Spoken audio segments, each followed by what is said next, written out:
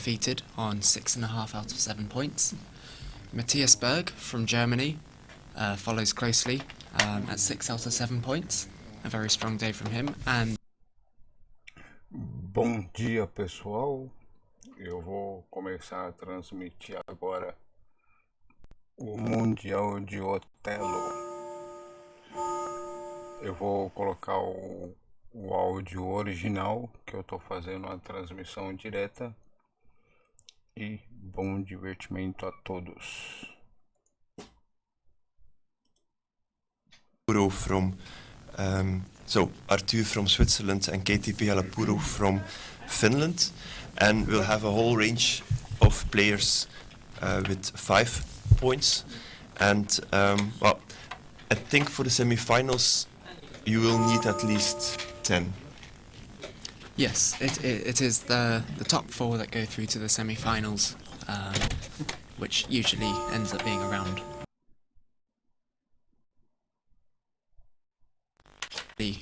around that number of points. So that's definitely something to keep an eye on. Before we go into the first round, to everyone watching at the moment, make sure you're asking any questions, have any suggestions, put them in the live chat of this stream, and we are doing our best to monitor that, and we'll try and respond to anything that people say. Yeah, we love interacting with you guys, especially now that we're back in person. And yeah, so give us any thoughts, questions, or musings that you have, and we'll try and respond. And let me remind you the benefit of modern technology that makes it possible for you to watch these games live. When I was at the World Championship in the 1980s and 1990s, it was impossible for most of the players around the world to watch the final day and the second day and the first day of the World Championship. Only those who were actually on the venue were allowed to watch the games. Now you can sit on the screen in front of you. So let us enjoy this modern miracle together today.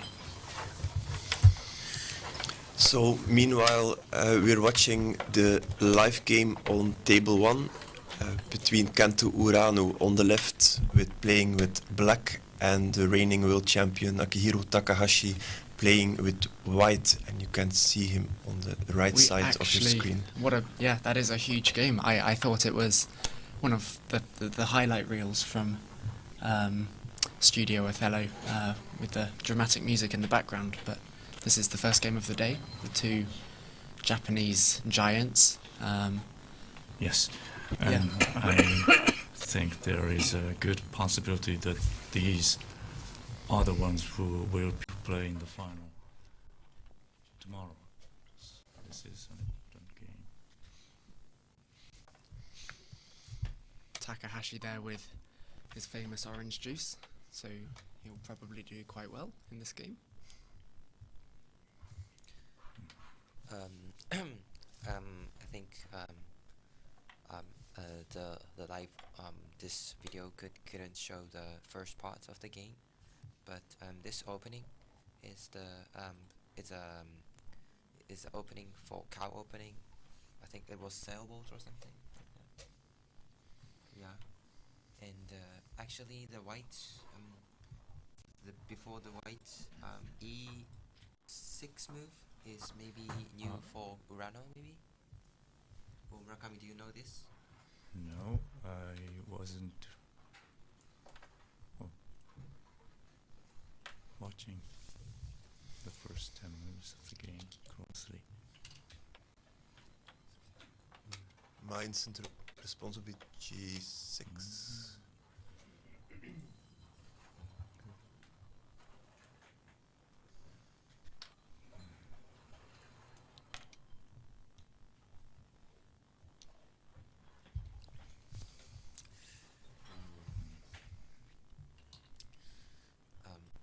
This move is aiming the 2 good moves for black, g5 and c6.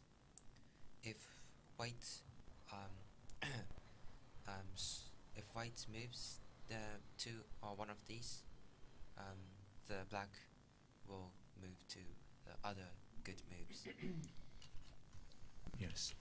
So now White is thinking which should he take. Well, Is it then, for example, if white goes to g5 and black moves to c6, white still has f7? right. Yeah, so And then black will go to e8, maybe. yeah, so that's why I think he chose this move quite quickly. But Kanto is not obliged.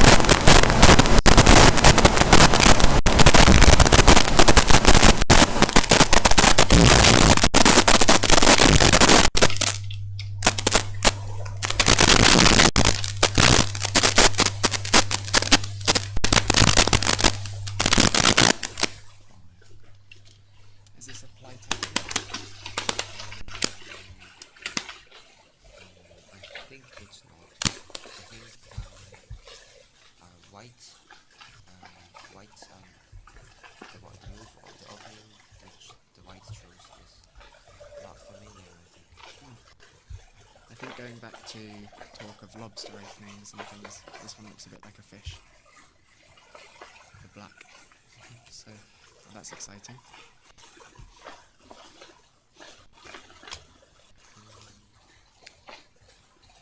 Yeah, for here, for white, f7 looks quite naturally, but after that, there's a move for black, for example, h5, e8, or d2. So, and also, for black, f7 is not good move. So, maybe he'll protect the move of d2 to be the bad move for d2. So maybe he's also thinking about f2 maybe. Could he also play d2 himself? Yes. Oh, exactly. Yeah. Also, that's a choice. So, before we continue with the analysis of this game, these two players are competing for a spot in the semi-final, but we also have semi-finals tomorrow for youth and female players. So all of these players are also competing for a spot in the semi-final. And I'll just give standings of the top 4 of each category after day 1. So we have Katie Pihalapuro from Finland. She's on 5.5 points, which is actually the 6th place in the open event. So she's actually making a chance of making it to the semi-finals as well. We watched her against Takahashi yesterday, a very close fourth game. So. Then in second position with 4.5 points we have Yuko Sano from the USA. And on 4 points we have 3 women, Fuyumi Okudaira, Gabrieli Lim-Ya-Ying from Singapore, and also Paula Iturbide from Argentina has 4 points. Well, worth to mention, there are still several women on 3 points, so the competition there is very open. How many women are there included?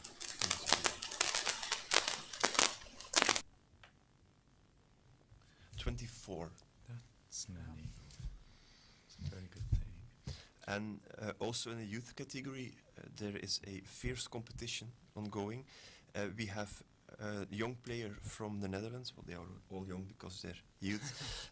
Daniel Dufour is on 5 points, and that was really a strong opening from him yesterday.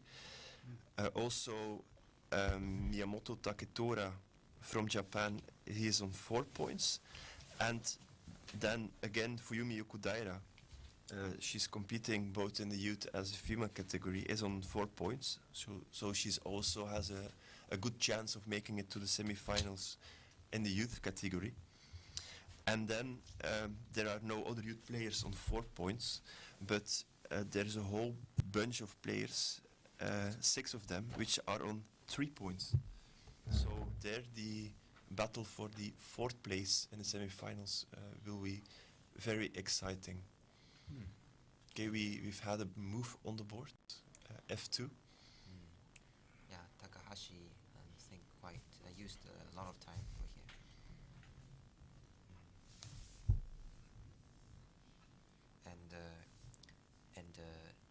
And for these two, they played 6 times and the tournament in Japan.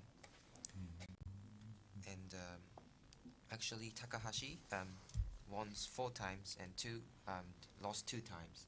So it's quite, and I think yeah, they are both strong, so it was quite a close game. But last time they played is September in 2019, so it's 3 years ago. And actually Kento Urano and I think both of them become stronger than that. So maybe, yeah, but I think this game will be, I think, also a close game, I think. I hope so.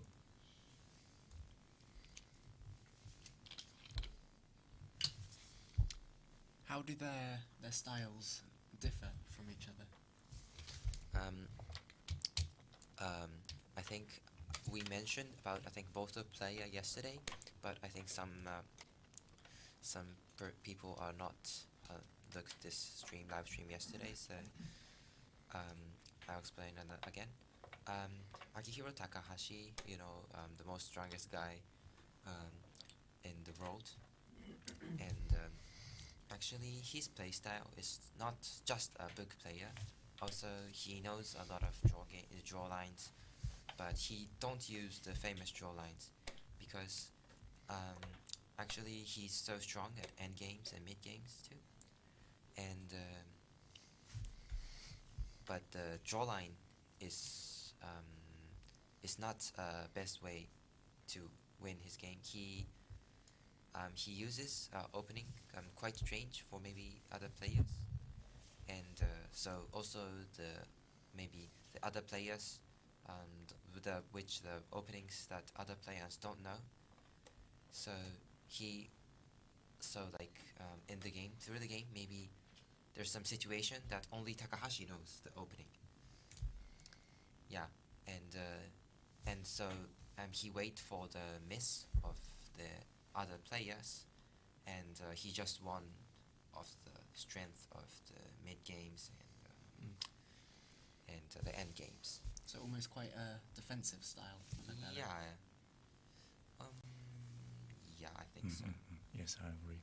He's a hybrid of players, old players and new generation players. He's well versed in book openings, but quite often he doesn't use these book openings. He chooses an opening that loses a couple of discs according to computer evaluation, and he is theoretically behind in that game in terms of computer evaluation. And then he's so good at middle game and end game, and he will eventually prevail at the end of the game. That's his style. Yeah, and for Kento Urano, he's one of the, I think, the book player, we call it the book player, one of the most has a lot of knowledge about the book. For example, yesterday he did a draw game once, but that draw game was just we call sometimes book game like that.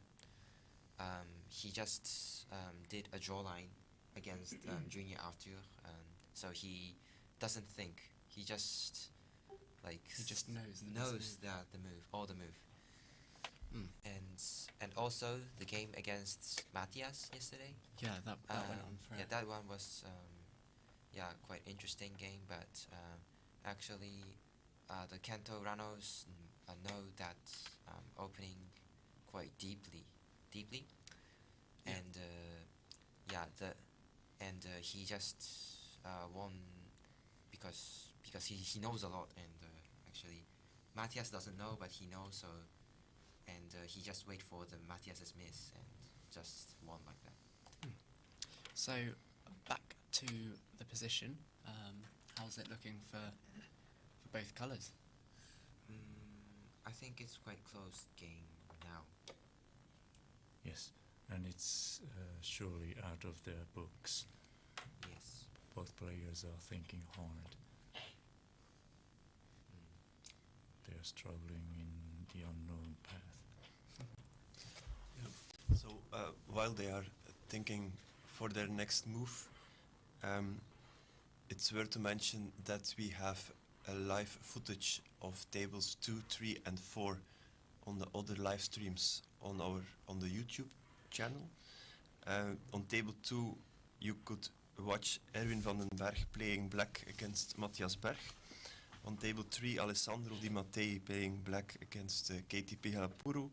And on table 4 Arthur Joignier playing black against Yohmung Oh from Korea. And also on live Othello we have today 11 live games, so the 4 games I've mentioned and 7 more from tables 5 till 11. So stay tuned for watching a lot of games live. Well, Black's response to B5 was rather obvious. I wonder if Akihiro has some plan in this position, because White's move to F1 will surely be met by this Black B5. What will White do here? Maybe he is thinking E8? about E8, D8, and maybe G7. Yeah. Maybe that's possible. It is possible, yes. But if he would move to E8, is the move for black to D8 kind of forced? I think so. Because if he don't move D8, maybe B4 or H6, but but they think there's no good points for black. That's also one of the things we see in Othello, that players would like to play a certain move, but that move is not favorable. For example, an X square. But by a forcing sequence of moves, they put a position on the board where that particular move becomes a good one. So this could be an example of white playing to E8, more or less forcing black to go to D8 and then playing the X square to G7 after that. For other options, I think maybe A6 is maybe possible. So if maybe black moves after H6, the whites can't move B6 again. But I think maybe it doesn't work, so I think Takahashi is thinking about that too. Oh well, black will never go to H6. I mean, after A6. Yeah, I know. So the reason is white will have a quiet move to B6, of course, but white will also have a quiet move to H3, which is devastating. So Like A6, maybe B4, A5 or something like that maybe happen.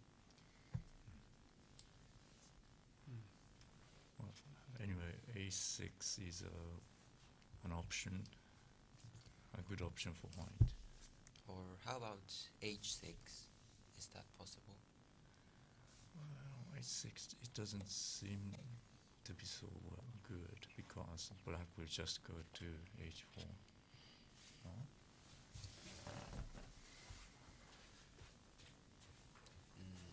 But maybe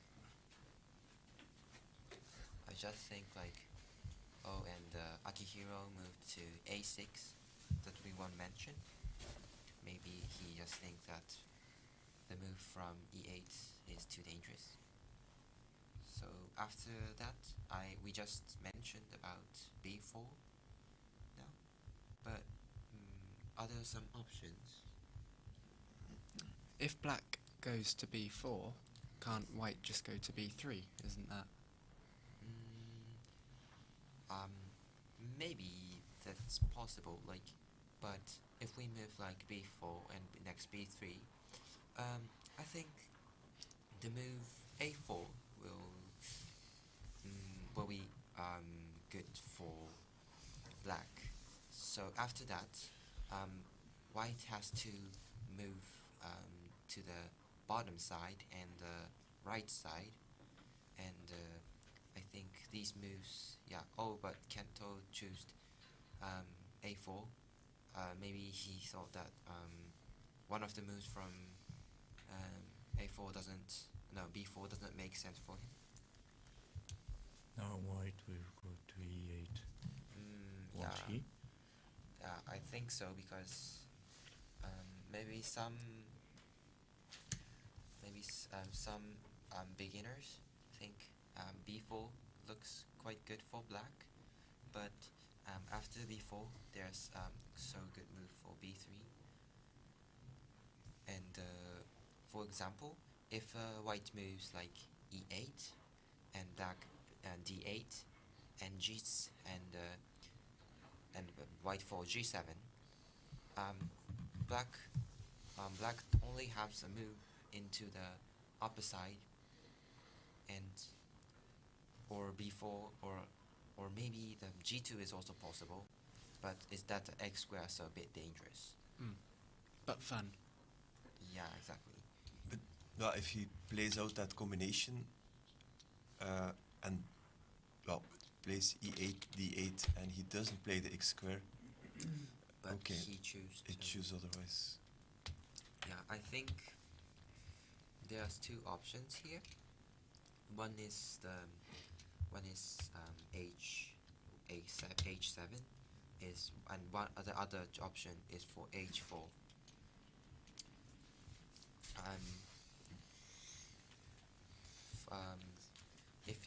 If black moves to h4, it moves like h4, and I think after that h3. But actually, there's an axis for moving the e8 now. But if black moves to h4 and the white moves h3, the axis become lost.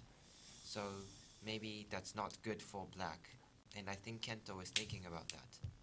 However, if black's move to h7, he can keep the axis to e8, so maybe that's better, but there's some other maybe other moves that I didn't think are still exist. It's always possible Yeah, I know. with the two strongest players in the world. I would like to point out, though, that for all Takahashi's clear mental prowess, he is in 59th in Fantasy Othello at the moment, with 23 points. So he did pick himself for his team. So he's if he wins a game, that's why he just wants to. Or maybe maximize his Kento is points. thinking about g2 also. G2, wow. Yeah, because To play already or to play later? I think already. No, just now. Because if he moves from, like, example h4 and h3, and the north east side of there will be 4 places and 4 squares, and 4 squares to move the x squares, which is the 4 squares, is so bad because of the parity. But now, if he moves, for example, g2, there's 5 squares left on the northeast side. But Takahashi couldn't cut the line for h4 or maybe h3, so he have to cut in another place without the northeast side. But during that, Kento could move to h4 after that. So he means he moved 2 times at the north and east side, and this is so good for Othello. It's so good for black. Yes. Oh. He chose h4. I just mentioned that the axis of and e8 were lost, but Kento maybe Kento felt it's okay for black. Maybe he's thinking like h3 and maybe g8, because if black moves g8, white has only moved onto the bottom side, and the southeast side of this the southeast side will be there's 3 places to move, so maybe he's thinking to move at the g7 at the future to get the parity. There is so much that goes into this game at the top level. You're all a step ahead of me. With the previous move, normal players would only consider h4 or h7. But with these kind of players, indeed, you could have expected g2 as well. Yeah, I think it's one of the things that makes Othello so beautiful is that all the top players are top players because they're steps ahead of me in what I would do. But when they explain it to me, it all makes perfect sense as to why they're thinking that. It's just, I don't have the experience to be thinking that yet.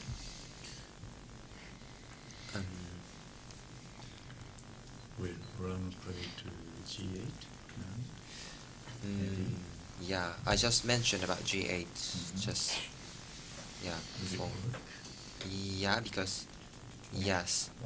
For example, the next move there's some choices. For example, c8, or maybe where else? Maybe e8 or something. I don't know, but either of that, black and white couldn't get the corner. I think the shape of the bottom edge looks maybe quite dangerous, because the black moved to the C square. The C square is the square next to the corner. Yeah, next to the corner. Yeah. But not diagonally. So it would be, for the h8 corner, the C squares are h7 and g8. Okay. So we have For example here. Yep. These 8 place are the place of the C squares. Yes, and for here, black moves like this. But for example, there's some choices like here. But after this, if blacks move here or here, white could not get the corner quite easily, and white has to move to the other place. However, white has only the move into the bottom side, and black has plenty moves to the north edge, to north or west edge, and whenever he wants. So I think black plays well in this game now, but I think maybe there will be an accident. I think Takahashi will just think, how can I win? I think. And I would also like to point out the beautiful new view for the virtual board by popular demand. So we are able to watch the live board with the messy discs on the left, although I always find that Japanese players aren't that messy in their disc placement. and the virtual board for the analysis and potential moves on the right. So I hope you're all enjoying that. And Andreas, you're a genius. Thank you, Andreas, for taking this up overnight. And I think Akihiro is in a little trouble now. He's thinking how to survive Yes, this I just tough position. I mentioned about this, but I think there's two choices, D8 or E8. But I prefer E8 this time. I do too. Yeah. Yes, Kento Rano moved quite quickly. And for after this, this is quite hard, but B7? yeah, exactly. Because this B7 maybe looks strange for maybe beginners. Yeah, But- do you want to play that on the Yeah, on the I know. fancy board as well? So this here, and maybe some beginners think like this B6 or this C7. Yeah, he moved quickly, but for here, if he moves maybe like for here, he moved B7, and after B7, he can also move to B6, and no, the white can move B6, and what was it? C7. These two places. So Oh. he saves another move. Yes. So, but however, if he moves like, if white moves like B7, or B6 or C7, black can only move these moves, and after that, white can't put anywhere on the bottom or west side. Wow, so he played the X square, Yeah. not just an X square, but quite a messy looking X square as well, with the pieces sticking out, just so he could have an extra move. Yes. Yeah. This is a quite technical X square. Yeah, I think this has to be Yeah. And the X square also of the- here, the this tournament is so quite far. difficult, but I think B6 is I think the quite good move for here. But I think some of the maybe players think, well, why B7? Because the B7 causes a stoner trap. You know, as you know, for here like this. This is a stoner trap, and white could get the corner of H8. However, if why, black moves, just to interrupt, why does this stoner trap work? What makes it Okay. a stoner trap? stoner trap is strategy, how to get the corner, and it works. The side, and the bottom side, the shape of the edge, which is like the black has the stone, the stone to the C, and it also happens when the line is controlled. So in this case, for B7 to G3, there's only white over there, and if black moves to B6, the stoner trap will happen, because after B7 and white moves to D8, and Tomoki, isn't it rather hard for the viewers to understand all these things? So yeah, let's move on. I think so basically a stoner trap is if white has the diagonal, yeah, black has to try and cut the diagonal to get to the corner on A8, and if white then plays D8, white is then threatening the H8 corner, and to save that, black would have to go to B8. However, if by going to B8 he then flips the B7 X square, then white gets the A8 corner or the H8 corner, and so he wins a corner. thank you for explaining easily. You were doing it well. It's Well, just- yeah, the stoner trap is I am is a- a very nice way of Yeah. a corner exchange where you sacrifice one corner to get another one. To get a better corner To get a with better a little corner. bit of an edge. Well- So it's if you're playing stoner traps in your games, you are getting to intermediate to advanced level. Yes. And if you're not yet intermediate or advanced, it starts with getting them against you Yep, most of yep. the times. And being like, what on earth just happened? I lost a corner, but how? Yep. And shall we move on to the actual game? What should black do here? I think B7. Oh, he didn't. This is such a weird looking position. There's just pieces Yes. everywhere. For here, I think maybe A3 or B4, but not B4. A3, I think.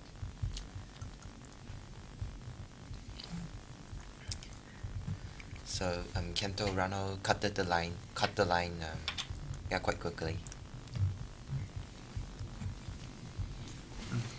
And so that means that black can now play at B6. No, A8. A8, I think, because he cut the line of the A8 X. is a X line. devastating Oh, move. okay. for black. Oh yeah, Yeah. true. Yeah, but my point is he can't be stoner trapped. Exactly. Because yes. white doesn't have the diagonal. So Mm. now if black takes the A8 corner, there are two spaces on the edge to play in. So if white plays one, then black can play the other and preserve that edge. Hopefully. Oh, but I just mentioned A3, but A3 is not good, maybe. E3 is not a good move. No, A3. A3, Yeah. So the reason is if white moves A3, I think. Where was I thinking? Well, I B6 is think, also another good move, I think. isn't it a good idea to go to A5 here, just to prevent the black from going to the A8 corner? Yeah, maybe that's possible because I think yeah, and also for this point, yeah, and after A5, the line will the other X line will controlled when the white moved to D8, but Akihiro moved to the other place, which is so C7. Oh, and here we are. Other game. Yeah, at the end game between. Well, that's not Larry and Erwin. No, it's Erwin on the left and Matthias Berg on the right. And Matthias Berg is currently in second place. Yes, And I think he's white in his- this game. he's white. Yep. Oh, So he's ahead. So this should be. comfortably. Yeah. And And White wins. it's actually quite comfortably, also in a way that Erwin has 1 minute remaining on the clock and Matthias still more than 20 minutes. That's so crazy. More than 20 minutes. Yeah, Wow. it's still on 21 minutes, not 20 Wow. minutes. Matthias Seconds. is- So maybe yeah. maybe he knows half of the game, like so the book, maybe, and he just won quite easily because of the parity. Mm. So Yes, he's if almost Matthias, there. well, Matthias will win this game, but now he's going to count the best possible line. But that means he would move to 7 games out of 8. Yep. Yep. So he would need 3 more games of the remaining 5. And he already played the top 2 Japanese. So So yeah, in a Swiss tournament, it's known as getting bumped down. If you are one of the top players and you're on a very good score, and you've played all the top players, you'll start to play the people on less points than yourself, and so you'll go down through the list of people to play. So it should be a relatively straightforward day for Matthias, because he's played all the top Japanese players and the top players. However, there are some other good players in There this are many tournament. more. There are many strong players, So we could still see an upset. Yeah. But he would only need 3 out of 5. So he can still lose 2 games and win 3 and make it to the semi-finals. So with this win over Erwin, he's one of the favorites, contenders for the top 4. And I think he's just come off a 2-month break or something like that recently as well. I think I was speaking to him yesterday, and he's been moving house. So yeah, clearly it's done his Othello good.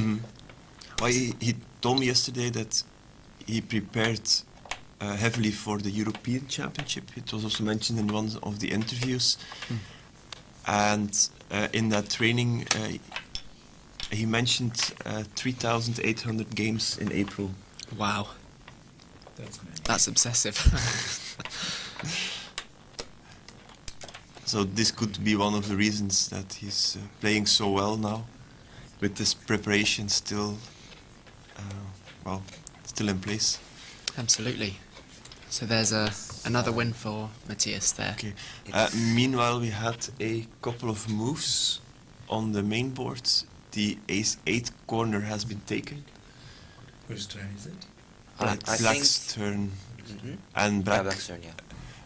Well, if Black would be able to move to b6, Then it then would the be game over, was over. But Akihiro must have known that there was no access there. I wonder at what point he knew that this position would happen and Black wouldn't be able to go there. It must have been for quite a here, while ago. I think E1 is the best move. First, I think about D2, but after D2, I think after D2, B6, B, if it's moved like D2, B6, there will be no access to C2 for Black, and maybe that's not good for Black. Or I can just then go to E1. D2, B6, B6 and E1. or then So D2 also works, I think. Both D2 and E1 seems to work. Yeah. For Black. yeah, but yeah, actually, Kento has 11 minutes to think, so yeah. And the problem for Akihiro is that he has odd numbered region in the lower right region, 3 empties. White will eventually have to go there in the end, but there won't be any good way to go there. White will give everything on the right side. So Akihiro has to be very careful. Meanwhile, we have some finished games on the other tables. Daniel Dufour from the Netherlands lost 6-58 to Olli Makonen from Finland. Yuko Sano lost 19-45 to Linwei Hao Roy. And one more result is Arthur Joignier won 37-27 to Youngmok Oh from South Korea. And the other games are still ongoing. And to around 1,000 in the chat, although yes, it is true that the name of the country isn't printed under the flag, if you click on the pinned link in the pinned comment, you will be able to see players with their nationalities there. I know I, for one, would prefer not to be reading lots and lots of words, so I just find the flag easier. But if you want to see the name of the country too, that's where to find it. Well, I think Akihiro is in big trouble now. Yes. For example, if White moves to D1 and moves D1, Black B6, White D1, Black C2, White C1, Black B2. the the diagonal X line is controlled, so Akiro can't move like that. So maybe he will move b6 before the black moves. But however, if he moves like that, d1 is too strong for. D2. Sorry, not d1, d2. Yeah, d2 is so strong. If he moves even like c1 or d1 after that, white could still like have a chance to control the line and also get the parity from him. Actually, yeah, that's why I think. Yeah, I agree with Murakami's opinion. He's getting a big trouble, I think.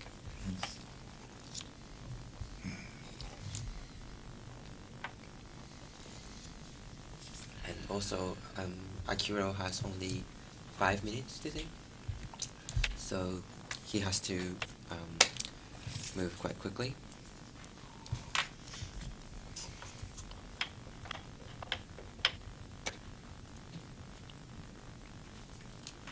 I'm feeling that Akiro's decision to take the right edge by h3 wasn't a good idea. Birds thrown the story several many moves before, but white should have done e8, d8, then G7, yeah. instead. In much earlier position.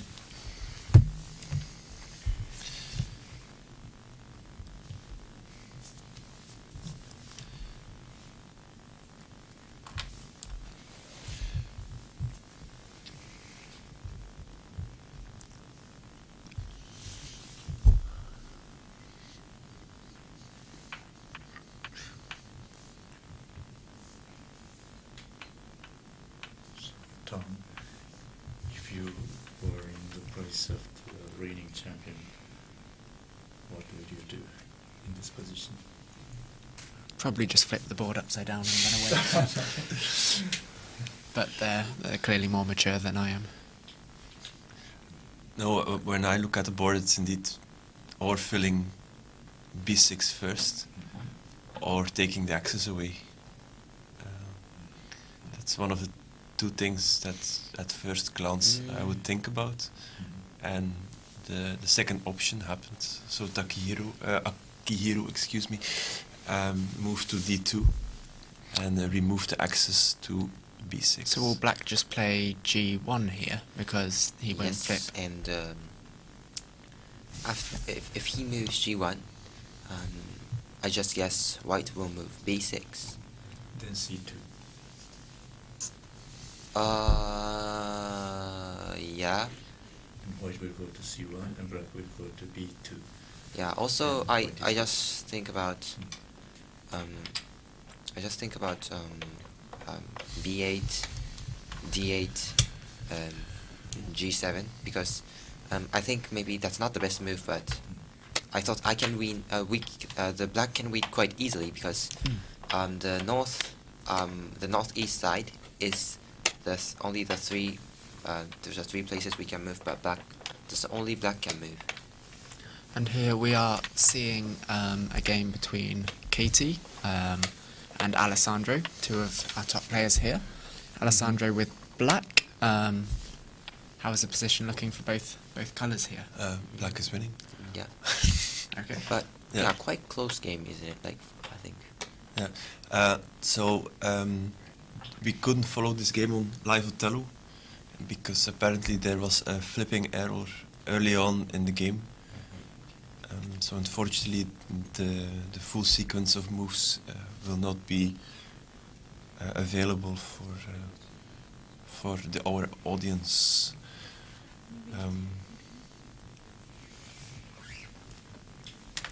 But Alessandro will be pleased with that, especially against K2, who, as we saw yesterday, is one of the top players here. So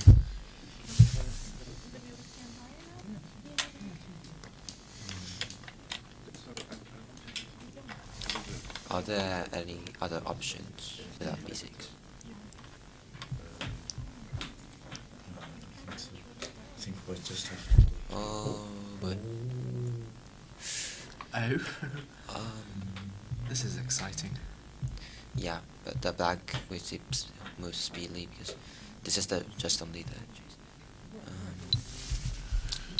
So white's just playing parity in the bottom left here. Yes, but however, yep. if the black moves a5, it will turn 3 discs to the upper side. Oh yes. But if black, but after that, if white moves to b7 to get the parity of the east southeast side, The B6. the southwest side, the c2, black can move c2, and yeah, and I think yeah, the black don't have some. Wow. Black has no problem for that, I think. So okay. Yeah. And then black already has many stable discs. Yes, exactly. And So black won't go in a. Oh, black will go in a. yeah, so that's a quite good move. A good move, like yeah. And also, white have to move g7 in the future if it's. I think. Will So, black not go g7 now? It is no, black's. I think Okay. c2 first. c2 first. Yeah. I think that G7 was also a winning move for black. I- Not I- the best yeah. one. So. I was just thinking because it would Almost anything is get winning. black parity then, wouldn't it? Yes. Does black get parity in this game as it is? But I think yeah, if white moves g7 here, I think black can get the parity. But yeah, there's a lot of stable discs, so I think black can win. And as Jamil says in the chat, yeah, this was a messed up game to watch. Quite beautiful. I'd expect nothing less from the two Japanese stars though, so.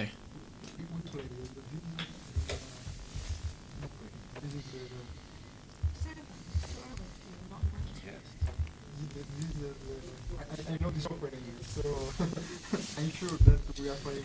This is the game. Is even h7 here bad for black? That's bad. Yeah. Oh, Okay. it wins too, I guess. Okay. I just thought it pulls out lots of discs and looks quite Yeah, nice. because I think black can win easily from h8. So Yes, Okay. it's yeah. safer. It doesn't. Yeah, and you that's do that get it more doesn't. discs. Yeah. And maybe H2, yeah, H2. H2. Yeah. H2 is the best here.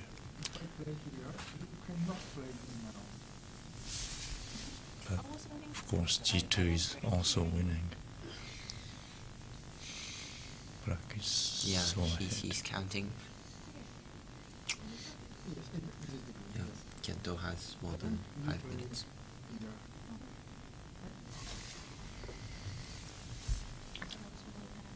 Yes, and Takahashi has played his endgame very quickly here as well, given that he spent such a long time thinking during the mid-game.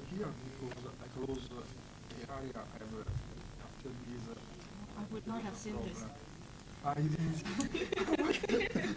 maybe after you play it, I would have seen it, but not before. I hope these white will bring more influence, but you play this game. I was actually not losing at the point. And where you played here? Yeah, that, No, yes, yes. Yeah, that- Good. You played good.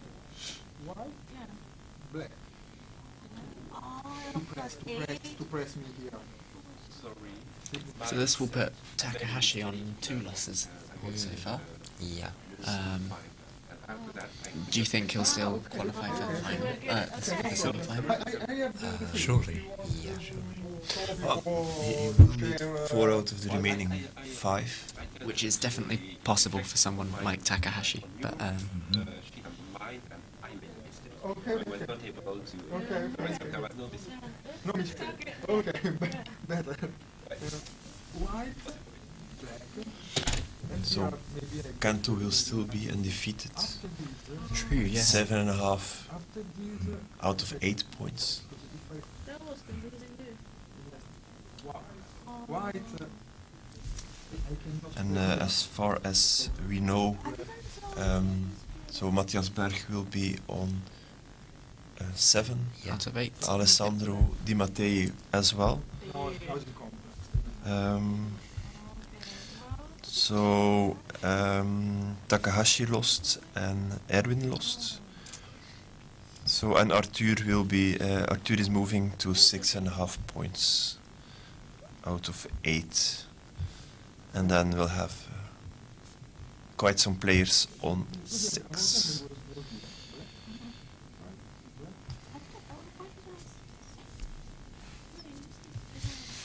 And of course, if they were to both play each other in the final of this tournament, they could see each other again. And that would be the finals best of 3, isn't it?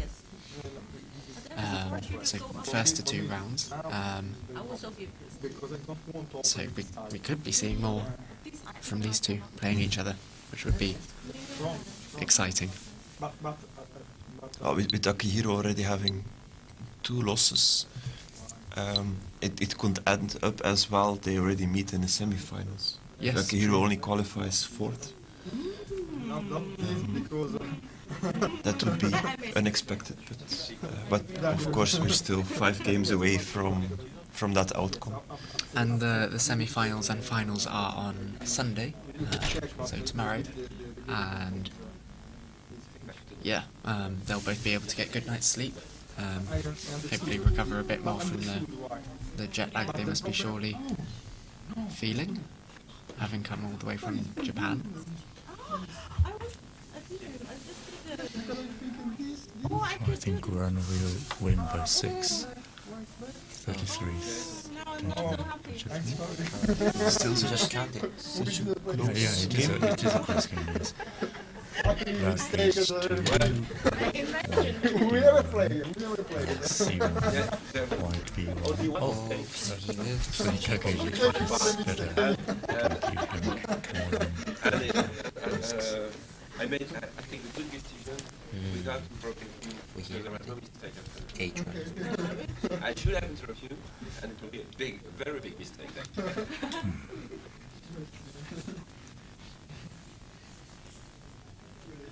maybe something like B1. What will Takahashi be thinking now? How do you think he deals with a loss? Because he can't be too used to losing. Right. Othello.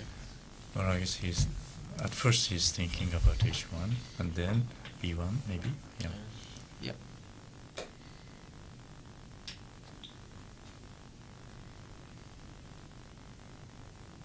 And they're both down to below 2 minutes now as well. Mhm. But it should be okay because at this point they'll have the final sequence pretty much sorted out in their heads. Mhm.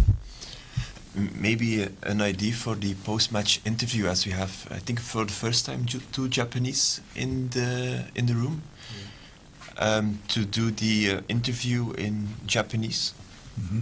and That's a that good you idea. can then translate Sure. the main information back to the non-Japanese audience. And the non-Japanese interviewers, please. Oh, so you mean like we ask in Japanese and just say the answer in English? No, well, to do the interview in Japanese. Yes. Okay. And then do some translation to Okay. the audience listening in.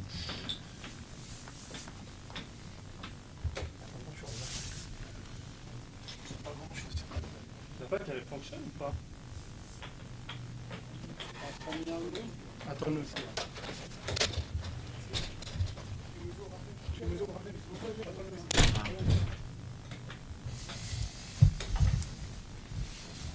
It's still quite a close game though. In the end. 7, 12, 16, 20, 24, 26. 37, 27? 8, 13, 17, 21. Yep, 27. Takahashi there with his head against his hand.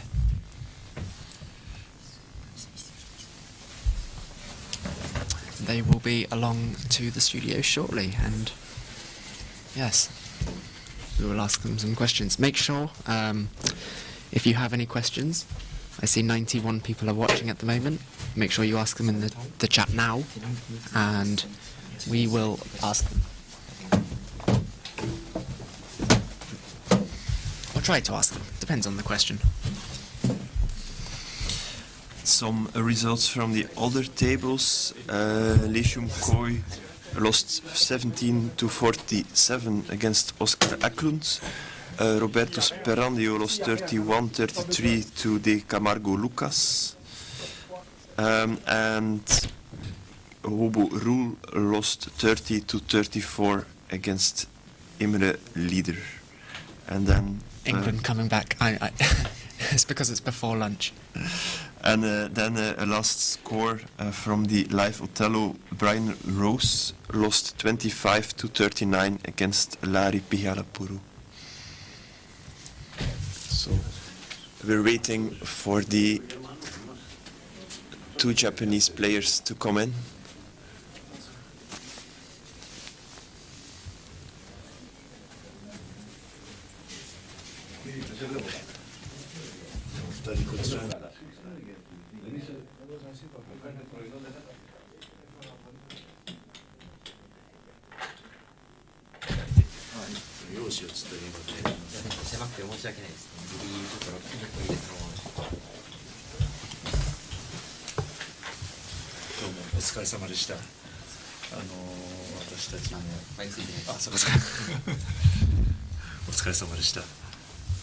Okay, so, yep, we will just wait. We are on the screen now.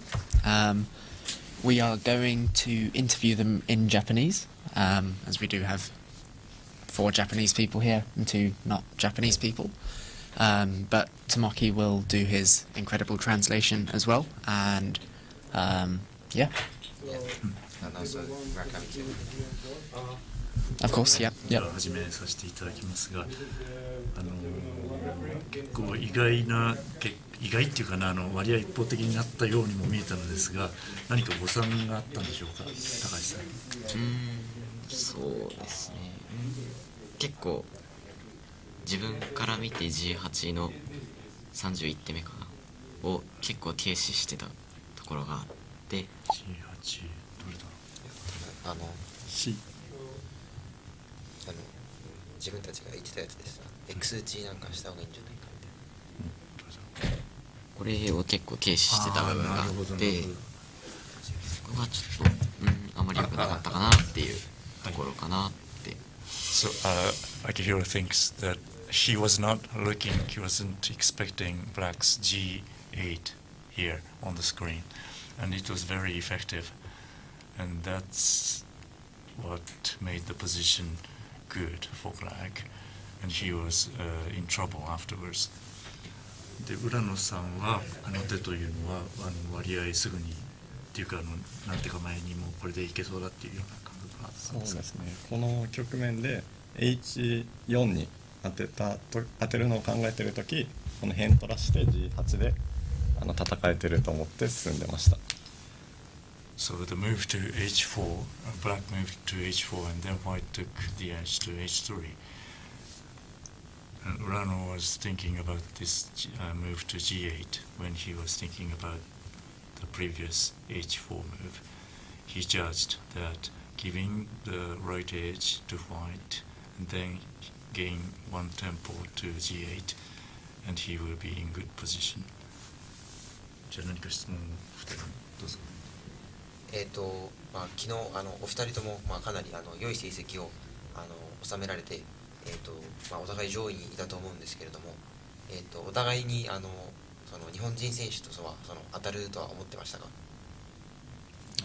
それはどこかで当たるだろうなと思ってました。実は7回戦の結果を見たときに上位勢で白番でみんな勝ってて黒番で勝ってるのが自分だけだったんで、多分手番の関係上もう今日の1回戦で当たるだろうなってことは分かってたかなって感じです。Urano thought that he will match to the Japanese player whenever to the game of today, and also Takahashi noticed that he will match to the first game today, because Urano was the white in the first matchups, and the other player in which won a lot today was white, but Takahashi was the only man who get the black and won a lot yesterday. So yeah, he just realized that he will match up with Urano quite early. Can I ask a question? Sure. You're both extremely strong players, some of the best in the world. 世界でもトップレベルのお二人でございます。 Did you feel nervous going into this game? この試合を始めるにあたって緊張してましたか？自分はちょっとしてました。 He was a little nervous. 僕はなんか高橋君には正直負けても仕方ないかなって気持ちでいられたんで、ちょっと気楽に打てました。 Kento wasn't so nervous because he knew that he would easily lose against the reigning world champion. So he was under no pressure at all. Were you nervous, or were you very excited at the end to have won? Are you pleased? Sorry. How pleased are you? 終わった後、なんかその終局の時になんか優勢の時優勢だって自覚してた時には気持ちが高ぶってたか、それともまだ緊張してたか。その優勢になって意識的になんだろう、深く考えすぎないように、考えすぎると緊張しちゃうんで、有利だったんでその感覚で打っていこうとしてました。 In the end, he was in a winning position, and he thought if he put too much calculation into the position, he will feel nervous. So he just went through the last couple of moves without thinking too much about the position. He finished with a feeling in the end, and that kept him not nervous. I think that's really useful, especially for players who maybe do get nervous and that affects their thinking. Just don't think, and then you'll be fine. 緊張するとちょっとミスをするというか調子が良くなくなる場合もあるので、今の浦野さんのスタンスというのは結構有効のような気がしますということです。では何か質問ありますか？じゃあ最後にこれからあと何試合ですかね、今日は。5だと思います。あと5試合ですね。その5試合にあたって何か自分が心がけたいというか、そういうのあったら教えてください。For this, there's still 5 games left today. So if you want to the mindset, do you want that this player wants to do? Yeah, he asked. 自分的にはもう2敗してしまったんで、もうここからは全勝する気持ちでいこうと思ってて。I've lost 2 games already, so I am going to win all the 5 resting games. で、あんまり慎重になりすぎないように打っていこうかなって思います。I will try not to be too cautious. I will go bold. 浦野さんはどうでしょう？僕はそうです。あまり勝ち数のこととかを考えないで一試合一試合に集中してやっていこうと思ってます。Well, I will try not to think about the result of these games. I will concentrate on each game from now on. どうもありがとうございました。Thank you. Thank you very much. Thank you. And good luck to the rest, to the resting 5 games. Good luck. Thank you very much. I'm totally fangirling over here. Kento Urano and Akihiro Takahashi in the studio. Yep, they can still take a couple of minutes rest before the 9th round of today starts. Maybe try to do some game preparations as well, look into some openings. Okay. Yep, and So cameras have moved around the playing rooms also during round 8, and we'll see some images of that right on.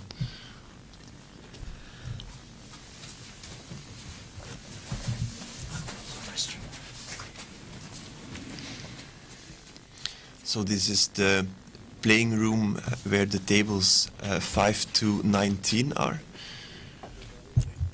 So several of them, of these games, were also on live Othello.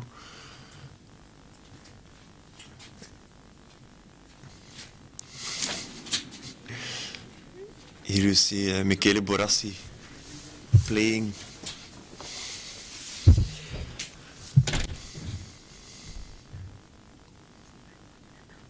A game which I think he has won.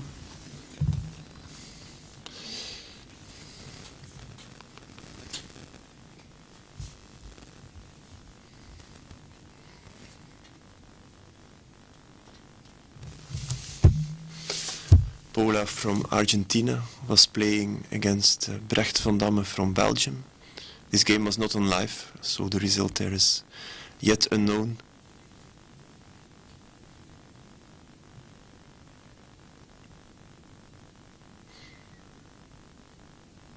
Brecht from Belgium, who got 4 out of 7 on day 1, and he was quite happy with that.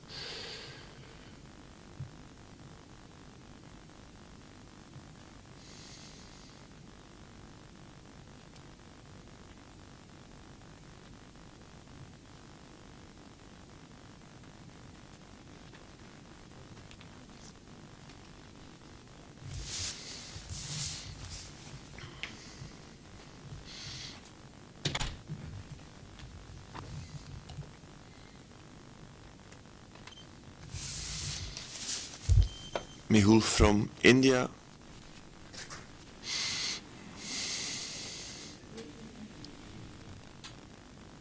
As you can see in the background, cell phones are not allowed in the playing rooms. Well, you can see them on the table, but they should be on off mode.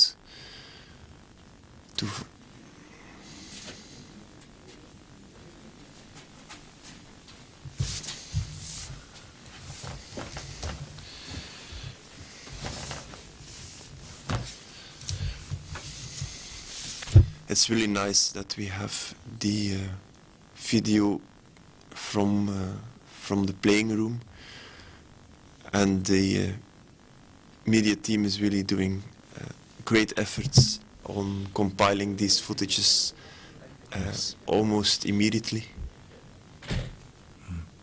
That's true. Yeah. So this was a game between Olli Makonen and Daniel Dufour, which Olli managed to win quite easily. He's also moving on to 6 points. Taketora. So he's playing against Nick Reunes from Belgium.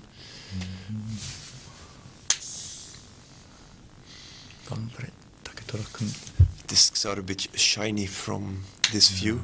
Yeah.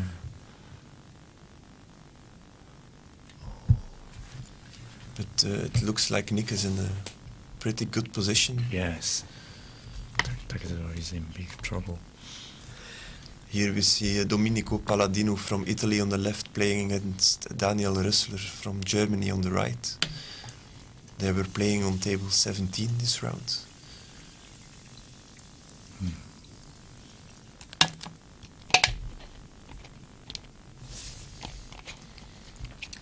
Zaround in the chat has said the female to male ratio seems to be higher in Othello than in chess, for example. What are your thoughts on that? We do definitely have some extremely strong female players. Right. It's a good tendency. Yeah. Well, it wasn't the case when I was in my top form. There weren't many female players. So I think because Othello is still growing quickly, I think we've pushed for female players and youth players from quite early on. So I would think that has something to do with it. But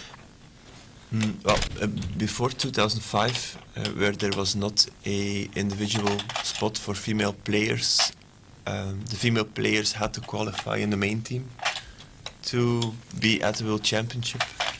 And back then there were not many of them qualifying. But as of 2005, more and more female players came to the World Championship because of that rule introduced the year before.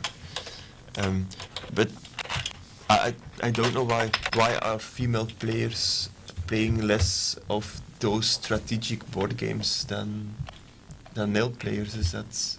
Well, it's, I think, quite natural. I think males have fight instinct in themselves. They just like to fight on the board or in other sports or anything. And women, they are more interested in other things. Well, but apparently the tendency has changed. In the old days, Goro Hasegawa, the late creator of the game of Othello, often told me that get one female player has an impact, 10 times more impact on the promotion of Othello than to get 10 male players. Did I say it wrong? So one female player equals 10 male players in terms of promotion of the game. Well, and maybe that's no longer the case nowadays. Is it then also because there are many more male players that there is, well, that the strongest are also male? Sorry? Because we have many more male players. it is. Is it then making sense that we didn't have a female world champion yet? That they didn't make it to the semi-finals? Well, the sheer number of players is one factor. I think another factor is, just as I said before, the difference of these genders. I think women tend to be interested in other things. Mm-hmm. And they don't want to show their. I think with Othello you have to be really very nerdy to become a top player. Put a lot of time into it, and yeah. But it is great to see, players such as Katie competing not just in the women's category but at a top level in this tournament.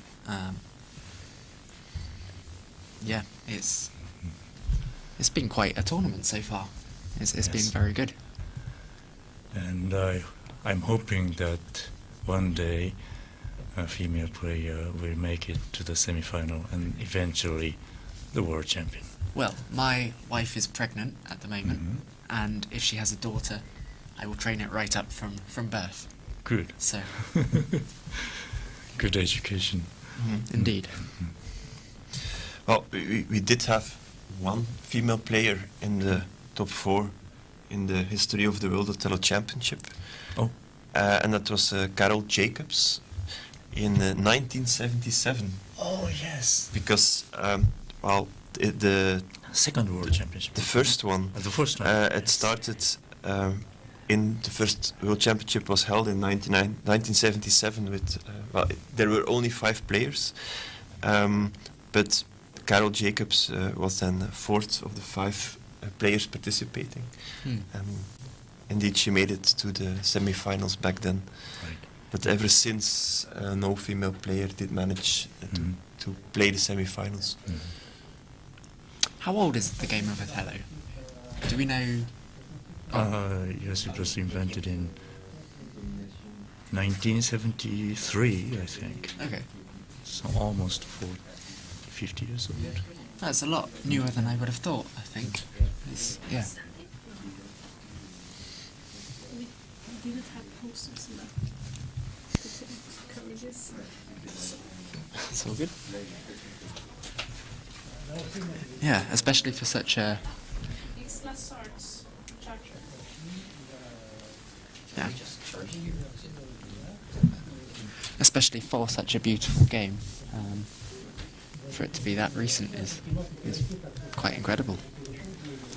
I guess in ancient times it was slightly harder to find a stone that was black on one side and white on the other. So in a couple of years we'll be celebrating the 50th anniversary of the game.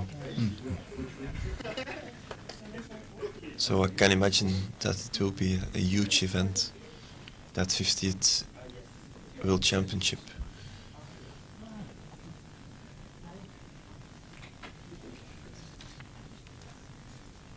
And Carol Jacobson's game against Morocco is a legendary one. Morocco wiped her out in the semi-final or final, I don't remember. Maybe in the final. It was a very good game. And there's around 1,000 in the chat. You tried to take as many pieces as possible each move when you first played it. I think that's literally everyone that plays starts off with that strategy.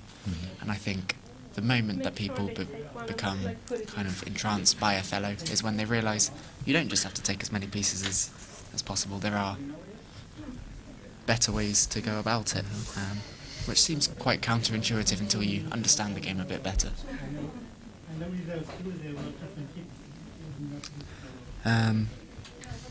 Yeah.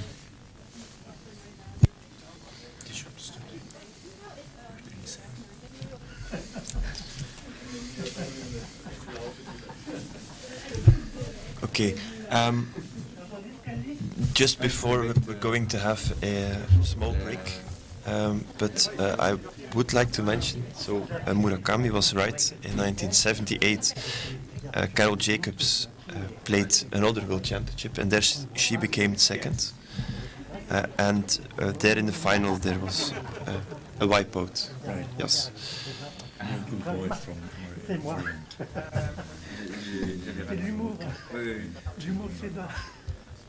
And his play was impressive.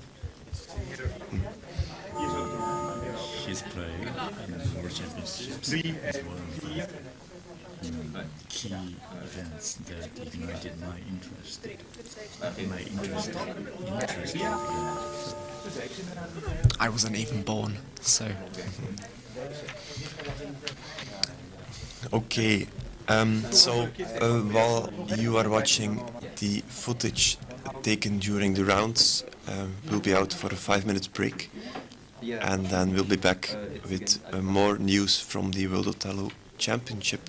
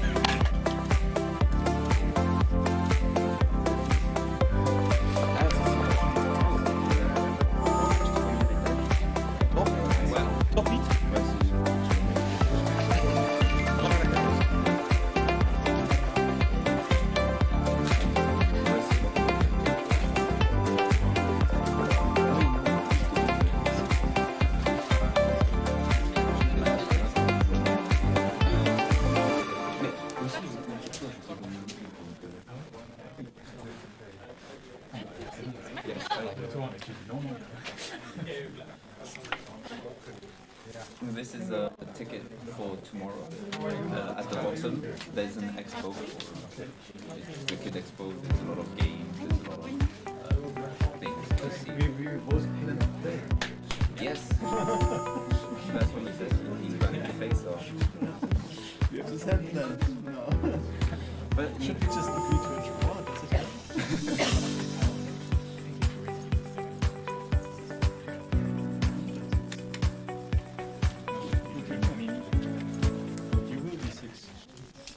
That's it. Welcome to our little video tutorial to learn Othello. This is lesson 1. It only explains the board and the game rules. If you already know those basics, you might want to skip to lesson 2 or 3. Othello is extremely easy to learn, and at the same time, the game is so complex that you'll never get bored. Or, as expressed by the Othello model, a minute to learn and a lifetime to master. Let's start with the basics. Othello is played on a green board with 10 squares in each direction. 8 times 8 equals 64 squares in total. There's only one kind of disc. They are flat and white on one side and black on the other. Othello is played by 2 persons against one another, and they have one color each. The aim is to get as many discs of your own color by the end of the game. So how do you do it? You start with 4 discs in the middle, placed like this. In Othello, you don't move the discs, you add discs. That means that a disc will remain on the same square throughout the game, but it might change color a number of times. Black always starts. You flip the opponent's discs over by taking one of your own discs as the starting point, and then place a new disc from your stock of discs on an empty square on the other side of your opponent's disc. Simple, isn't it? In this starting position, black can choose between 4 different moves. They point in different directions, but they are identical, though laterally reversed. And then, the game goes on from there. As you can see, you can move both straight and diagonally. If there's a situation where a player does not have any possible moves, it is a pass, and the opponent gets another turn. Gradually, the board gets filled with discs, starting from the middle and spreading towards the edges and corners. When the board has been filled with discs, or no more moves are possible, the game ends. The discs of each color are counted. The player with the most discs has won the game. As there are 64 squares in total, this is the maximum score. You need at least 33 squares to win the game. 32 to 32 is a draw. In some cases, some empty squares are left. Empty squares are added to the winner's score.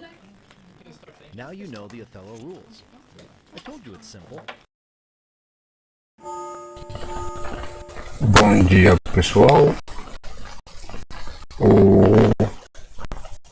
O Xeren tá jogando agora.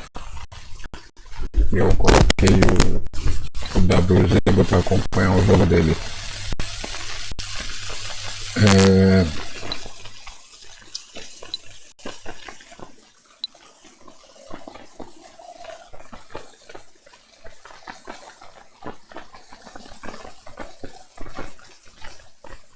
Peraí, deixa eu ver como é que ficou isso aqui. Opa, já errei.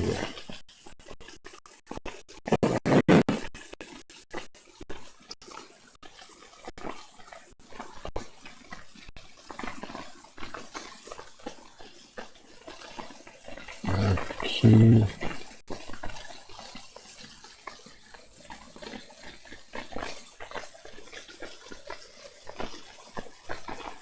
Ah, tá. O Xeren tá de pontas. Isso. O Xeren tá de pontas. E todos os lados agora estão dando negativos.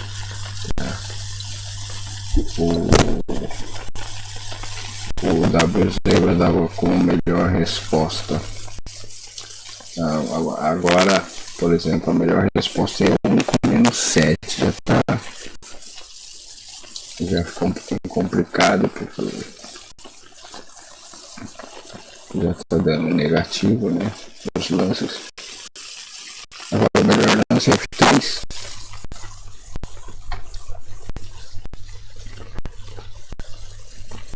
Vamos ver se o certo F2 melhor lance pro Chaplin.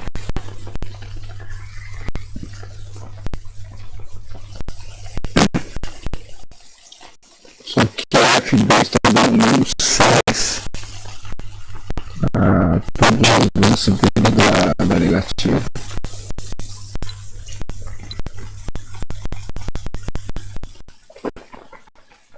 O outro já está respondendo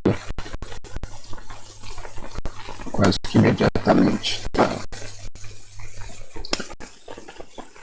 Pelo jeito o Larry já sabe todas as respostas. A melhor resposta no momento é C6. Esperando que ele erre, né? Por exemplo, se ele jogar C7, ele já está dando por empate. C7 ou H4. Vamos ver qual a resposta dele.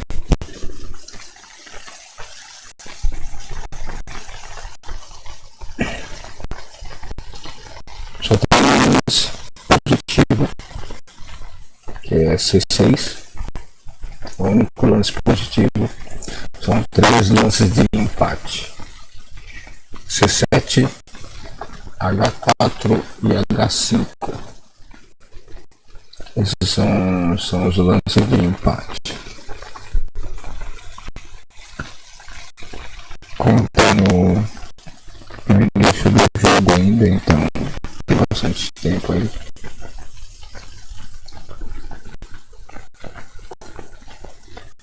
Na mesa onde matei, esperar o Xerém vencer, pra quem sabe ele aparecer em alguma mesa aí, ó, né, pra poder transmitir ele.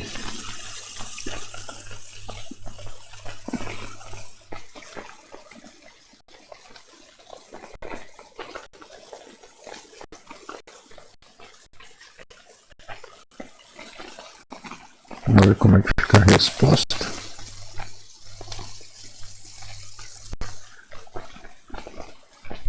Eu estou falando um pouquinho baixo porque minha esposa ainda está dormindo.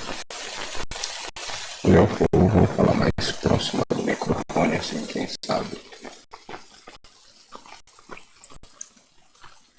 Torcendo pelo Xerém.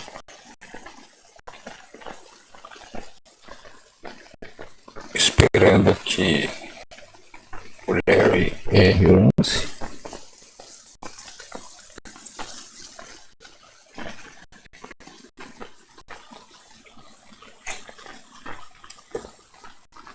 E vamos ver. Tá pensando bastante.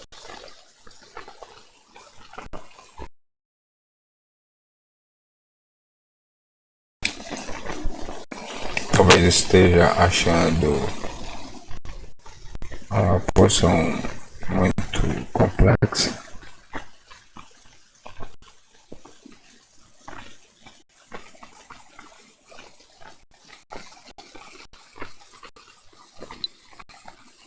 Acertou o lance.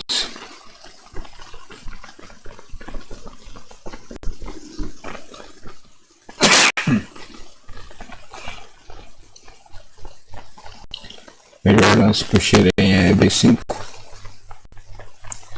mas ainda continua complicado. Aqui tanto o W Zebra aponta. Opa, ele tá mudando, ele mudou.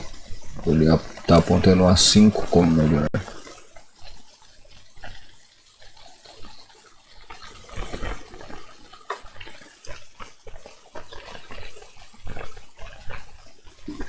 Ele tá variando entre B5 e A5.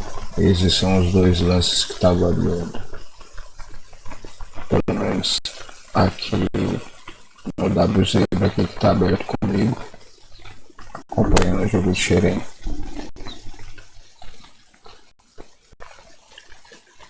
Espero que ele possa acertar.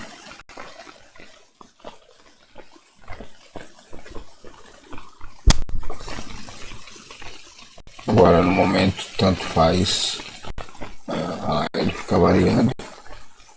Os dois melhores lances de 5 a 5.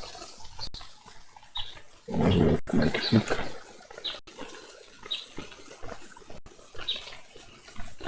No momento, como ele está variando, A5 dá -6, B5 e H4 está dando -7.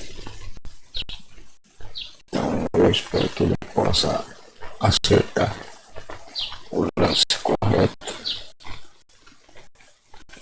Vamos ver o que o Xerém responde.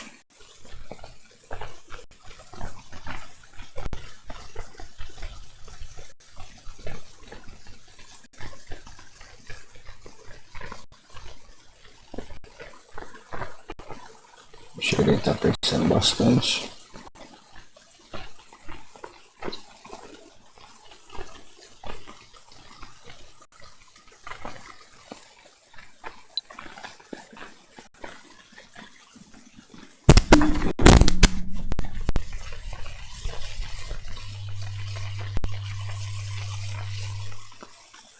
E escolheu H4.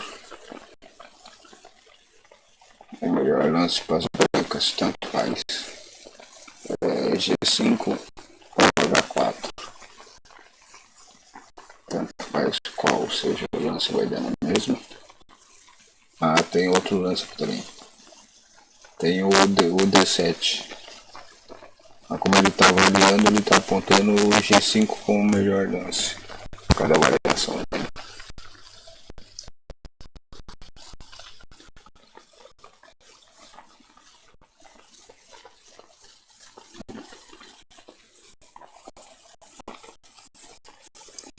Vamos ver se o adversário do Xerém acerta.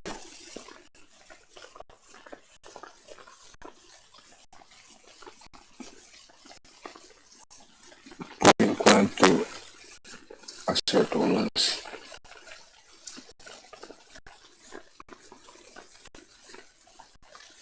Agora o WZ mandou o Xerém jogar em G6.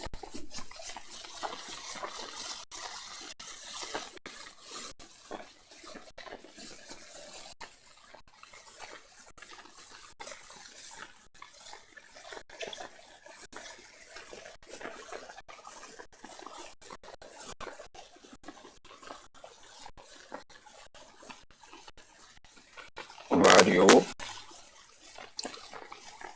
A5 agora.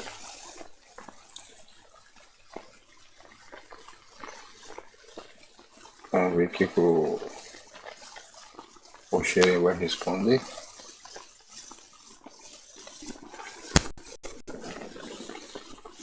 Espero que os lances pro Xerém comecem a ficar positivos. Que agora qualquer lance é negativo. Segundo o WZ, tá?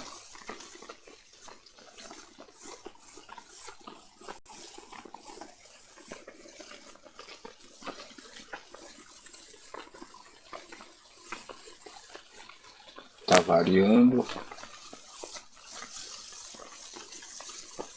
Talvez seja o meu computador que esteja um pouquinho lento.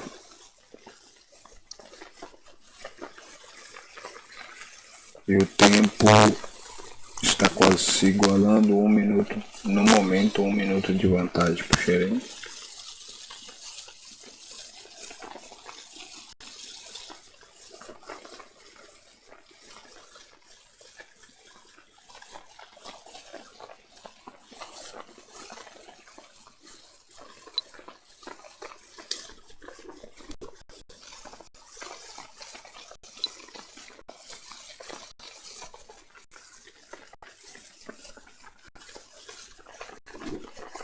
Tá ficando complicado, tá ficando complicado.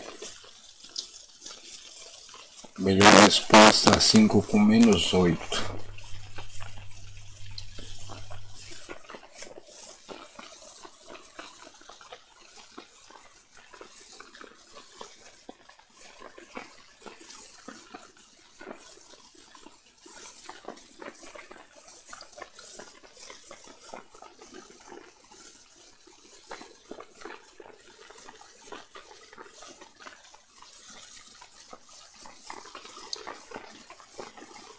Ele tá dando a 5 e D7.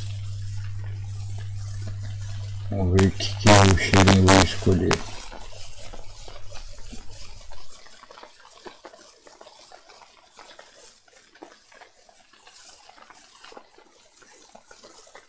Mesmo assim, a pontuação negativa aumentou.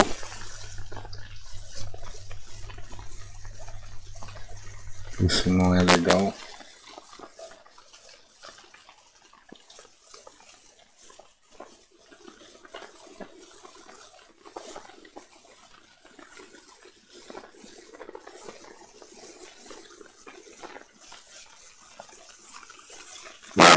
Vai, Xê, torcendo por você.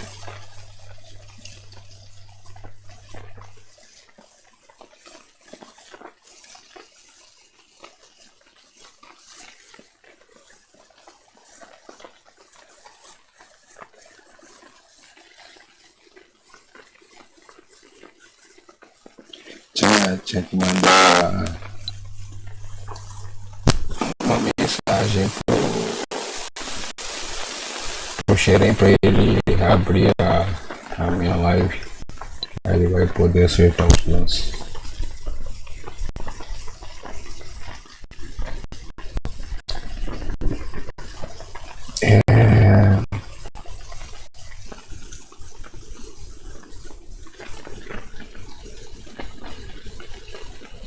Agora tá dando como melhor lance H6.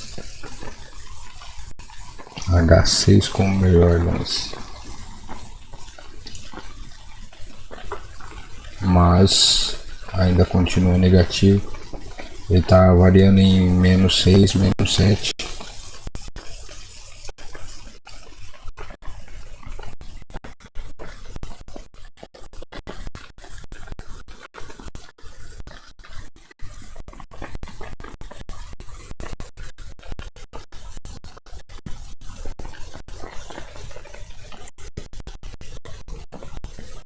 Agora eu tirei uma desvantagem de 2 minutos em relação ao seu adversário.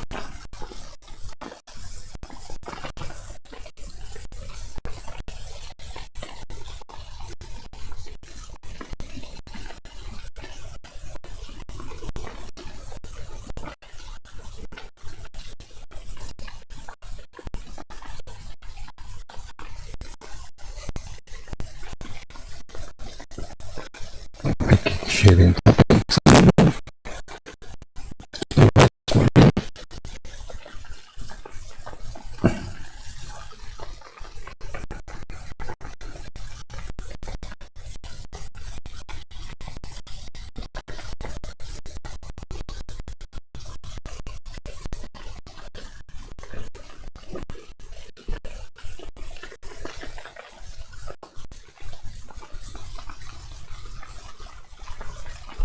Calculando bastante. Na torcida para o Xerém.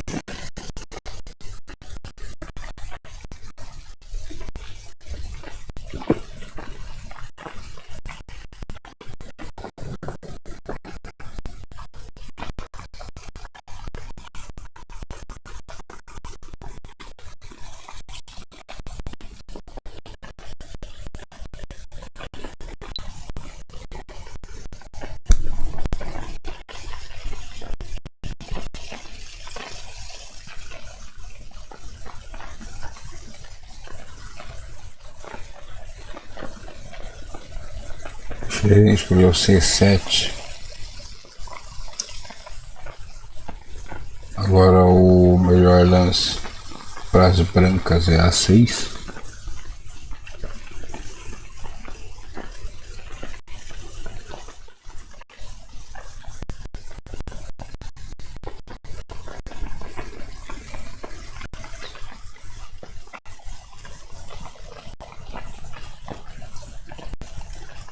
Vai ficando complicado.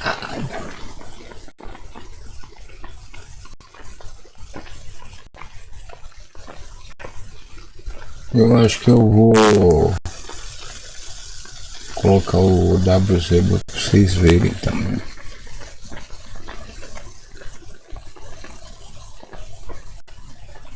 Aí vocês vão poder ver as variações.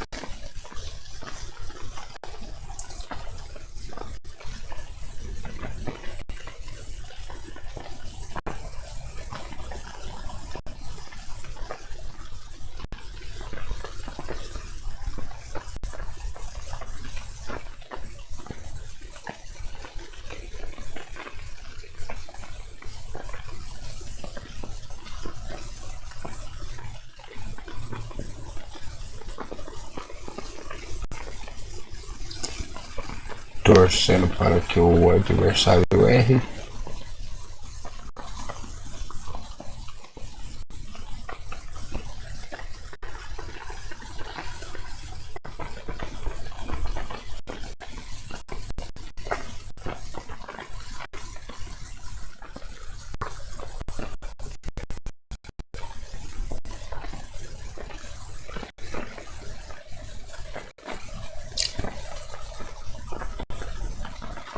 Larry Pilajapuro,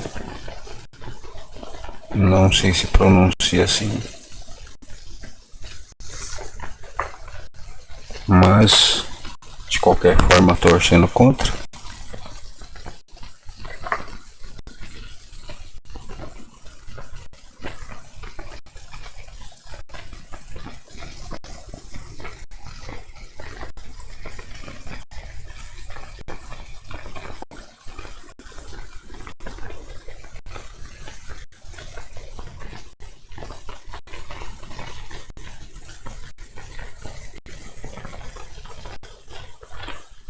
Vamos ver o que o adversário vai escolher.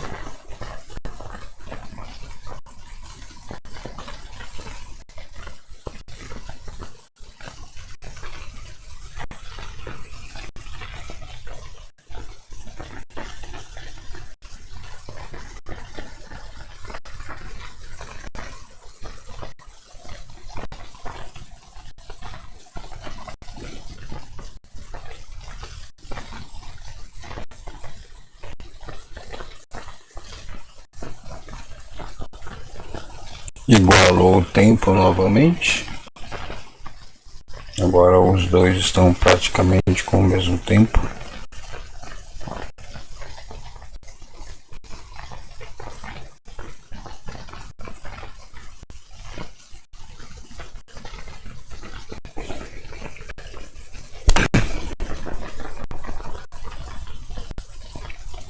Eu queria saber se o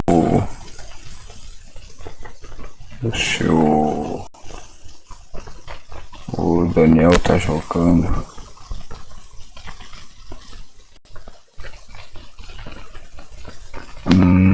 Deixa eu procurar ele aqui.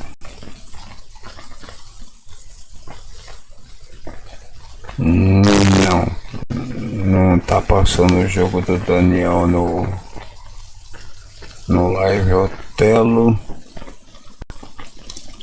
Se estivesse passando o jogo do Daniel, eu transmitiria também. Mas de qualquer forma, estamos acompanhando o jogo do Lucas Xeren, pentacampeão brasileiro.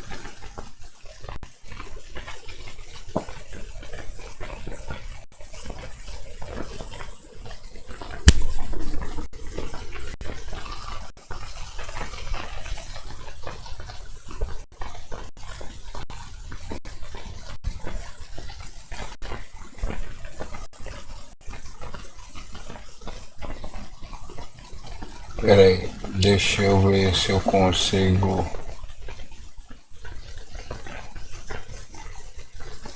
ver se eu consigo colocar o WZ para vocês verem também. Aguarde um momentinho até eu regular isso aqui. Aí vocês vão poder acompanhar.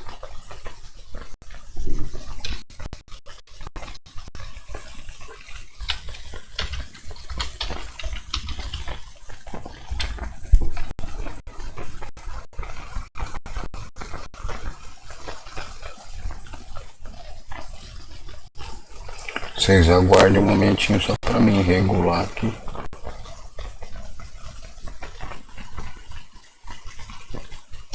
Eu não demoro muito, eu acho. Deixa eu dar uns cortes. Deixar bem justinho para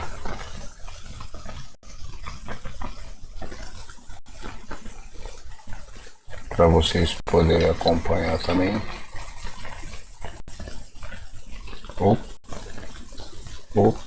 Peguei errado. Foi mal aí, gente.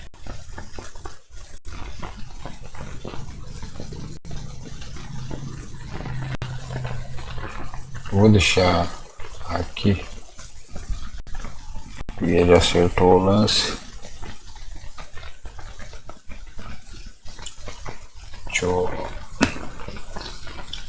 Eu vou jogar o jogo do Xerém um pouquinho mais para cima. Jogar o WC para embaixo e aumentar um pouquinho. Eu corto algumas imagens, mas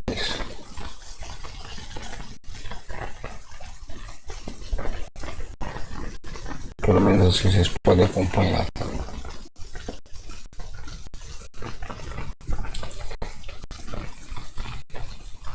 Ok.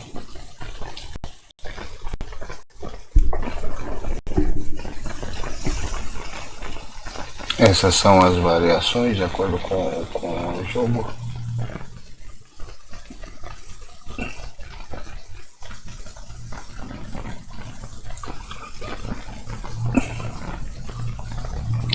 Tá, agora vocês podem acompanhar um pouquinho melhor o jogo do Xerém direto, mas o WZ acompanhando aqui.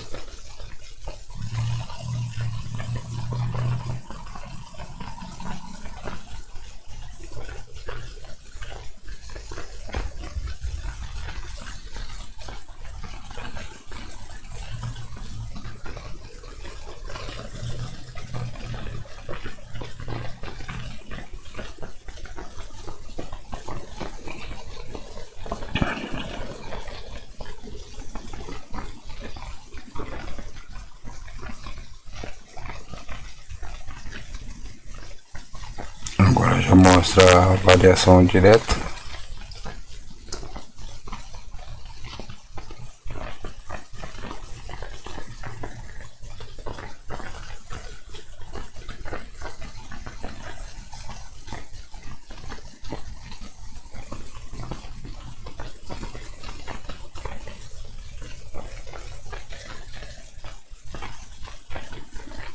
Vamos ver como é que fica. Vai, Xerém.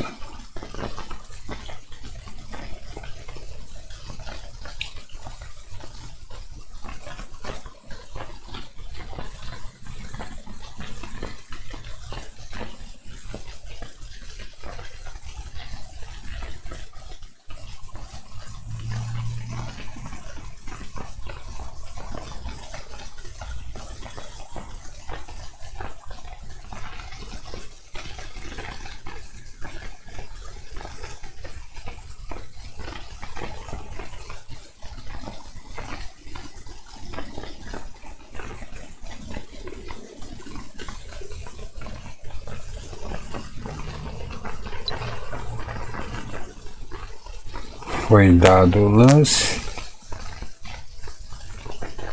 F7.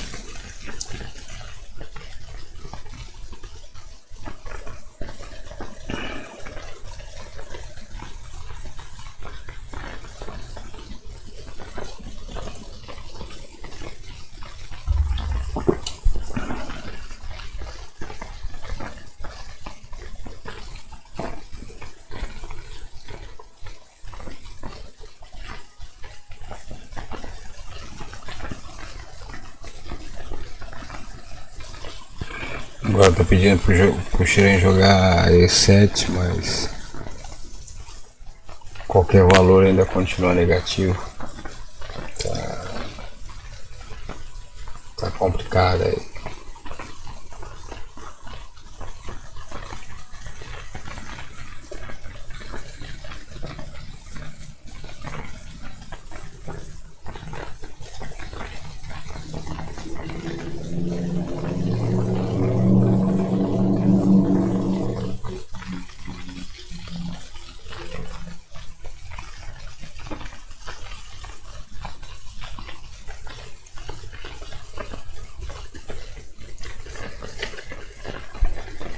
Torcendo pelo Shiren aí pra ver se ele consegue reverter.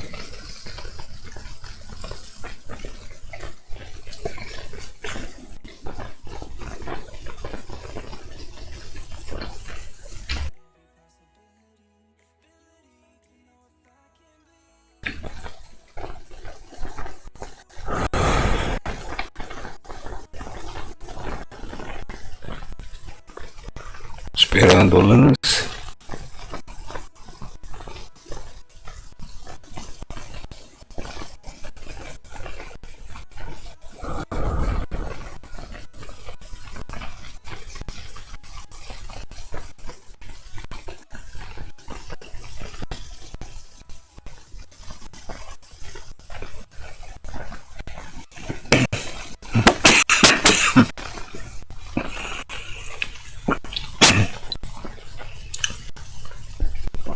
Acertou o lance,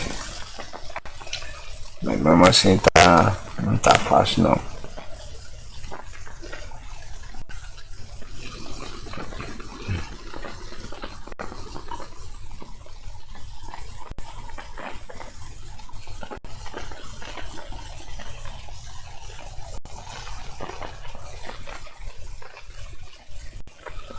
Para as brancas ainda tem 4 opções positivas, 5 opções positivas. Eita.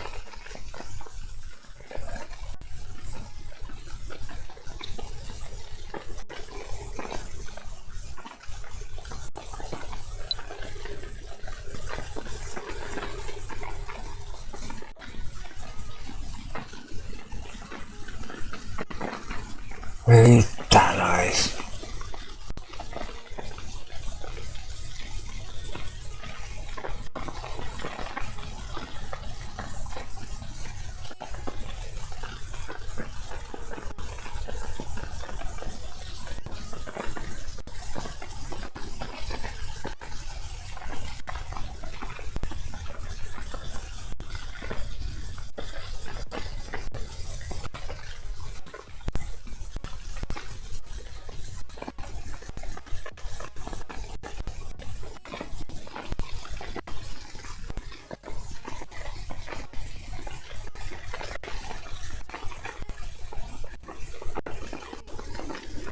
Ah, meu Deus do céu.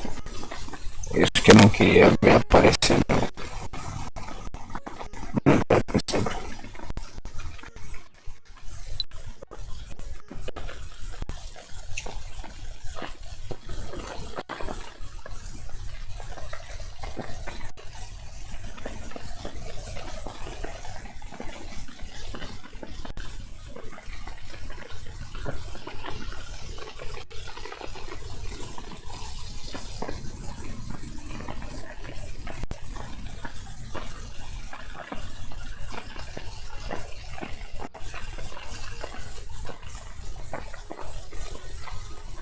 Ah, troca.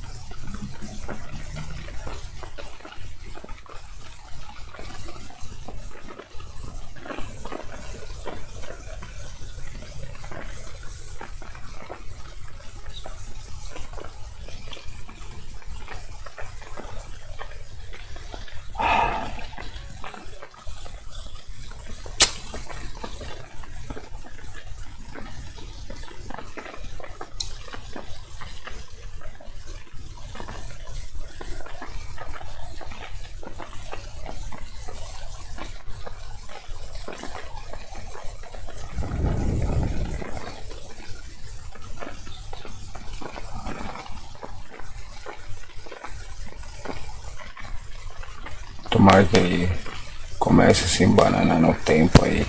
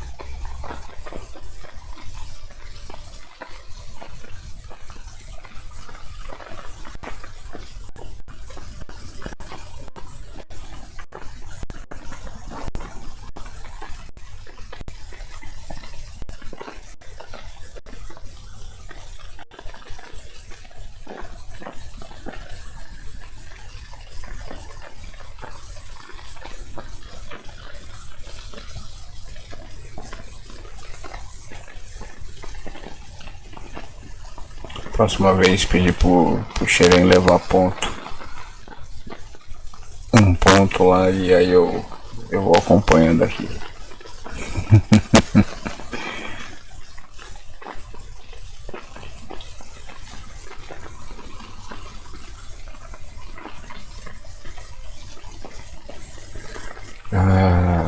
Vamos na expectativa.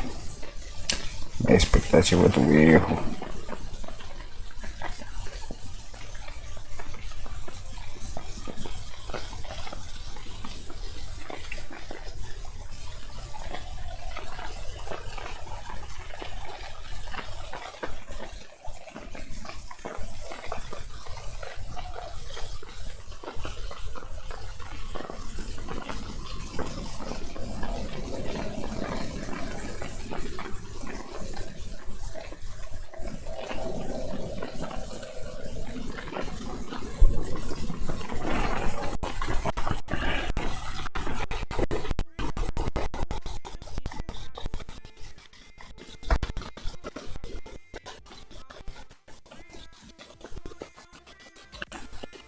Tomara que erre.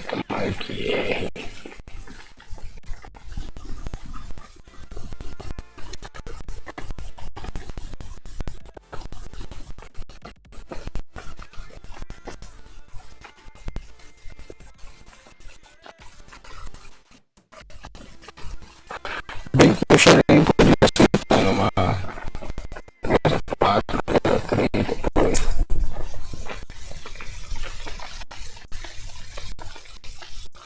Esperando realizar o lance. Já fez o lance. Nossa senhora.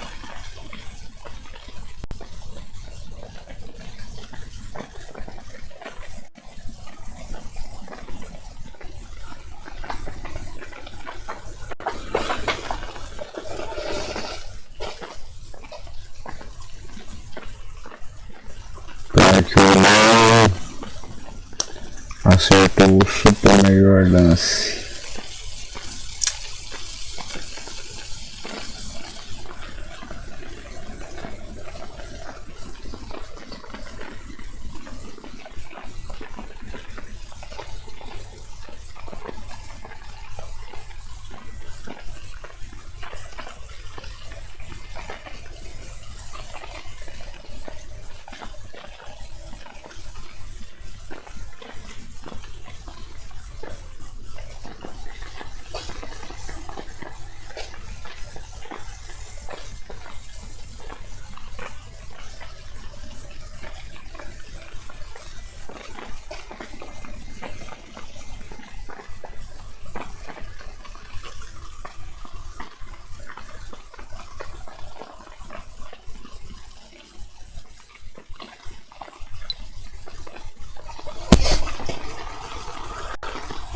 G2.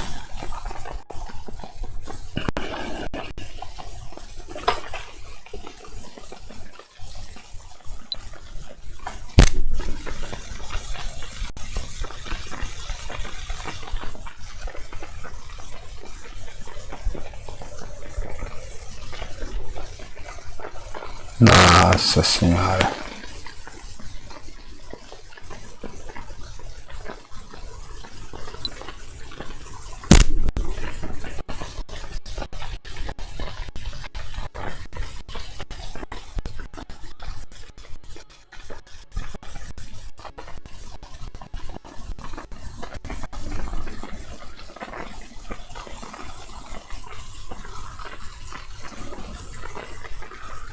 7 minutos e 40 por level. Uau.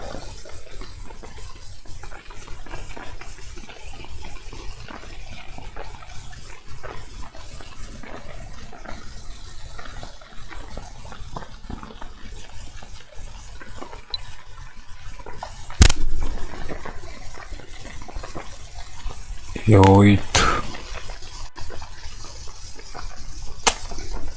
Tá tudo ruim. Nossa senhora. Menos 26.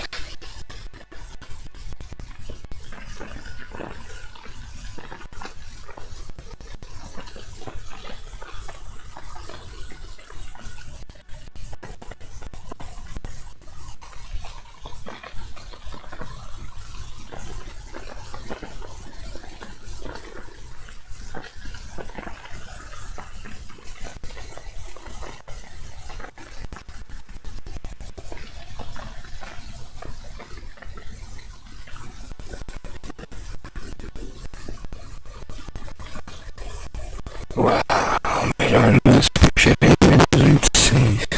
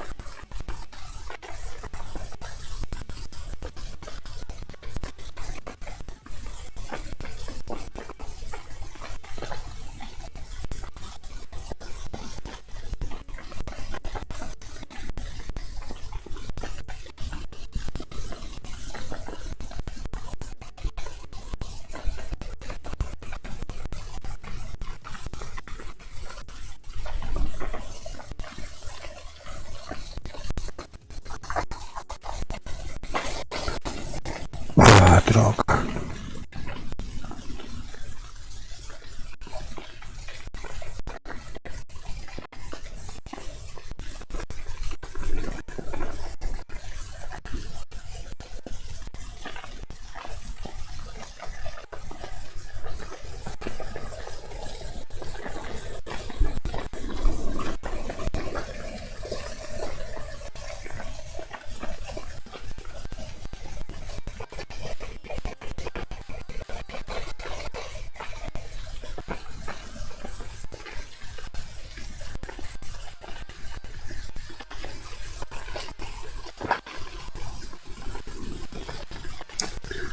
Mas como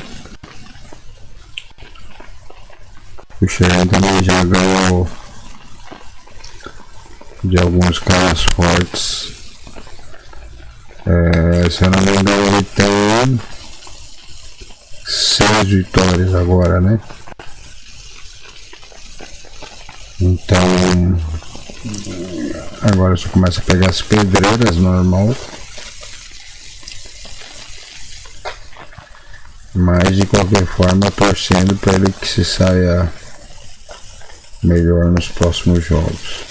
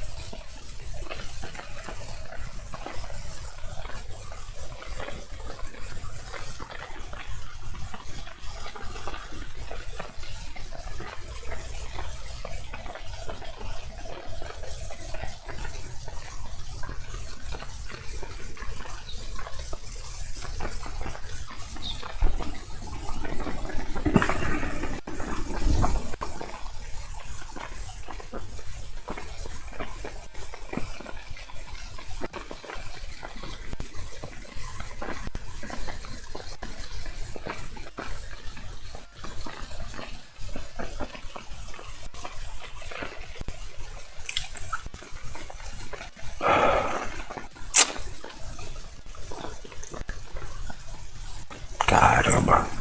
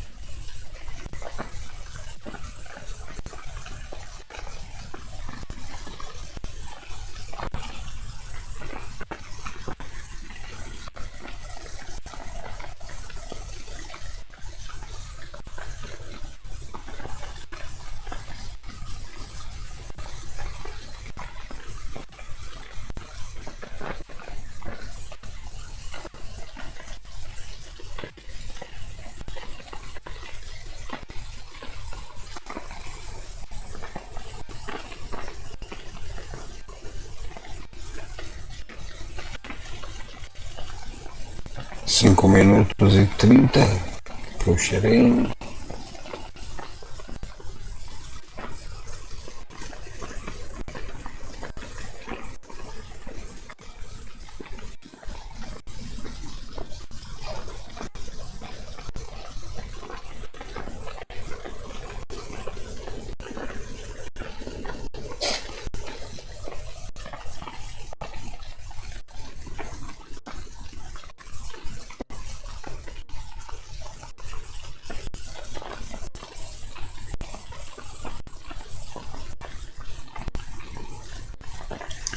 Pelo menos em tempo estão equilibrados.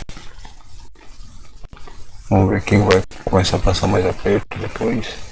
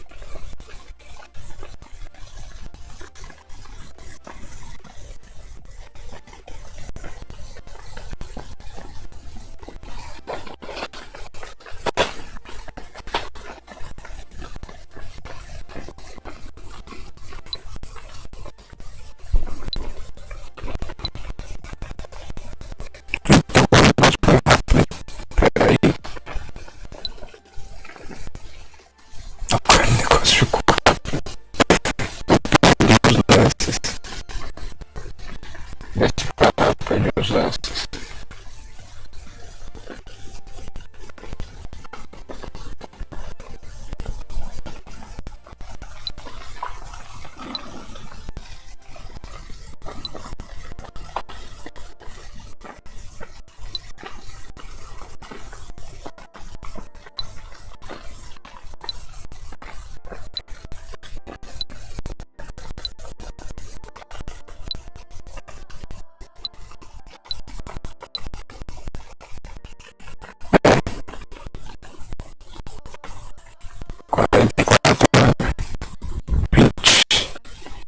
Não deu dessa vez, cheio.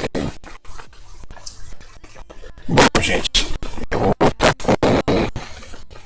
com o áudio original por enquanto.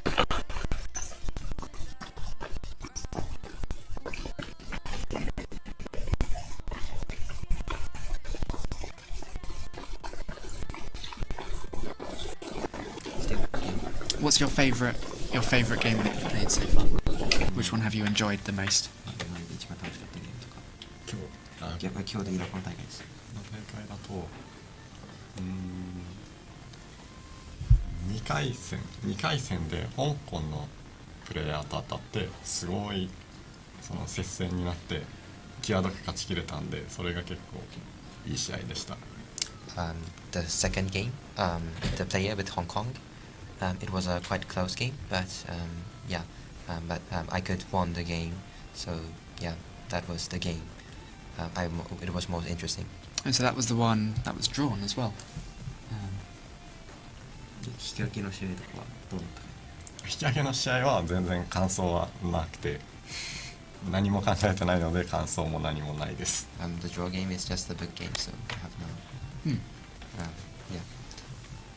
Yeah. Do you have a question?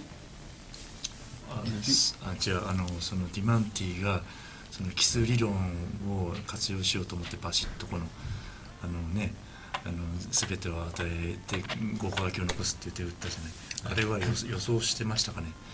それは、その展開になるとちょっと白が足りるんじゃないかなっていう実戦は偶数にまとまっちゃったけど、逆偶数になってもちょっと白が足りるだろうと思ってました。I asked Urano if he was expecting Diamante's move, which kept White's 5 empty region intact and getting parity.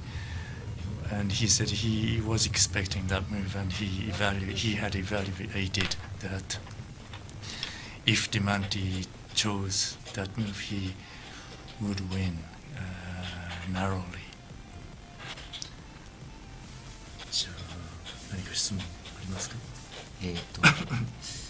まあ自分なんか勝ちを確信したタイミング。勝ちを確信もう本当に確信したのはA3 を打てたところです。I just asked when did you thought you will win? He said I just thought at the last when he moved to A3.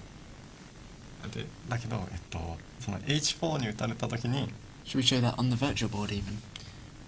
Yeah. Are we able to get the virtual board up, the iPad board up? どうやつだ。戻すのどうぞ。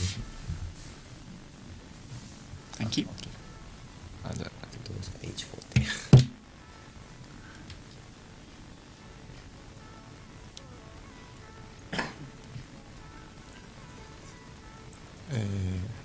ここで、はい、F1 からライン切られて A8 取られてちょっとどう打つかが全然読めてなかった。でちょっと負けてるかと思ってました。Urano was thinking about Black's F1 here, and he wasn't very confident about the line, and he was thinking that he might lose in that sequence. Yeah, but in through the game, Diamante moved to H4, so and he thought I will win maybe a bit, yeah. Okay. Cool. Well, thank you very much for yet another interview.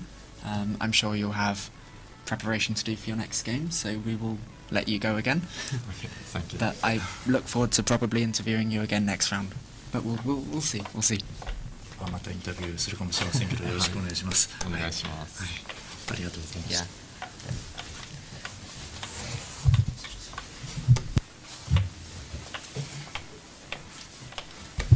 So here we come to the final moments of the game between Matthias and Arthur. Yeah, the black has the parity. As you can see, the bottom right of the board is 3 squares that are surrounded by white, so white couldn't play in it, giving black the last move. Matthias is super strong at the tournament. I don't know what's happened to him, but he's playing extremely well. Yeah, he's beating some of the greatest players in the world. So like Takahashi. He has to be one of the favourites to get to the semi-finals at the moment. Obviously, yes. So, and of course he's always been a very, very strong player, but he seems to have levelled something up this time. Yeah, I know. He's on his top form today. And he is in my fantasy Othello team as well, so I spoke with him before the tournament, telling him that he has to win every game for me. So he clearly took that to heart, so I appreciate that. Well, as I told you yesterday, Matthias Belk cannot stop reminding me Tom Hanks. He resembles Professor Langdon in the Da Vinci Code and Angels and Demons. Well, maybe that's why he's doing so well. Yes. Professor Langdon is invincible. Well, another strong win for Matthias against Arthur. My French pronunciation is feeble. Arthur. It's the I'm not very good at it, but he is a very, very strong player, and has been for quite a few years now. So that's another good win for Matthias. And of course, as we talked about before, the more of the good players that Matthias gets out of the way now, the easier games he'll have for later on in the tournament. So it is looking quite likely now that Matthias will be in the semi-finals. We were not able to have Dimanti in the interview because he had some appointment. But I would have loved to ask him about the game. It was a very good game. I mean Dimanti's game against Urano in the previous round. He was playing excellent in that game. I'm sure he has many things to say about it. The game ended in a comfortable win for Kento, but in reality, Dimanti had initiative in most of the game.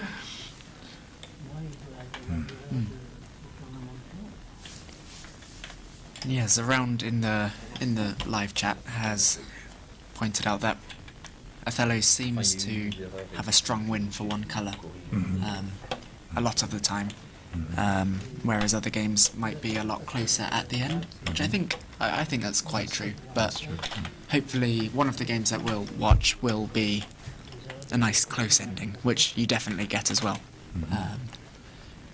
Most Othello games are decided in the end game play, I would say.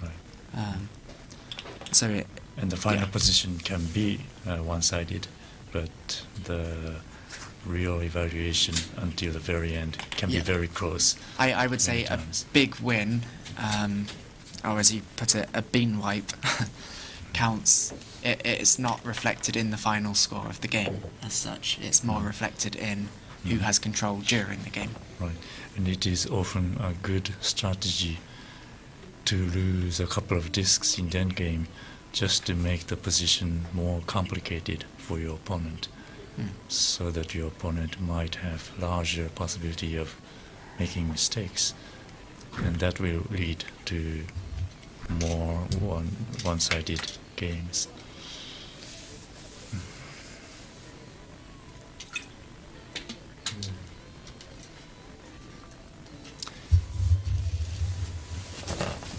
So here I assume we're seeing the end of the round, either the end of the round or the beginning of the next round.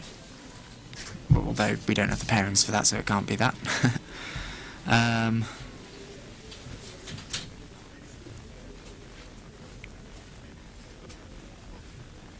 Of course, the beautiful lanyard that everyone attending gets to wear. Always a plus to attending a World Championships.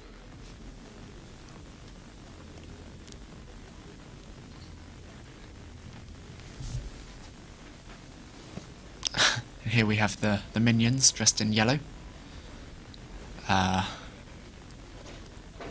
Everyone else has gone to take a break, so I'm just here commentating by myself. I can say what I want now.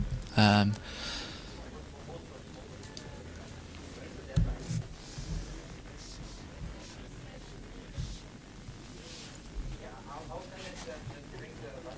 there's a player from Argentina, so South America, and the South American community is growing quite quickly at the moment. Some very, very strong players, although it is, of course, quite a distance to be here from Argentina, so amazing that we could have so many players from South America playing today.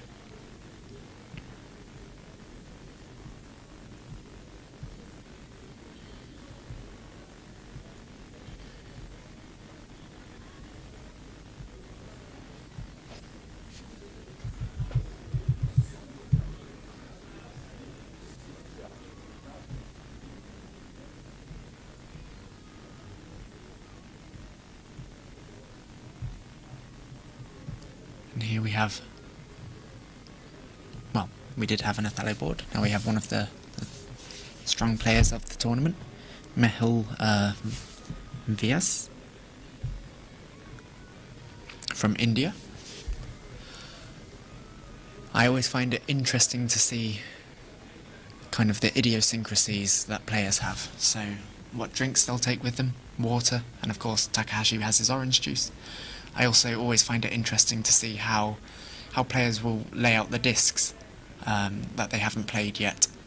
You can see Mehul here has stacked a couple of discs in preparation to play them, but sometimes you get them left in the container until needed.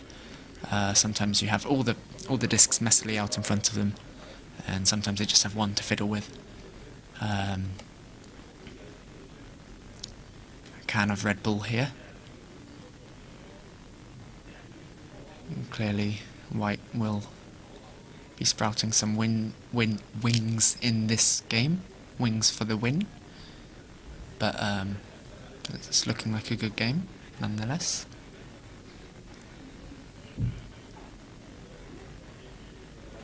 I want to say that's water because it looks like a bottle of water, but it's incredibly white, so maybe something else. It probably is something else. And there we have a nice blue clock. We haven't seen many of that rare species. Yeah. Good stuff. Some cool highlights. If anyone has any questions for me personally even, questions about Othello, that's watching this, please do ask in the chat. And I would love to answer them for you. Do also make sure to check out our social medias. They are linked at the bottom of the screen. Facebook, Twitter, Instagram, and make sure to join the Facebook Othello group as well as follow the Facebook World Othello page. The community is one of the greatest things about this game. Everyone's very friendly and willing to share their knowledge and wisdom with you. All Othello players are very wisdomous. Yeah, you were talking about the World Federation homepage. Yep. Yeah, it's a really nice homepage. What I like best is the World Championship History page. That page gives you every record of the past World Championships, you can see almost all the transcripts of the games, thousands of exciting games. And so that's something that we were actually using earlier to see. I think there was a female player that got to the semi-finals, and that was on the World Othello Federation website, in the history page. And even looking through previous games from previous tournaments and seeing how maybe the openings have changed, how the styles of play has changed between then and now, especially of course with the introduction of stronger and stronger computers. And the World Championship history page has been developed by Emmanuel Lazare de France. I am very grateful for his effort to make such great database of games. Absolutely. Then of course the work of Bengt, the World Othello Federation secretary, who does loads, absolutely loads behind the scenes, and is one of the funniest people that I know as well, so he always makes me chuckle. Yeah, lots of work has gone into the World Othello Championships, with the French Othello Federation Association. Bengt, Tom has done a lot towards it, one of the commentators. Yeah, it's been really great to see it actually happen in person again, firstly, and also to see the fruition of all their hard work. In June this year, I learned that the World Championship will be held in France after 2 years of absence, and I just wanted to go there. So I wrote an email to Bengt, and he wrote back to me in a day, telling me that they were just talking about the media team, and they wanted some commentator who speaks Japanese. And then my email went to the Bengt and Guy Praman, the president of the association, of the federation. So it was a perfect timing, according to Bengt's words. Absolutely, and I mean, the World Othello Championships is exceptionally lucky to have Murakami himself. Thank you. As Guy Plowman said on the opening day, you're one of the legends of Othello. So, I mean, this is very cool for me, even as a newer player who wasn't around as you were winning all the World Championships. It's really cool to be doing this with you. So, thank you so much. It's a pleasure and it's an honor. Well, many people think that I am the 3-time world champion, so I must be a great person. But in fact, it's past glory, and I don't play as well as I did in my youth days. But I still love Othello, and I enjoy the game so much. So I'm very happy to be able to be here and speak to you through this media team setup. Yes. And your voice is very nice to listen to as well. It's very smooth. Thank you. I've had a few people message me, saying how nice your voice is to listen to. Oh, really? Yeah, you're made for commentary. I'm flattered. Thank you. And video, of course, as well. Yeah.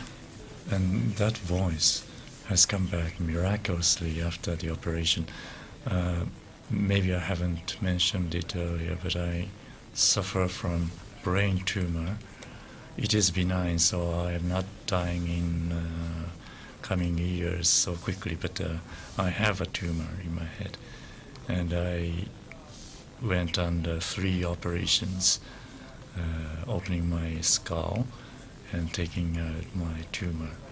And the first operation left my vocal cord paralyzed I mean, one of the two vocal cords paralyzed, and I couldn't talk. I couldn't speak. I could just whisper for almost a year. That was a hard time for me because I'm a teacher. So how can I do my job if I can just whisper? Well, I brought big speaker, a guitar amplifier, and a mic set to my classroom, because my school didn't have these equipment in those days. And I was very sad because I couldn't talk to them in my good voice and loud, strong voice. But after a year, in the morning, suddenly, I just cannot forget the instant I said good morning to my family, and it wasn't a whisper. It was the real words from my throat. So the vocal cord, which was not paralyzed, became longer and longer, bit by bit, day by day, and it's finally reached the other vocal cord, which is paralyzed. And now I'm talking and I'm speaking to you with only one vocal cord, but I can speak to you. It's very nice to be able to articulate my thoughts. Especially for someone so smart as well. Thank you. Yeah. And yes, well, my third operation extracted 70% of my tumor. So the high pressure in my skull, which had been inflicting me, torturing me, is now gone, and I am very well these days. That's why I was able to come to Paris this year. Oh, on the screen I watch your father. My father. Kashiwabara. Kashiwabara. And Takuji Kashiwabara is one of France's strongest players. Yes. He's been the European champion many times. Right. He's a professor of mathematics at Grenoble University. Wow. There's a lot of maths professors in Othello. Right. Imre Leader is a professor of maths at Cambridge University. I think Graham Brightwell Yes, is Graham as well, Brightwell. although Yes, he's not playing this year. University of London. And then Brian Rose, is he a mathematician? Oh, no, I don't think so. I think he works in financial firm. I think investment. Fair enough. Firm. That counts as maths to me, I think. Yeah. There are many Othello players that are extremely clever.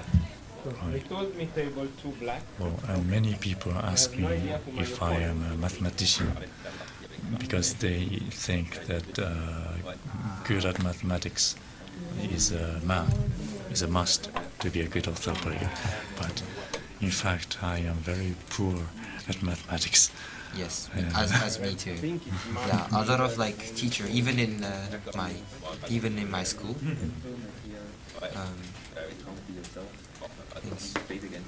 says that are you good at maths? So the teacher know that I'm an Othello player. So they said, are you good at maths? But however, I'm not. Fair enough. Got a bit carried away. Some good conversation, but the standings after round 9, well, round 10? Gosh, I'm losing count. I think it's round 10. Yeah, I think so. I think they have started even. We'll just go over the standings after round 9 quickly, and then we'll move into the round 10 game that we'll watch. So in first place, Kento Urano, still undefeated on 8.5 out of 9. Obviously he did draw one game, which is why it's not a perfect 9, but he hasn't lost a game yet. He's the only player to have not lost a game. And he's from Japan in first place. Matthias is the only player now in second place. He's having a fantastic tournament. It's good to see some European strong competition to the Japanese. He's on 8 out of 9. And obviously the only game that he lost was to Kento, who's in first. Then Mikel Borassi is in third, alongside Larry Alessandro, who we watched in the last game, and Oscar Eklund from Sweden.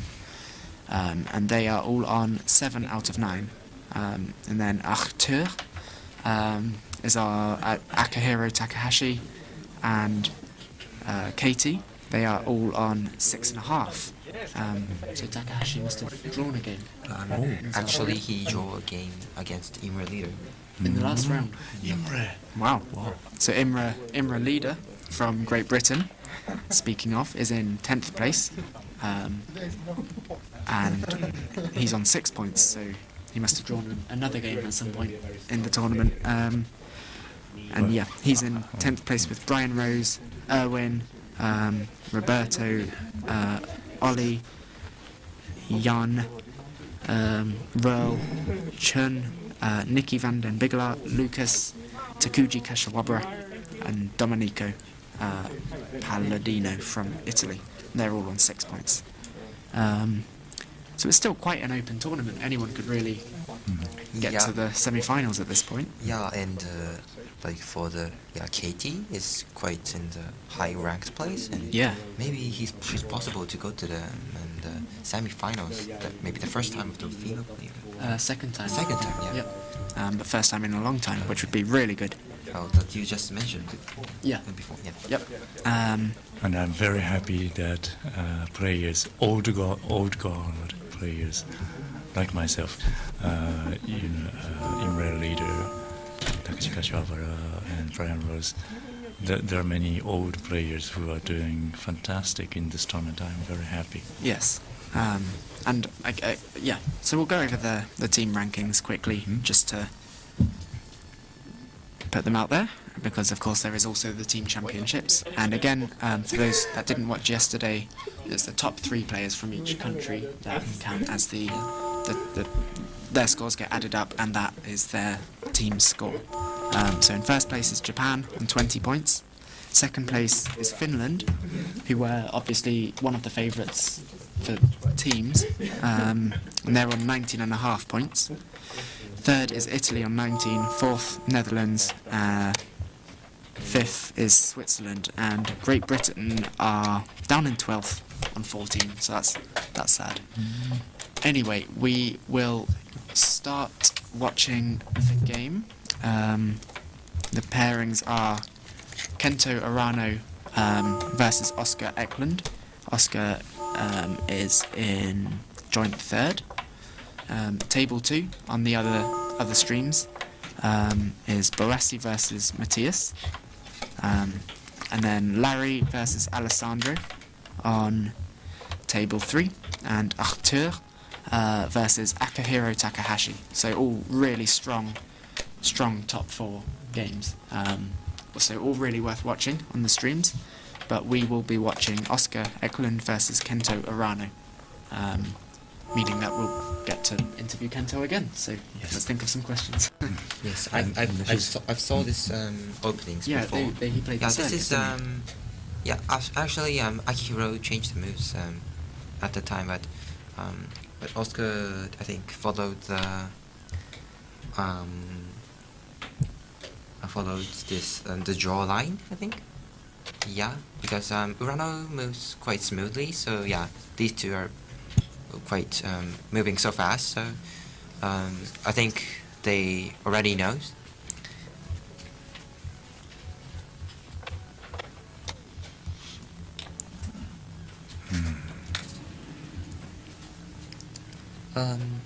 So is Oscar already thinking, or maybe just suggesting which move are good? I don't know.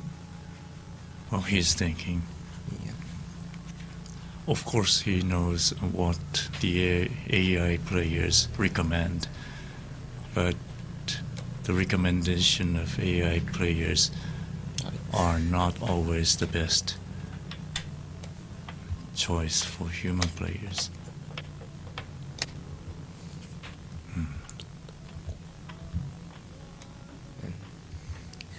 For here, I think, how about A5? Ooh, yes. Oh, nice move. Very quick response.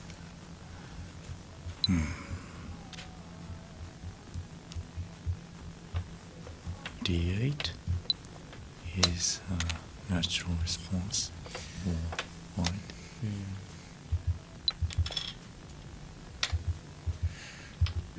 For next white.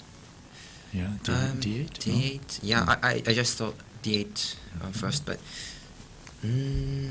after D8, D8, E8, F8, and A6, B8, and C8 like this. If it moves like this, we have to think. Yes, right. We have to think is it about good other for options. white? But yeah, Oscar chose that move. But I think for black, E8 is just a choice. I think. How about are there some other moves? E8 is good. Yeah. Yeah, E8 is nice.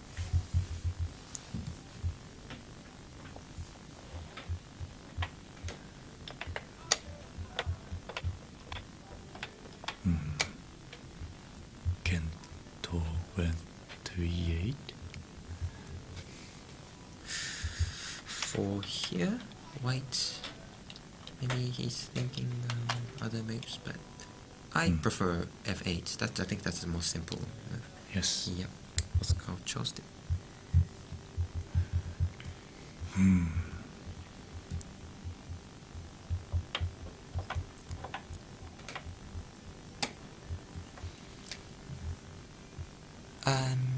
Yeah. It beats that. It becomes like a move that we just said before. Right. But For here, maybe yes. I just mentioned here B8, but maybe C8 is also possible. C8? No, not C8. Sorry, C7. I just want to mention.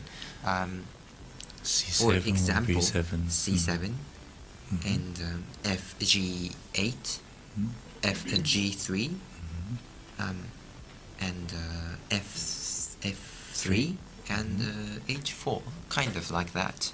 Maybe that's also possible. That is possible, but then black will have B4. Very quiet move. Oh, so Oscar chose that to erase the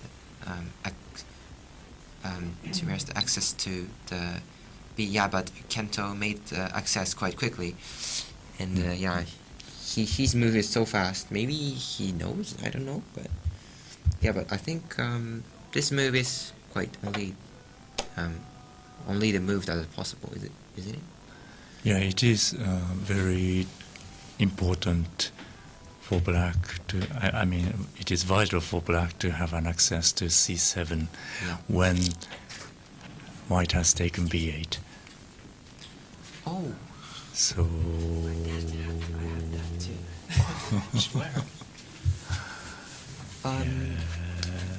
But for next, but the next black. Yes. Is G8 not possible? But then B7 for white. Oh. I didn't. I just I didn't look that move. I thought I was just thinking about like, oh, but he moved this, so maybe he just think it's okay for. And B7 is a must move. Just to interrupt quickly, I'm just going to go through some things. Thomas and me both say go Sweden. Yeah, I mean that will make the tournament more exciting if Kento does lose for the first time this tournament. Did Takanashi not qualify this year for Japan? Yes, he. Was it just no? He's he never didn't participate in. He didn't join the tournament after the COVID. Oh, okay. So he hasn't played since COVID. Yeah. In a tournament. So no, he didn't qualify, but he didn't play as well. Ben Seeley did qualify and had to pull out at the last minute. I think he was replaced by Kevin Ruby. Yeah, I mean, there will always be a few faces missing, just because it's often a long way for people to travel. So, obviously being from America, that's a long journey. Being from Japan is a long journey, and vice versa. The people commenting on the games are myself. I'm Luke Plowman from England. I'm Takashi Murakami from Japan. And I'm Tomokyo Taka from Japan. Yeah, I'm Japanese, but I'm living in Austria, Vienna, the capital city in Austria. Yeah. So And then maybe from Austria or maybe from Japan. Whenever you want. And then we do have Tom Scotter as well. Yeah, from Belgium. But he is away for this round. He should be back soon. So, yeah. Someone in the chat has suggested B7. Now, for Yes, Oscar. just Murakami mentioned. Okay. Yeah, but maybe maybe Oscar. Or maybe thinking, or maybe just lost like me, because like for this I know that this B7 move is quite good, but yeah I didn't look at the B7 now, so maybe he's thinking because the X square move have to pay attention about that, and also it's quite dangerous, or just maybe looking some other moves, because the other moves without X squares is quite safe, I think. Well, for intermediate players, why should white think about B7? Well, C7 here. So, the virtual board, please. Yep, so if we can get the virtual board up, please. And yeah, Charlotten, I hope I pronounced that correctly. It's no problem to do the commentary. We hope you're all enjoying it, those watching this, and yeah, we're always trying to make it as good as we can for the viewer. So if you have any suggestions or feedback, please do let us know. Now, after white B7, white has another move to C7. Yes. And so for this, yes. And this would be a normal choice for many players, many beginners and many intermediate players. But in this case, black will go to B4. And then black will have a nice move to B8 in later use.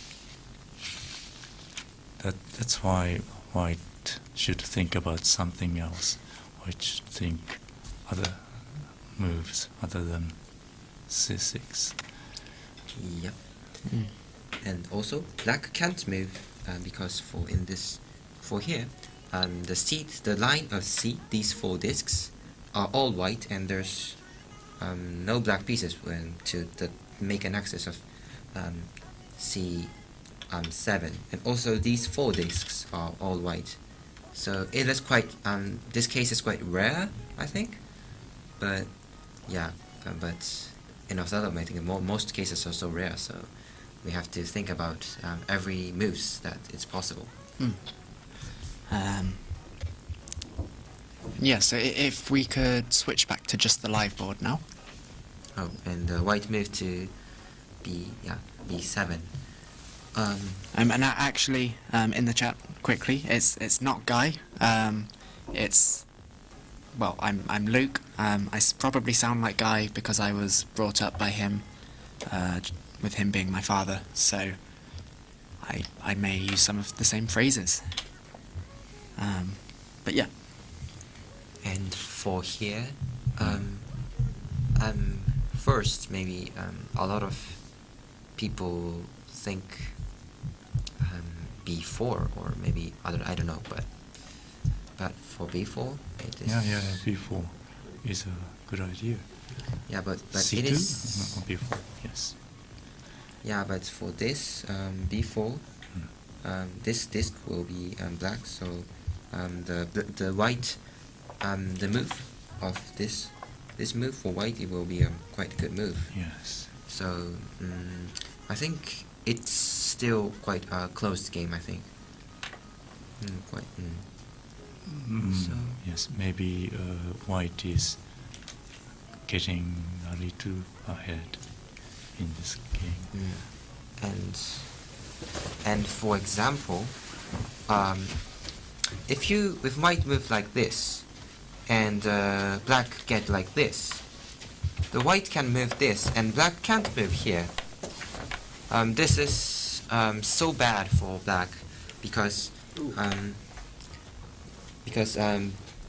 white moved 3 times in 4 places we can put. So, but however, if black wants to stop this like here, white can move here, like here. No, sorry, not this here. And if it move like this, black can't move here. And black have to move somewhere else in the upper side. For example, D2 or EC2 or maybe somewhere else, or maybe F2. So and maybe F2, for example. And after that, maybe just I don't know, but maybe he can move to A4. Maybe, yeah, but for this case, maybe A4 is not better. But so I want to just tell that white has a lot of options, and it's quite a close game, and we have to think of a lot. Okay. And black moves here. So for next white, for example, I think I just mentioned G5 before, but in this case G5 is not good. Bother, I was about to suggest G5.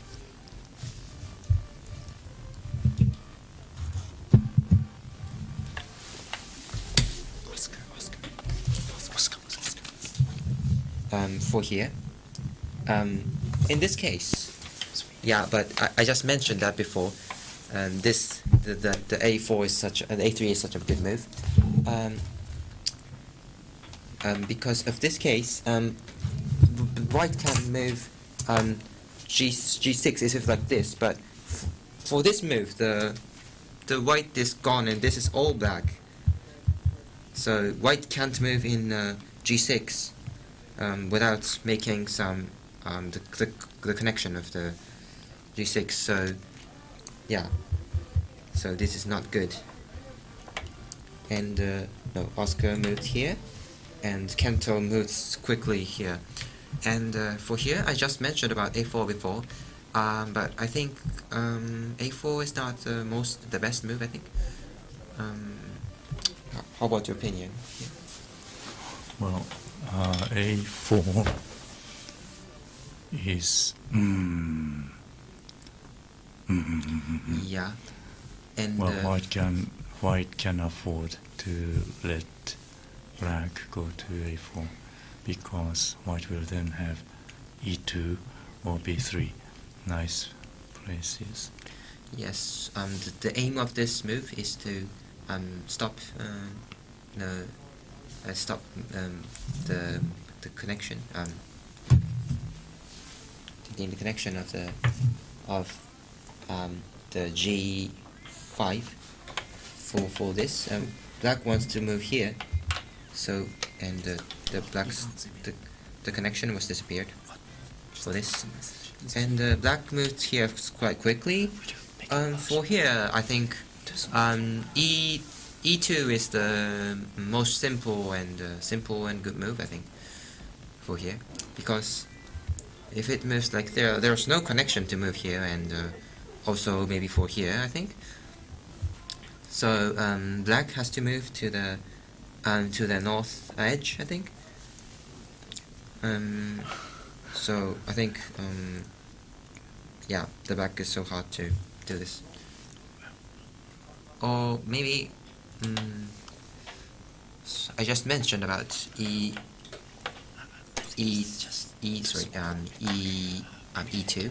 but maybe E2. He moved. Oscar moved to E2. This is such a simple, nice move, I think. For next black, first I think about D1, which here. So the aim of this move means to make a disk of connection. Oh yeah, Urano moved the D1 quite quickly. But for this, I think this E1 is quite good for move for white like this. And for this, the connection is gone. So yeah. So if you put like this, it doesn't work because like a lot of this pieces turn black, so it doesn't make sense. And also for other options, I just want to say maybe C2. I think that makes sense. It's an option. Yes. Yeah. For B2, like maybe because I think some players thought this is such a strange move, but for here, like there's no I think there's no like so perfect move for black. So B3, yeah, for example B3, if you move like B3 and like this, black don't have anywhere. Well, B2? Yeah, I know B2 is yeah, one of the options. Yes, it is. But for maybe X square is quite dangerous. So, and but Oscar moved to C1. I didn't mention. This is also possible, I think. I think for next F1 looks quite simple, and yeah, I prefer F1. Yes, it's a good move. Yes. Oh, but sorry, please wait. Oh yeah, and like if it moves like this, I think there's no good moves to white. I think C2 was a mistake. C2? What do you mean? So here? B3 is better. B3? Really? Yes. Oh, okay. So Mr. Markham says C2 is better. For here? So if he moves, if blacks moves like this, how does white move? B1. For these couple of moves, white can get a lot of discs, and I think the white can save the line of B, these ones, like well, this, and this. White can save B lines or the X lines. Black can get only one of them. And yeah. Oh. But Oscar moved to C2, which I mentioned, and yeah, I just said, but Murakami said like, which is maybe not so good. Well, it is a good option also. I just think maybe for if back in the like for here first, and this like this, is it that? I just like this. It doesn't make sense. I think these kinds of moves are one of the options. I think. Well, but black A8 white b8, black a2. Oh, sorry. would be good enough. There was so terrible mistakes here. Just my bad. Or maybe like here. Yeah. Yeah, maybe that's better.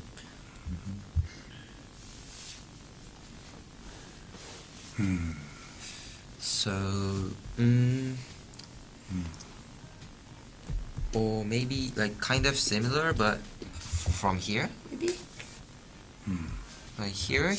That's possible.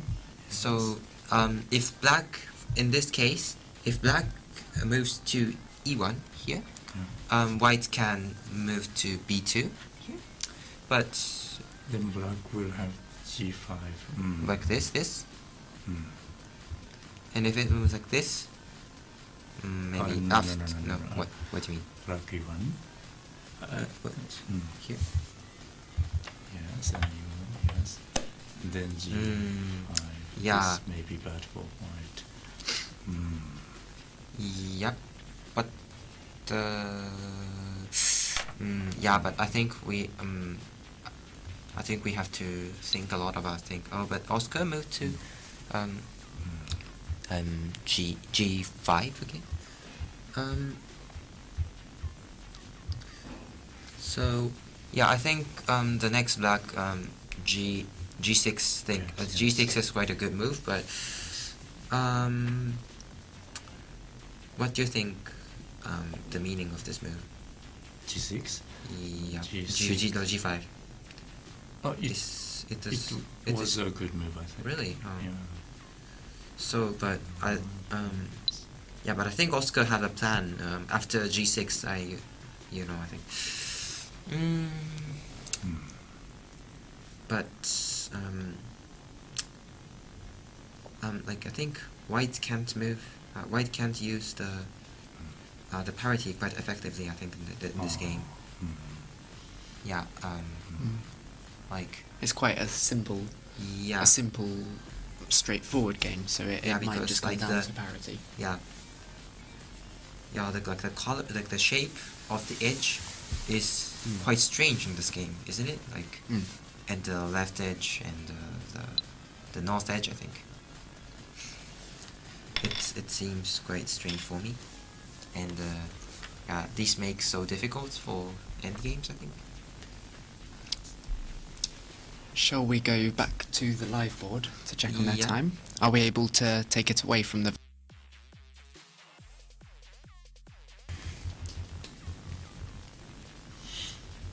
Well, maybe the last move, white's move to g5 was a mistake. Maybe because black now goes to g6, and I don't see any good white move anywhere.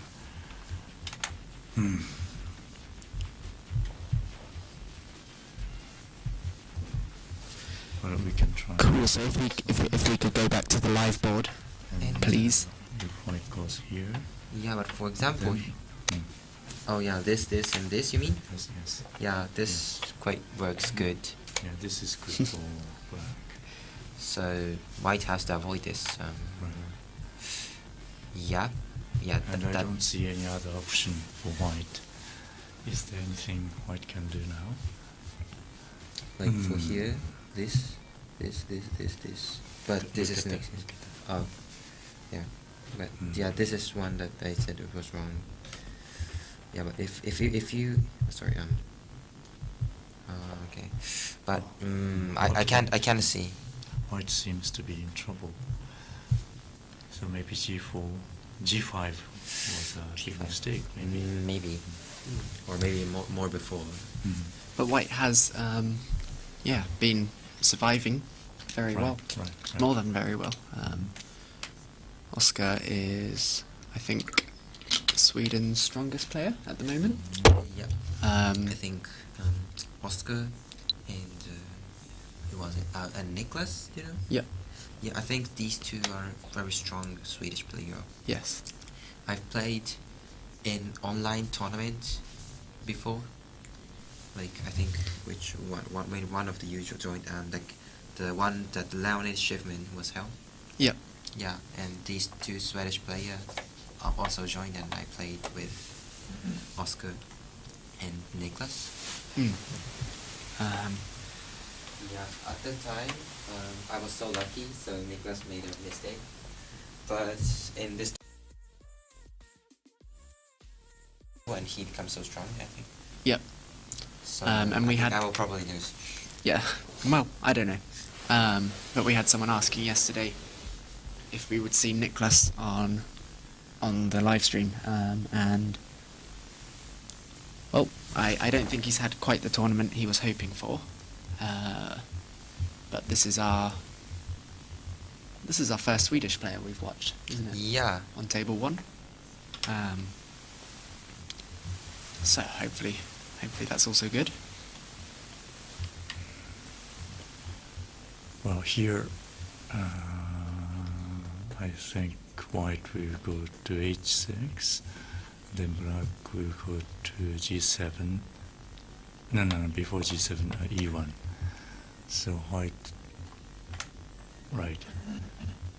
And black will go to e1, white will go to b2, black will go to b1, and white will go to g2. That's the line I see. Yeah. And is white hanging on, or is he dead? Yes, but like I think as everyone knows, Urano, Kent Urano has a lot of time for thinking. So maybe he's just looking for every moves. So like it won't the accident won't happen. Yeah. Oh, so he does still have 19 minutes left as Yeah, well. exactly. Yeah, that is so many minutes. I think Japanese. Well, I don't know if it's all Japanese players, but they seem very good at just playing based on feeling. Yeah, and I think it's one of the things that Kento said, is that, well, when he gets nervous at all, he plays based on his feeling, and he seems to be exceptionally good at that. So I think if white moves to g1, I think white will quite lose easily. So I think white should move b2, and it actually it causes a swindle, but black can only, I think, cut the line from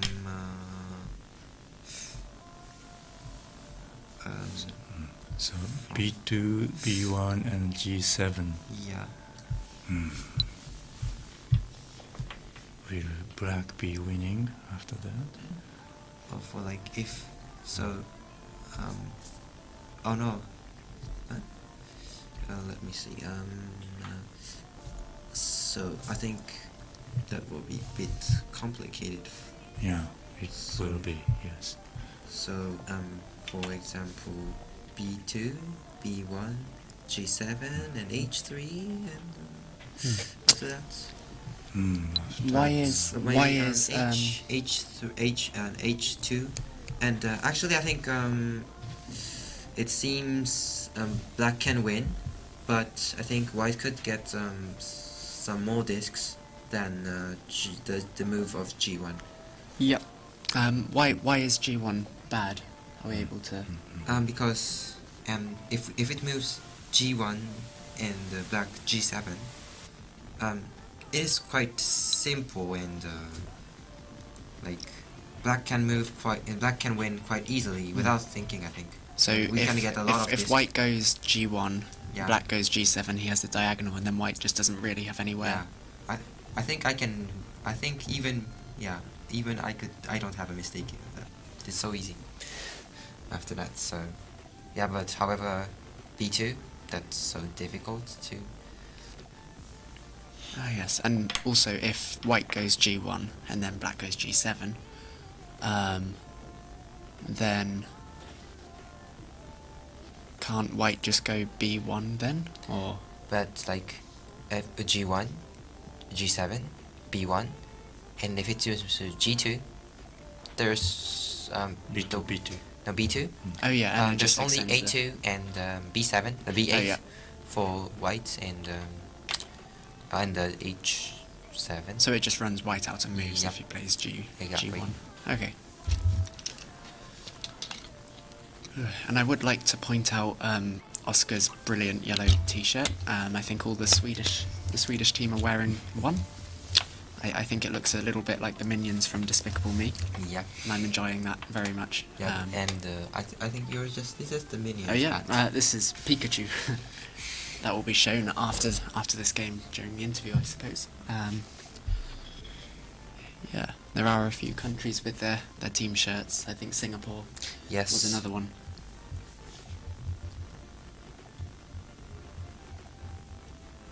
With B2,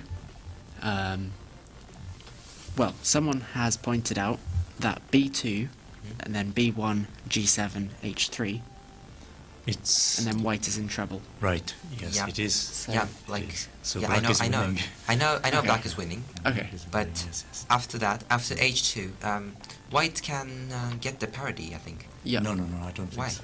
Because black will just go into H4. So No, white but- is H5, sorry. Why? Because, like for example, Mhm. B2 and B1, Mhm. G7, H3, Yes. H2, Yes. H5, Yes. and G1, Yes. H1, G2. that's a lot of moves and a lot of looking ahead. No, because I think Let's do it more slowly. okay, B1 from here Yes. and G7 Yes. And H3. and H3 Yes. and H2 H2. and H5 Yes. and next G1. So go and G2. No, G1, Yes. H1 for black. No, not Why? not H1. H2 and G2. G2 is better. Don't you Ah, okay. Yeah, you mean there's a swindle? think? Yes, window. Yes. A8 and B. Yeah, but mean, is that the best?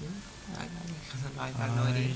I don't know if it's the best, but it surely would be a winning line for black. And this is what happens when we have the 3-time world champion and someone that's 22,500 on Othello Quest in the commentary studio.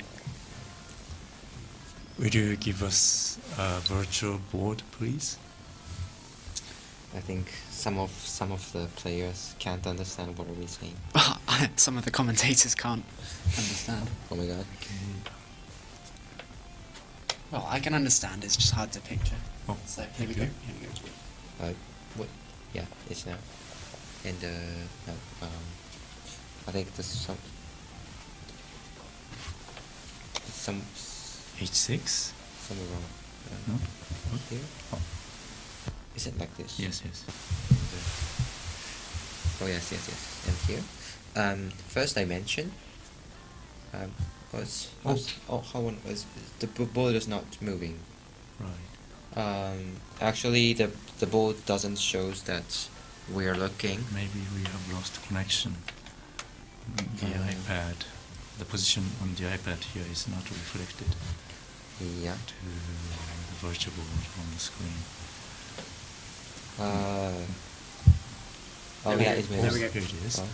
Andreas First, working his magic. B1 here, Yes. and G7 Yes. here, And H3. and H3 here, Yes. and H2 here, Yes. and like this, Yes. and mention here, Yes. and I said, in my guess, I think black moves to H1. Just my guess, but That can win. yeah, I think that can win also. But Yeah, that's also one win. And but G2 will also. well, be here a or win. here, that's just a guess. For example, if it moves like this, and we can get the whole entire X line here. Right.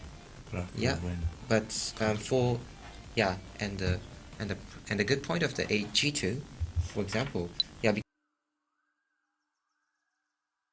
beginners like just think that this move is giving a corner to just white. But however, because these are these discs are all white, so black can move here, and That's another example of a swindle yeah, as well. exactly. So And like this, and you Oh, yeah, white can move here. And black can get all of these discs here. But Yeah. H8 was better. I mean, one disc better. Oh, really? Do you just count it? No, it's not a counting. I mean. Wait, sorry, can you? It's okay. Yeah.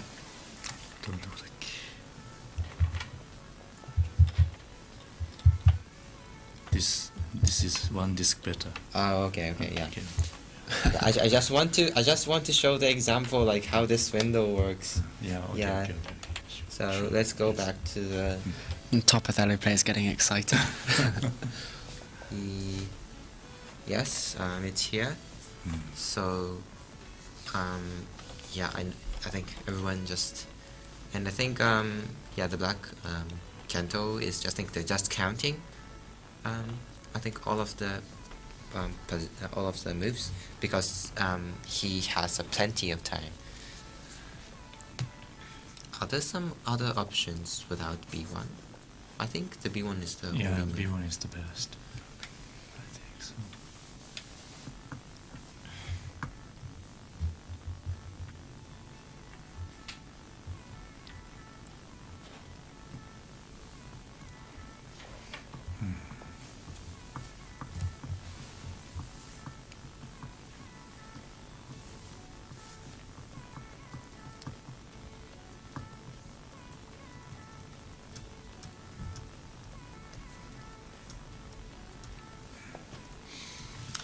So Kento has achieved his. Yeah, he has a very great success in this tournament, isn't it? Yeah. He only drew once and Just that's he a won all the other games. Yeah, and that's draw game is just a big game. It's boring, but it's I think but not to lose is also important to go to the semi-finals. So yeah, I don't know. Not which is losing the- does normally help, I would say. Yeah. And I think it will move like we show thing.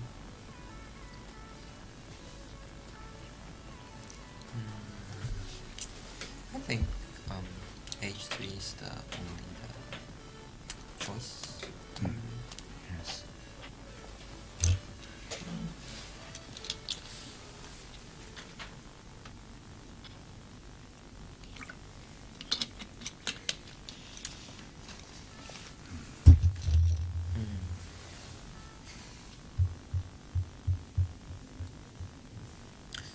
Cool, so if we could go back to just the live board, please. We'll be able to look at their time, and we can see that Kento does have 12 minutes rounding up. Wow. So many. More so, than So he's sufficient. so yeah, he's a can very able to intuitive count, I think. player, whereas Oscar, it does have a fair amount of time still with 7 minutes and 47 Or seconds. maybe he's counting from I don't know, but from maybe he's just thinking about H5 maybe, but yeah, because I think he has enough time to count all of the move which is possible.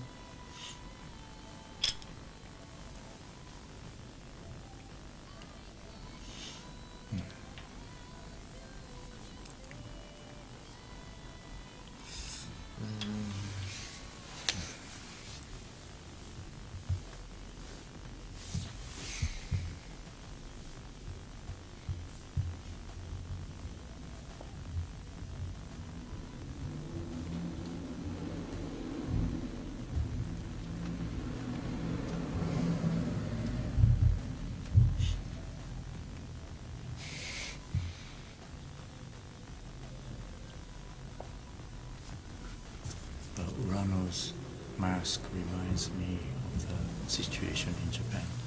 In Japan, still everyone is wearing mask, and it's not only because the Japanese think about their health very seriously, some of the reasons is that they don't want to be different from others. They want to be similar. They want to do the same way with other people. When will the Japanese start putting off the masks, in your opinion? Yeah.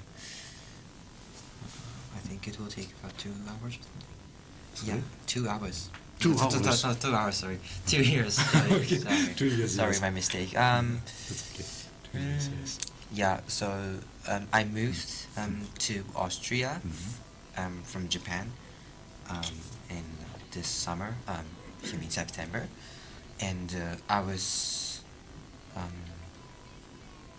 yeah, and of course, and the people in Austria don't wear masks, so I'm so surprised first time, but now it seems quite normal. Yeah. And also, like some Othello tournaments in Japan are still closed. So, yeah, I wish all of the tournaments will come back. Yeah, I hope so too. It was good over the pandemic to see the amount of online activity there was, though. Yeah. I think the online community has grown, and it's a really powerful way Yes. to interact with people from Yes. other parts of the world. Yeah, That- because it was yeah, the first time that I communicated with the player not from Japan is when I joined the tournament, which held Kevin Ruby, the chairman of the Yep. US, and I played with a lot of player in the entire world, and for that relationships, I played. I held some event of playing playing Othello with Japanese junior high and high school students, and the Brazil's junior high and high school students. I think you know. Actually, the Mois, the chairman of Brazil, the Brazilian Othello Federation, and me held it. And after that,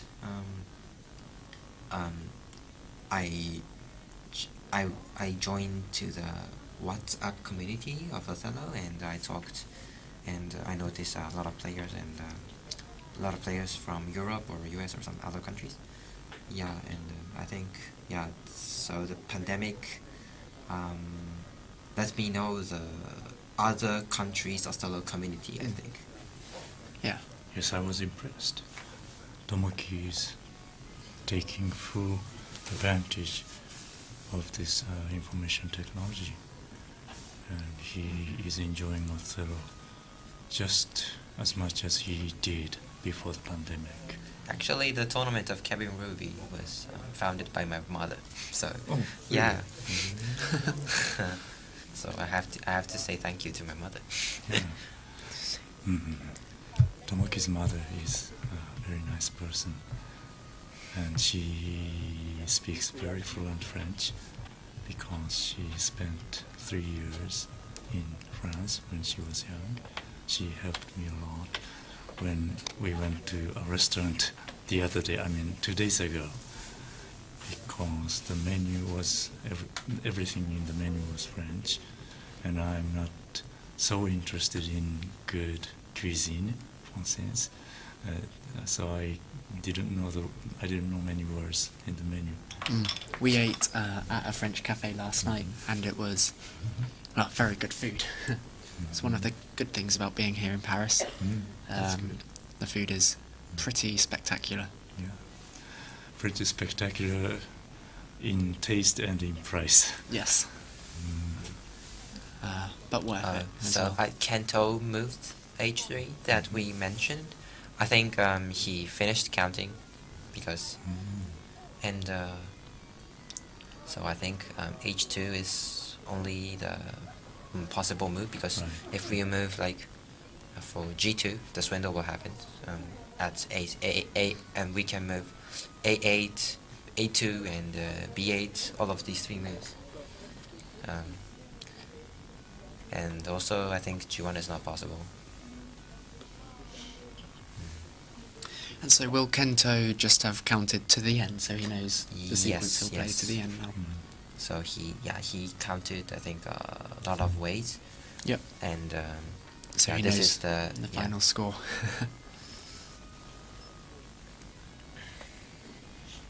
And the main subject of his mental reading ahead was the two ways to finish the upper right corner. Should black take the edge with h1, or should he sacrifice the 2 edges by g2? The lines we were seeing on the virtual board. Yeah, let's pay attention for which Kento chooses. Chose, yeah. There.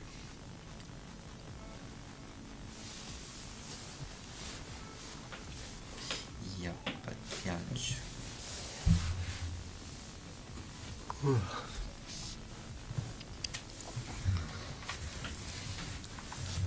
Matthias Anderson says that he's not sure that Kento Urano makes mistakes. He's a machine. Yes. Yes.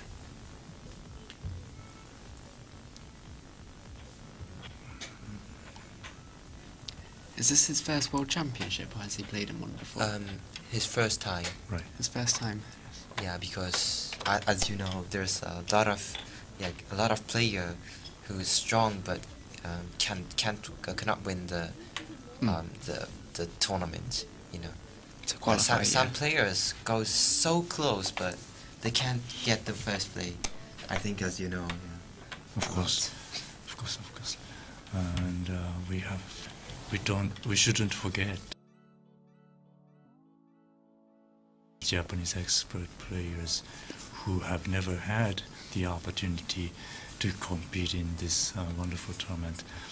I am very happy that many people from other parts of the world are enjoying this tournament, but please don't forget that there are so many Japanese players who love Othello so much, but probably will never have the opportunity to be here. Maybe Kento is still counting here.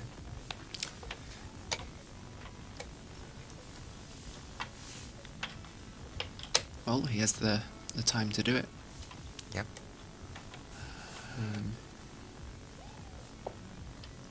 Especially as Oscar's time ticks down.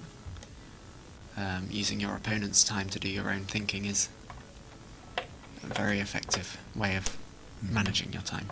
So, but Oscar plays G1. Yes. And now Kento has calculated both H1 and G2. And what is his conclusion? We will see. He is just double checking or triple checking. Yep.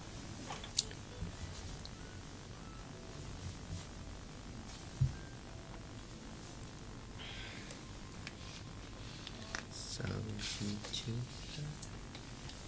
G2. That's better.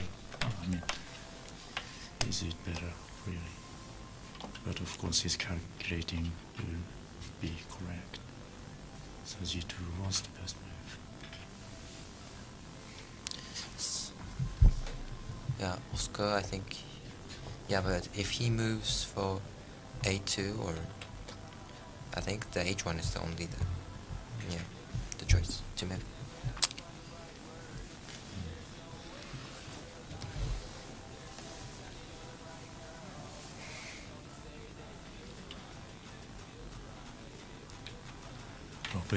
This is a very instructive position for intermediate players, I believe. This is rather one-sided endgame, but in a close endgame, the ability to just notice this kind of swindle is vital. Will be a very important skill for you to become an expert player in the future. Okay. White goes to H1 and black will get both A8 and B8. Yes, That's very and important. I just But if meant- white doesn't go H1, then black can take H1, so white needs to yeah. go H1 as well. And I just mentioned the other game, not this one. The game against Imra Leader and Paladino Domenico, I finished. Imra Leader won about 5-52 against 12. So it was, yeah. So yeah, That is Imra good. Leader is also playing well this tournament. But again, he plays well before lunch, and then British people play badly after lunch, so we'll see what happens after. Yeah, we have to pay attention though. I think the other games are still playing. And so this is round 10, so there will be 3 rounds after lunch, and then potentially a playoff game if there are ties, just to decide who the 4 players getting into the semi-finals are. And then the semi-finals and finals will be tomorrow, and we will be covering those as well. And at the end of tomorrow, we will know who our world champion for 2022 is. Yeah. And actually, there's also the YouTube live for other languages. Yeah, for the semi-finals and finals, yeah. So I think we're covering the finals in 5 different languages.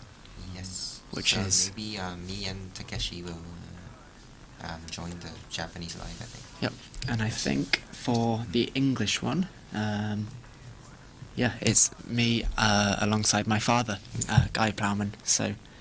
Maybe some father and son. Maybe your father will join the finals, isn't it? Yeah. How many wins does he have? Let me check.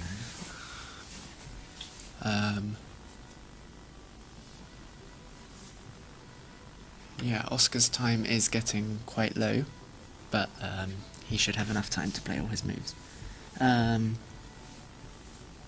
Let's see. I know he's playing quite well. He had a close game with Brian Rose yesterday.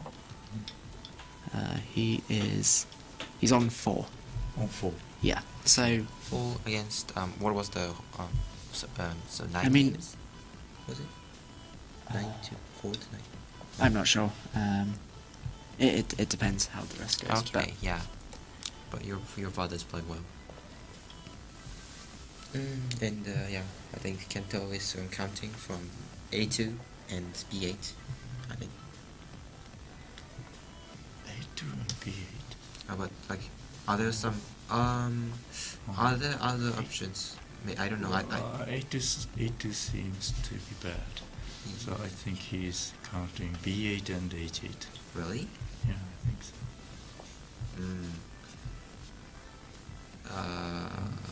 Yeah. Sorry, my mistake. I think. Okay. Yeah, but well, but I think actually B1 may work. Sorry for me. Yeah, but he finished counting it. Oh yes, so the other 3 languages as well. The languages that there will be, definitely for the final day, are English, and this is for the whole of the 3rd day. So yeah, it's looking good. There will be English, French. I mean, of course, French. We're in France. Spanish, Japanese, and Chinese. The Chinese one will be online, and that will be hosted by Ivan Chan.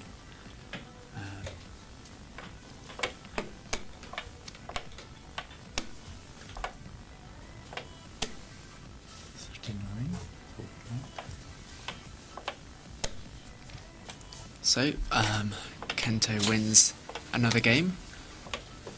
Thank you, Susan. Sorry, it's so dark here. The lights have turned off in here again. Kento is pretty unstoppable. He's on 9.5 out of 10 now. Yeah, he's playing so well in the tournament. Yes, and Oscar is also playing well, and there's absolutely no shame in losing to someone of Kento's strength. So they should be in here soon to be interviewed. Yeah, so maybe we should just prepare.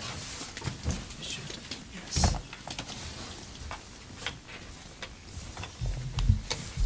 And yeah, in the live chat, there are 96 people at the moment, and That's so many people. there's a lot of people we're talking to, yeah.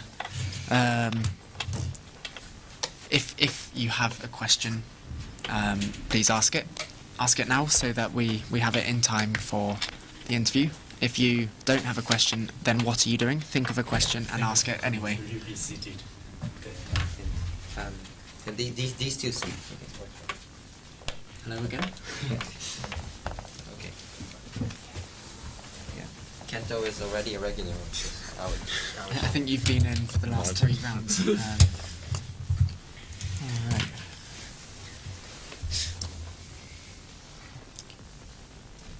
And the screen is showing the game. So we will just wait for us. Who was it? Alessandro Di Mattei. They just finished. Yep, so Alessandro beat Larry there? But it Is that a seems white like one? quite close game, isn't it? It does seem close. I can't count it. Alessandro is also no, playing Larry is very black well. and Alessandro is white. Oh. Okay, so we will just wait for us to appear on the screen again, and then we will ask these people some questions. Again.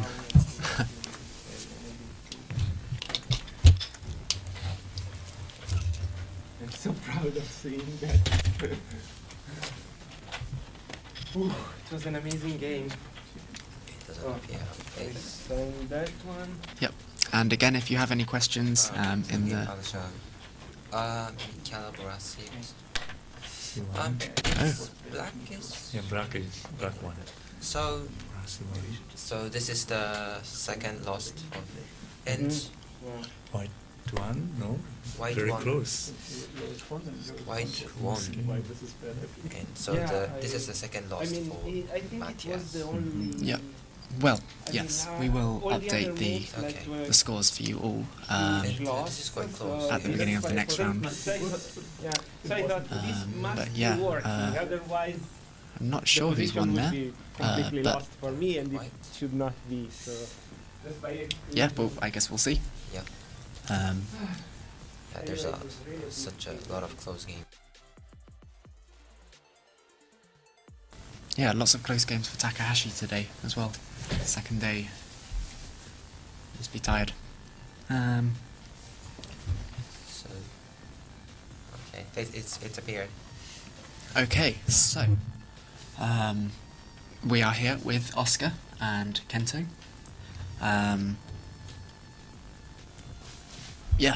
So Oscar, obviously Kento, we've had you about 100 times now.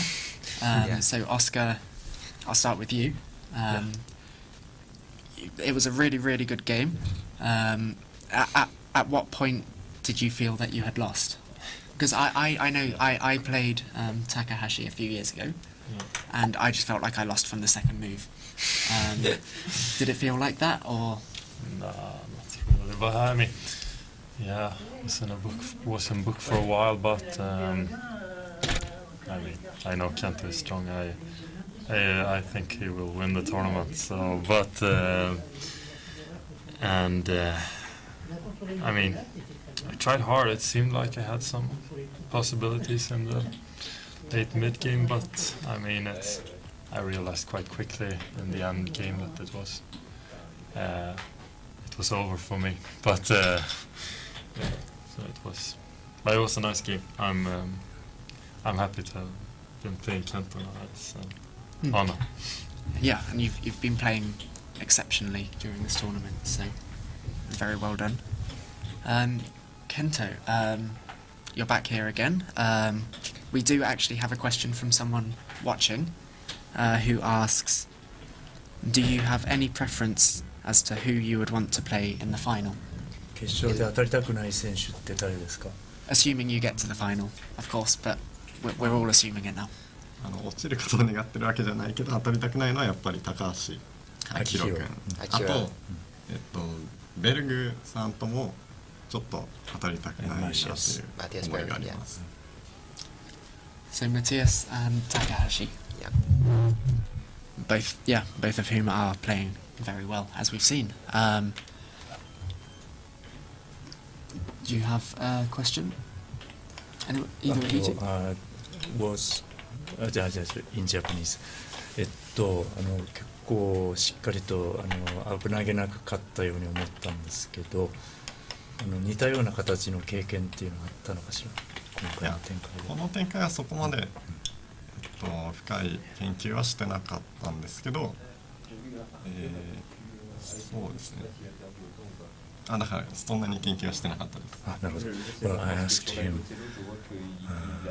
have you many experience in this type of opening and in this type of mid game? And he told me that he wasn't preparing so much in this opening. That was his answer. じゃあいつその勝利を確信したっていうか有利だなって思ったんでしょうかね。それはなんかここでみたいなのがなくて、お互いすごい悪い手打たれた感じもしないし自分がいい手打った感じもしないんですけど、気づいたらその、ホワイトラインが通りそうになった時に勝ちを確信しました。なるほど。I asked him, when did you realize, when were you convinced that you were winning? And his answer is, well, my opponent, Oscar didn't make any bad moves, and I didn't make any good moves.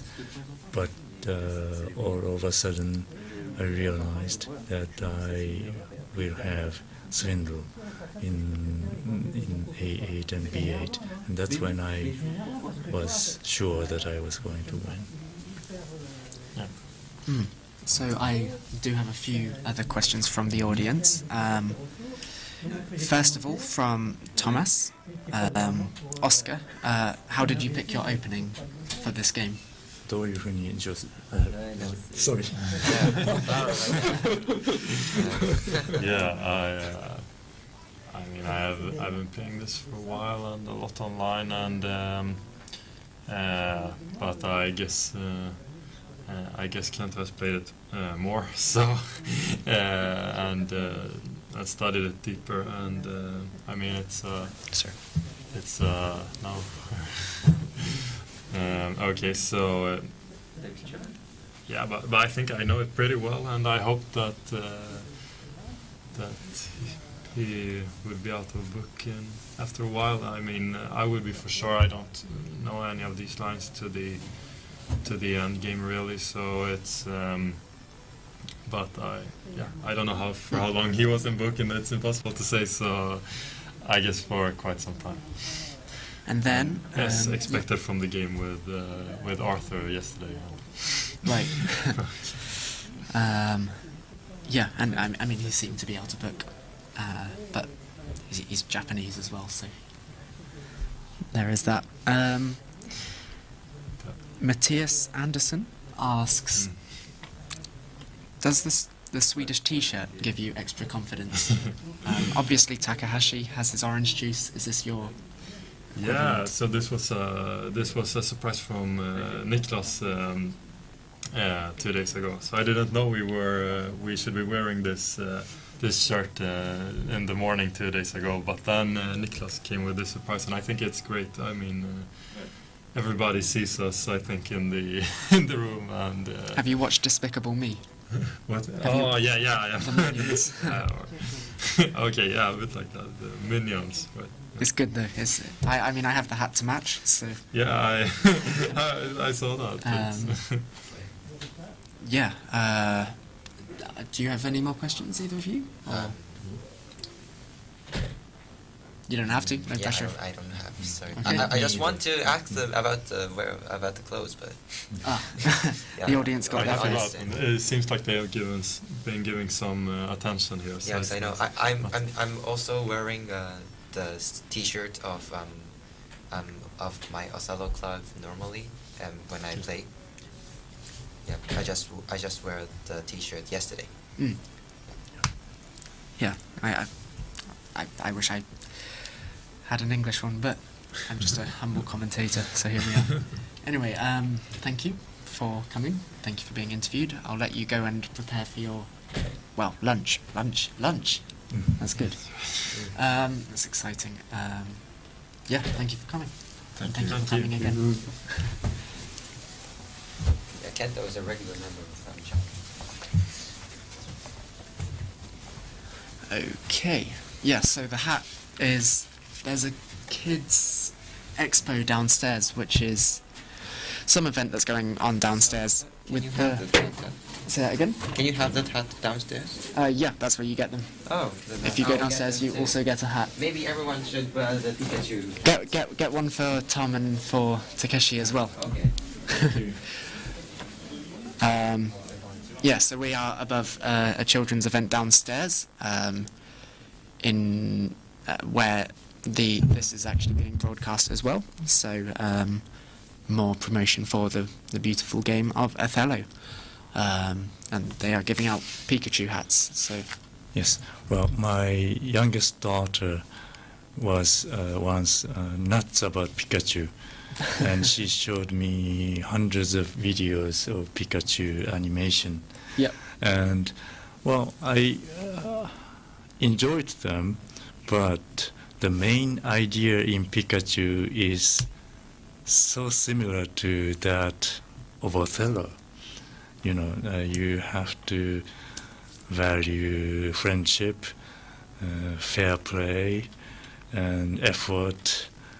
And the world is just like Othello world. So I was watching Pikachu videos, telling myself that, well, they are nice, but I already have the place that I love. Yeah. And my daughter was always sad that I am not as enthusiastic about Pikachu as she is. I think that's just part of being a parent, though. So. Yeah, I think we are going to take a break now for lunch. We should be back at about 1:40, 20 to 2. Round 11 begins at 1:55. So we will see you again then. Thank you for watching so far, and we will be back.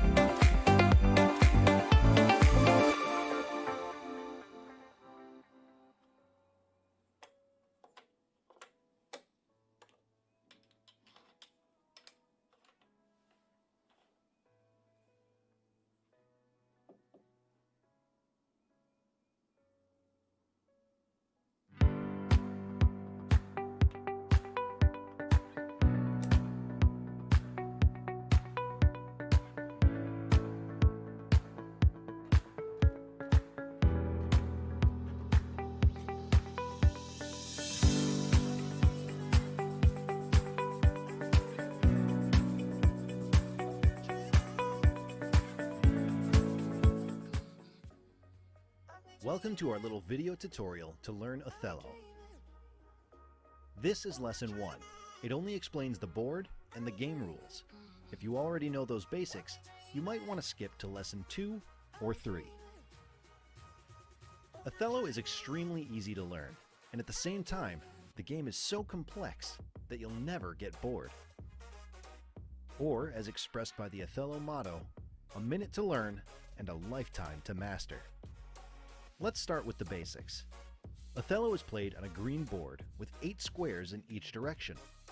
8 times 8 equals 64 squares in total. There's only one kind of disc. They are flat and white on one side and black on the other. Othello is played by 2 persons against one another, and they have one color each. The aim is to get as many discs of your own color by the end of the game. So how do you do it? You start with 4 discs in the middle, placed like this. In Othello, you don't move the discs, you add discs. That means that a disc will remain on the same square throughout the game, but it might change color a number of times. Black always starts. You flip the opponent's discs over by taking one of your own discs as the starting point, and then place a new disc from your stock of discs on an empty square on the other side of your opponent's disc. Simple, isn't it? In this starting position, black can choose between 4 different moves. They point in different directions, but they are identical, though laterally reversed. And then, the game goes on from there. As you can see, you can move both straight and diagonally. If there is a situation where a player does not have any possible moves, it is a pass, and the opponent gets another turn. Gradually, the board gets filled with discs, starting from the middle and spreading towards the edges and corners. When the board has been filled with discs, or no more moves are possible, the game ends. The discs of each color are counted. The player with the most discs has won the game. As there are 64 squares in total, this is the maximum score. You need at least 33 squares to win the game. 32 to 32 is a draw. In some cases, some empty squares are left. Empty squares are added to the winner's score. Now you know the Othello rules. I told you it's simple. Check out our channel if you want to learn more about the game and to get some tips and strategy advice on how to win an Othello match.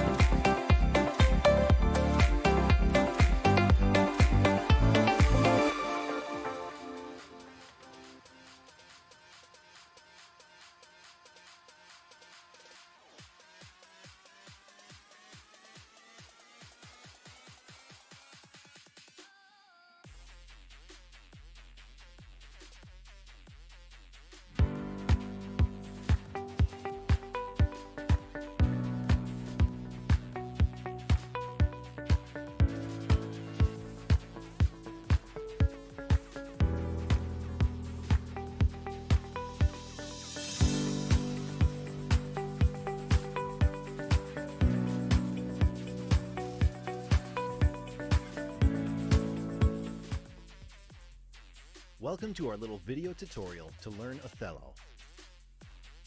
This is lesson 1. It only explains the board and the game rules. If you already know those basics, you might want to skip to lesson 2 or 3.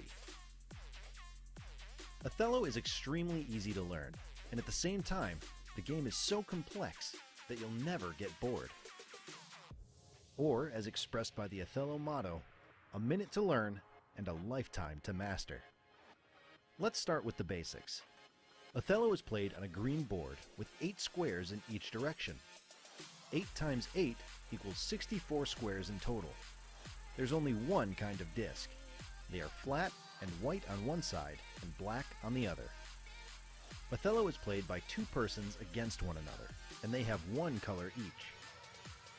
The aim is to get as many discs of your own color by the end of the game. So how do you do it? You start with 4 discs in the middle, placed like this. In Othello, you don't move the discs, you add discs. That means that a disc will remain on the same square throughout the game, but it might change color a number of times. Black always starts. You flip the opponent's discs over by taking one of your own discs as the starting point, and then place a new disc from your stock of discs on an empty square on the other side of your opponent's disc. Simple, isn't it? In this starting position, black can choose between 4 different moves. They point in different directions, but they are identical, though laterally reversed. And then, the game goes on from there. As you can see, you can move both straight and diagonally. If there is a situation where a player does not have any possible moves, it is a pass, and the opponent gets another turn. Gradually, the board gets filled with discs, starting from the middle and spreading towards the edges and corners. When the board has been filled with discs, or no more moves are possible, the game ends. The discs of each color are counted. The player with the most discs has won the game. As there are 64 squares in total, this is the maximum score. You need at least 33 squares to win the game. 32 to 32 is a draw. In some cases, some empty squares are left. Empty squares are added to the winner's score. Now you know the Othello rules. I told you it's simple. Check out our channel if you want to learn more about the game and to get some tips and strategy advice on how to win an Othello match.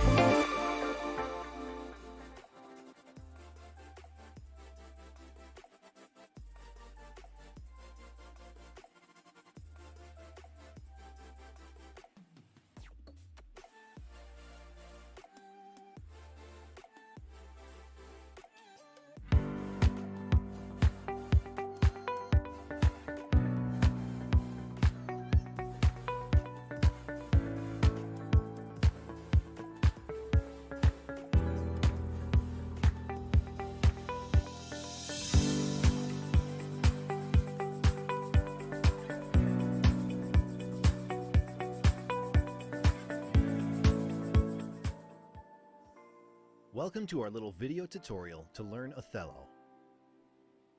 This is lesson 1. It only explains the board and the game rules. If you already know those basics, you might want to skip to lesson 2 or 3. Othello is extremely easy to learn, and at the same time, the game is so complex that you'll never get bored. Or, as expressed by the Othello motto, a minute to learn and a lifetime to master. Let's start with the basics. Othello is played on a green board with 8 squares in each direction. 8 times 8 equals 64 squares in total. There's only one kind of disc. They are flat and white on one side and black on the other. Othello is played by 2 persons against one another, and they have 1 color each. The aim is to get as many discs of your own color by the end of the game. So how do you do it? You start with 4 discs in the middle, placed like this. In Othello, you don't move the discs, you add discs. That means that a disc will remain on the same square throughout the game, but it might change color a number of times. Black always starts. You flip the opponent's discs over by taking one of your own discs as the starting point, and then place a new disc from your stock of discs on an empty square on the other side of your opponent's disc. Simple, isn't it? In this starting position, black can choose between 4 different moves. They point in different directions, but they are identical, though laterally reversed. And then, the game goes on from there. As you can see, you can move both straight and diagonally. If there is a situation where a player does not have any possible moves, it is a pass, and the opponent gets another turn. Gradually, the board gets filled with discs, starting from the middle and spreading towards the edges and corners. When the board has been filled with discs, or no more moves are possible, the game ends. The discs of each color are counted. The player with the most discs has won the game. As there are 64 squares in total, this is the maximum score. You need at least 33 squares to win the game. 32 to 32 is a draw. In some cases, some empty squares are left. Empty squares are added to the winner's score. Now you know the Othello rules. I told you it's simple. Check out our channel if you want to learn more about the game and to get some tips and strategy advice on how to win an Othello match.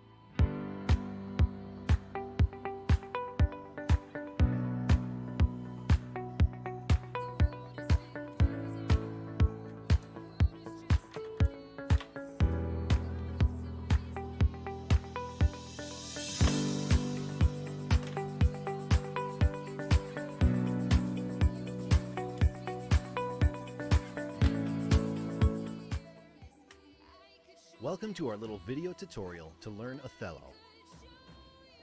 This is lesson 1. It only explains the board and the game rules. If you already know those basics, you might want to skip to lesson 2 or 3. Othello is extremely easy to learn, and at the same time, the game is so complex that you'll never get bored. Or, as expressed by the Othello motto, a minute to learn and a lifetime to master. Let's start with the basics. Othello is played on a green board with 8 squares in each direction. 8 times 8 equals 64 squares in total. There's only one kind of disc. They are flat and white on one side and black on the other. Othello is played by 2 persons against one another, and they have 1 color each. The aim is to get as many discs of your own color by the end of the game. So how do you do it? You start with 4 discs in the middle, placed like this. In Othello, you don't move the discs, you add discs. That means that a disc will remain on the same square throughout the game, but it might change color a number of times. Black always starts. You flip the opponent's discs over by taking one of your own discs as the starting point, and then place a new disc from your stock of discs on an empty square on the other side of your opponent's disc. Simple, isn't it? In this starting position, black can choose between 4 different moves. They point in different directions, but they are identical, though laterally reversed. And then, the game goes on from there. As you can see, you can move both straight and diagonally. If there's a situation where a player does not have any possible moves, it is a pass, and the opponent gets another turn. Gradually, the board gets filled with discs, starting from the middle and spreading towards the edges and corners. When the board has been filled with discs, or no more moves are possible, the game ends. The discs of each color are counted. The player with the most discs has won the game. As there are 64 squares in total, this is the maximum score. You need at least 33 squares to win the game. 32 to 32 is a draw. In some cases, some empty squares are left. Empty squares are added to the winner's score. Now you know the Othello rules. I told you it's simple. Check out our channel if you want to learn more about the game and to get some tips and strategy advice on how to win an Othello match.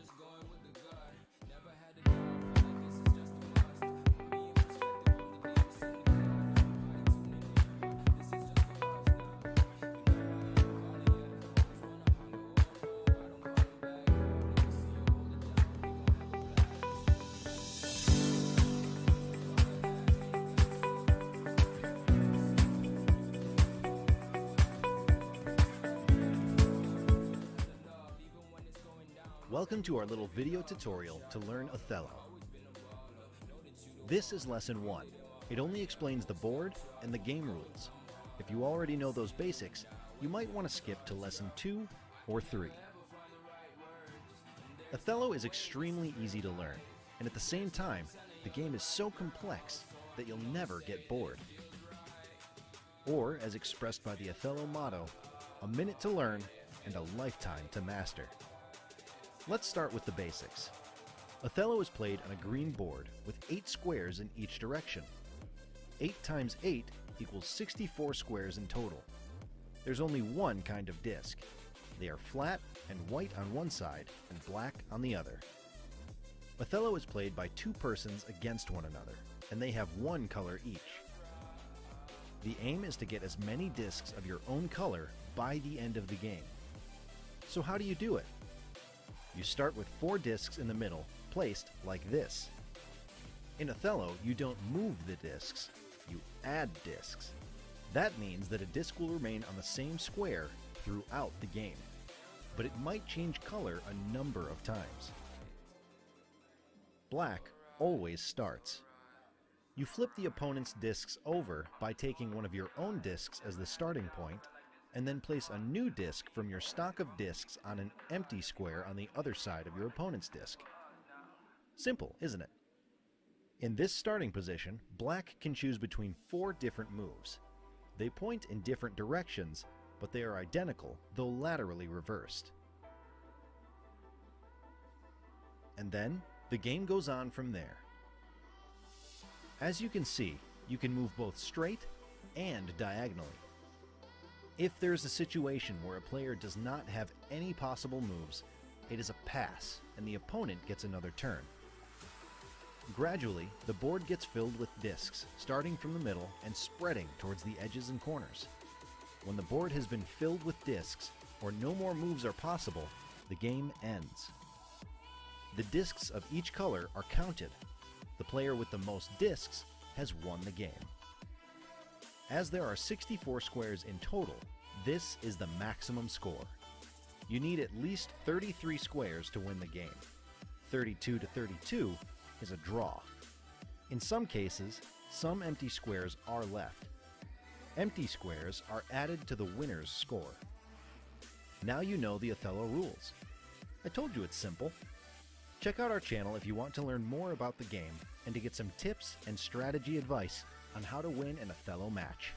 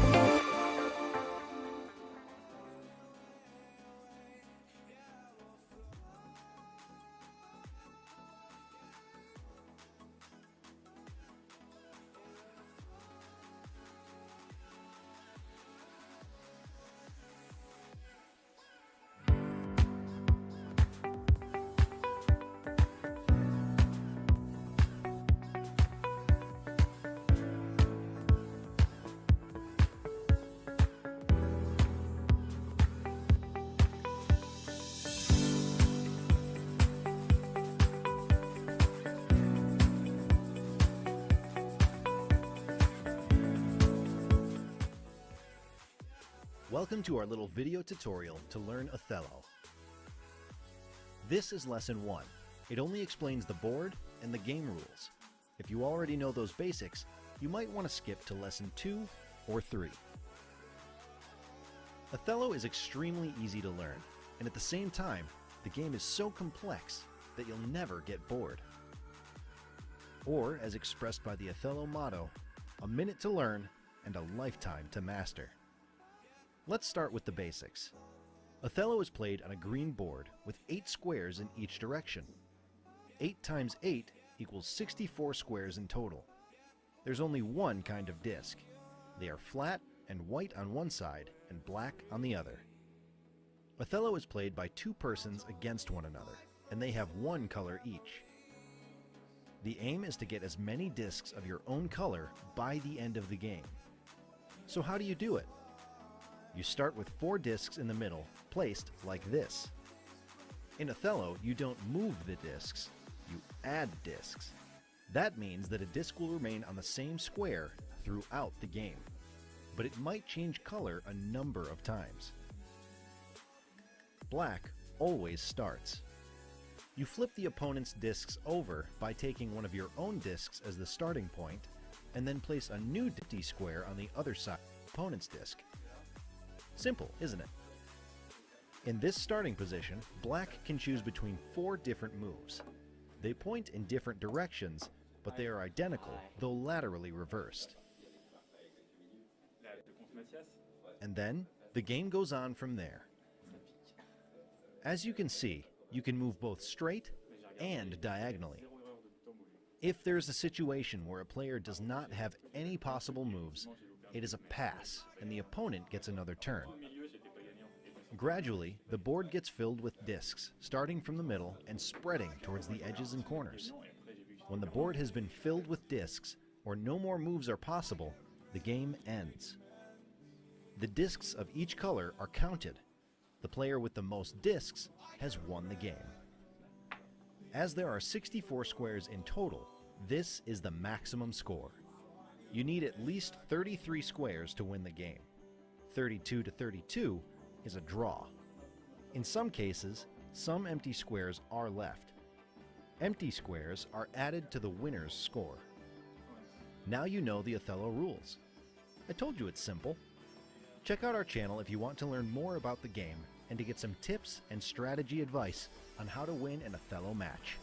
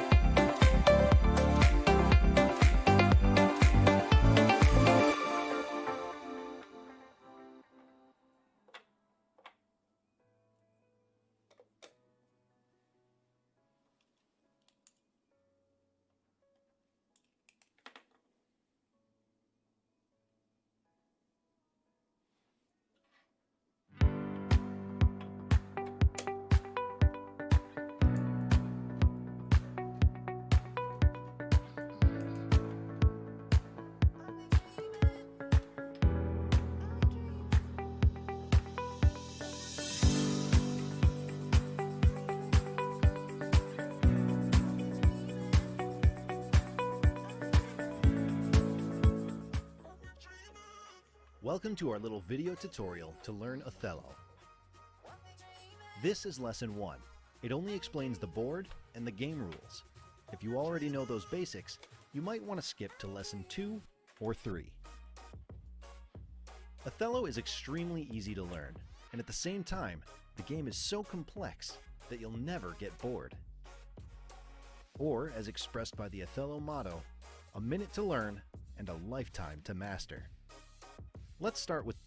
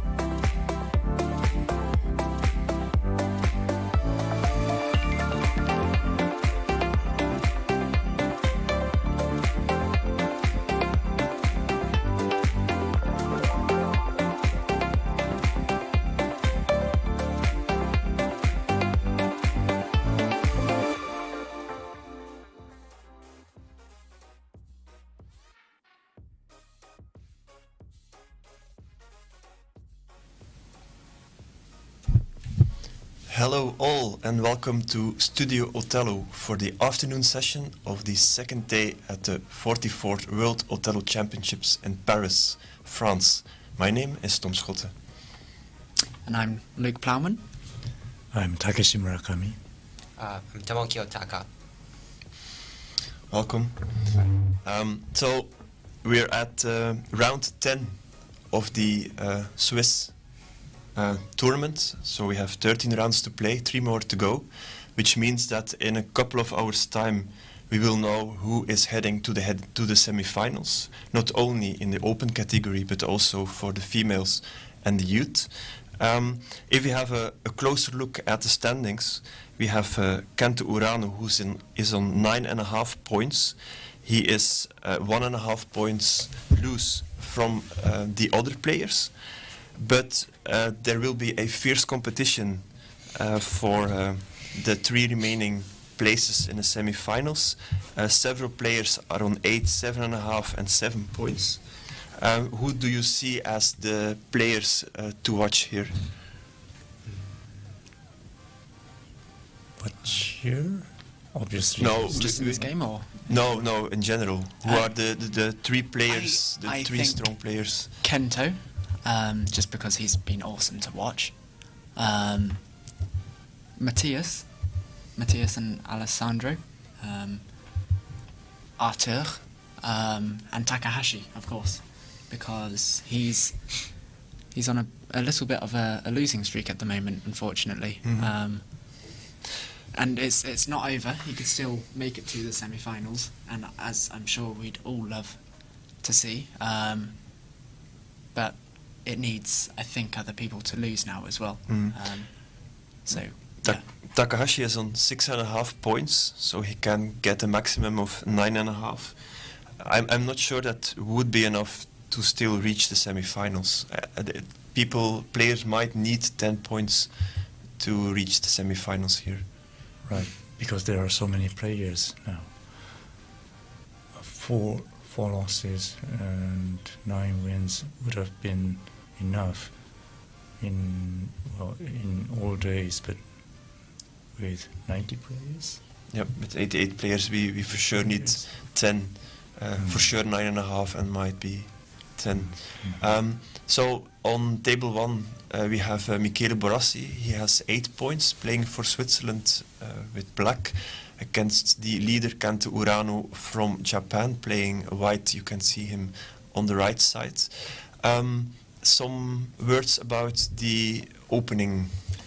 This is the we call it FJT opening, and this is actually a quite famous one Actually, FJT opening is the draw line, but this move is the black made the -2 moves. Oh, this one is the I saw this first time, and maybe this is another opening. But before that, the black moved F2. Yeah, it was like -2 in computers. But Kento still knows, so maybe this is all another -2, or maybe some -4 or -6, I don't know. But maybe he still knows this opening. I vaguely recognize this position. I think it's Michele's favorite opening line.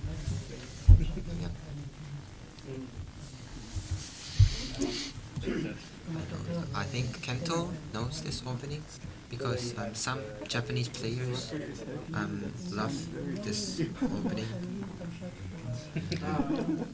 For example, I played with Tomoya Toda, which joined to the WOC in 2011.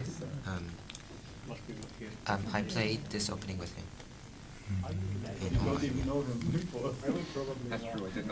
Well, it's White's turn to move, and White is thinking about Black's G3. I just guessed that White will move. But Michele? It seems that Kanto is disappointed that Michele still knows this line. Yeah, so just in case she said that this is Michele's favorite, so Michele knows about that. It's so nice that we see the players' faces when they react to certain moves. And I'm sure you heard Takeshi and Tomoki, their gasps as Kento played that unexpected move, but Barassi has clearly done his homework and played back instantly, causing a bit of surprise for Kento there. And I mean that's part of this high-level tournament play, is the research that the top players do into their opponents. Yeah. And I have to point out that a move like E6 would never have come so quickly if you were not prepared. And even his response there of A4 straight away. So Kento moves correct. And yeah, Kento is clearly part machine, but do you think that will make him a bit more nervous that his moves are just being responded to straight away? It will give him a lot of pressure. Kento must be under great pressure that Michele knows much. He can afford a loss. Yes. I don't know about Kento's mind, but before my experience, I played with Keita Omori 2 years ago, and it was a line of -4 of the openings, but actually I didn't know, and Keita Omori does know that opening, and I moved the correct opening until the 40th move. Yeah, so but I don't know, so I think I used a lot of time, so like the time is like Keita has still like I have 17 minutes, but I only still have like 3 minutes like that. So I don't know how's Kento feeling now, but yeah, maybe he's feeling still nervous. But yeah, as we talked to him before, and he's very good at dealing with his nerves. It seems that both players got out of book. Yeah, this maybe A3 moves new. But yeah, it doesn't seem strange. I would also like to advertise for our other live streams, where we have on table 2 Matthias Berg playing Lari Pihalapuru. On table 3 there is Katie Pihalapuru playing against Arthur Joignier. And on table 4, Lucas de Camargo against Janne Peiponen. And well, these players are all still in the race for the top 4 spots. So you can watch them on the other live streams. Yeah, and also the team ranking, if you see, now the first place is Finland, the Japan is the second place. Wow. Yeah. Wow. So I forgot how many times that's Japan's. 15 times. 15 times. So maybe the Japan will lose. Mm-hmm. Well, last round we saw all the loss of Akihiro Takahashi. But I think Keita Mori also lost. Really? Well, but when we interviewed Katie as well, and we asked her what her goal was for this tournament, it was to have Finland win the team title. Mm-hmm. So I mean, she's doing well. Yep. In achieving that. And indeed, for the Japanese team, it's currently Taketora Miyamoto who's contributing to the team results with 6 points.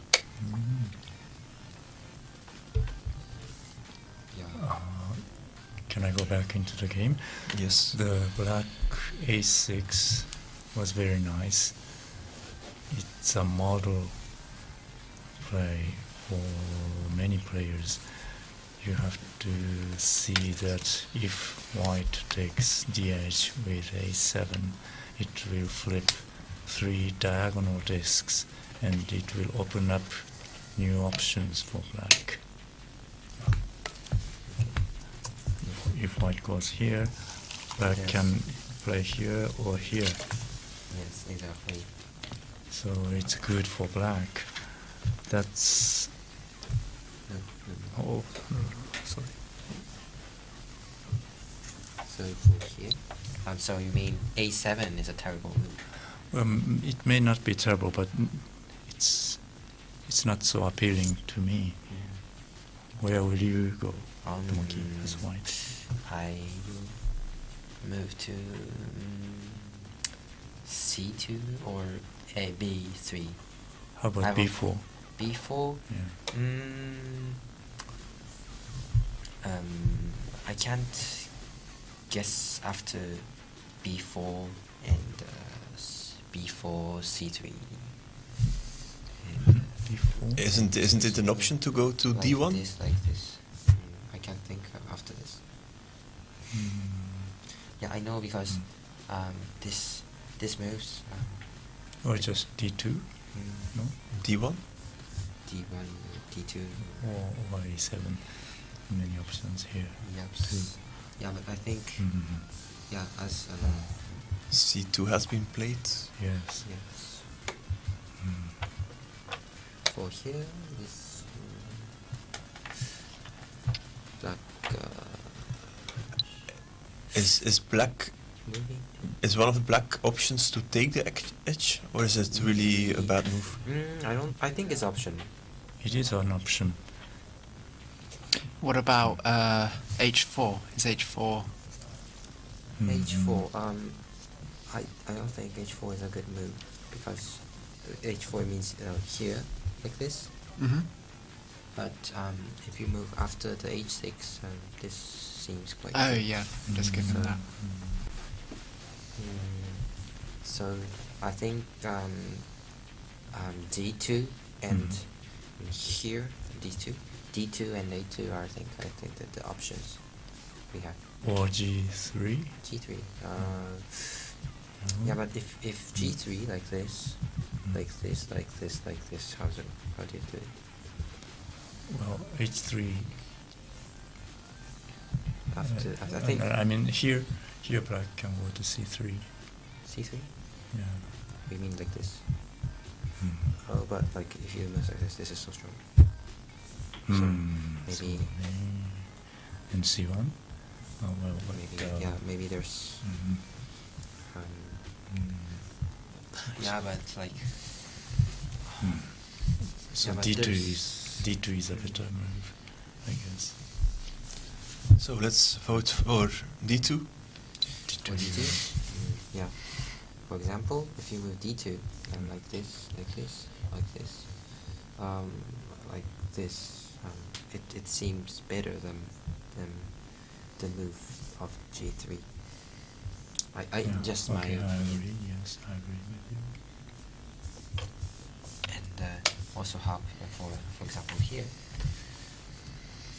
Where's I think there's a lot of options here. A3. B4? B4? No.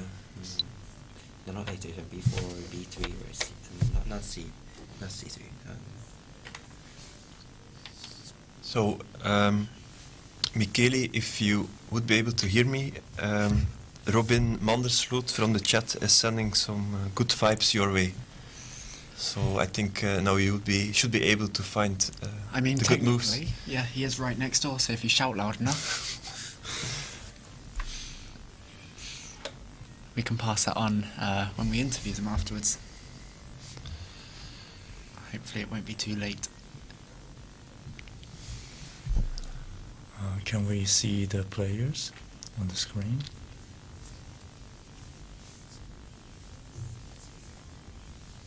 Thank you. So, yeah, these two are still enough time to think. Because it moves quite smoothly first.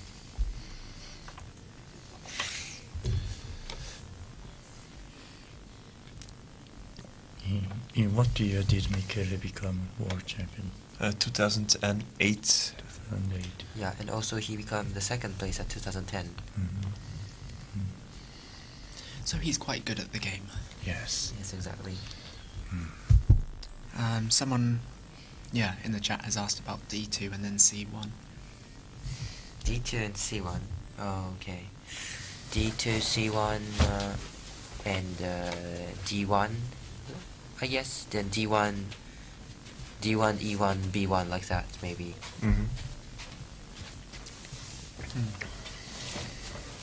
Yeah, but I think there's a lot of options, so that's why Kendo is thinking a lot. Yeah. Is it quite close between No, the not two? Kento, so Vorasi. Michael is thinking a lot. And he moved to D1. It's nicely suggested. For here. Yeah, like, I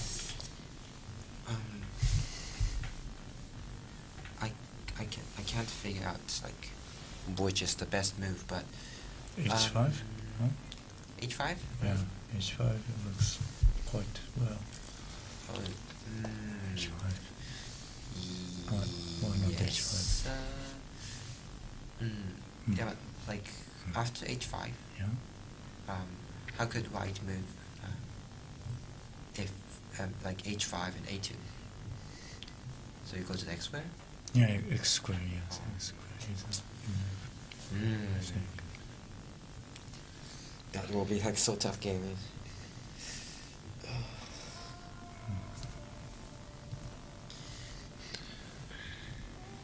Or maybe instead of X, oh, wait, what? Went to... Okay, C1. Black to play immediately D1? I think so, because...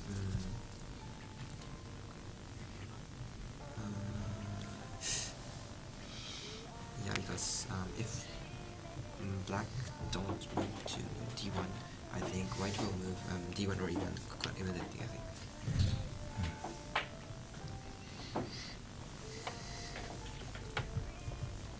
Which country was the World Championships in 2010? Italy. Italy. So Michele was then playing a home game.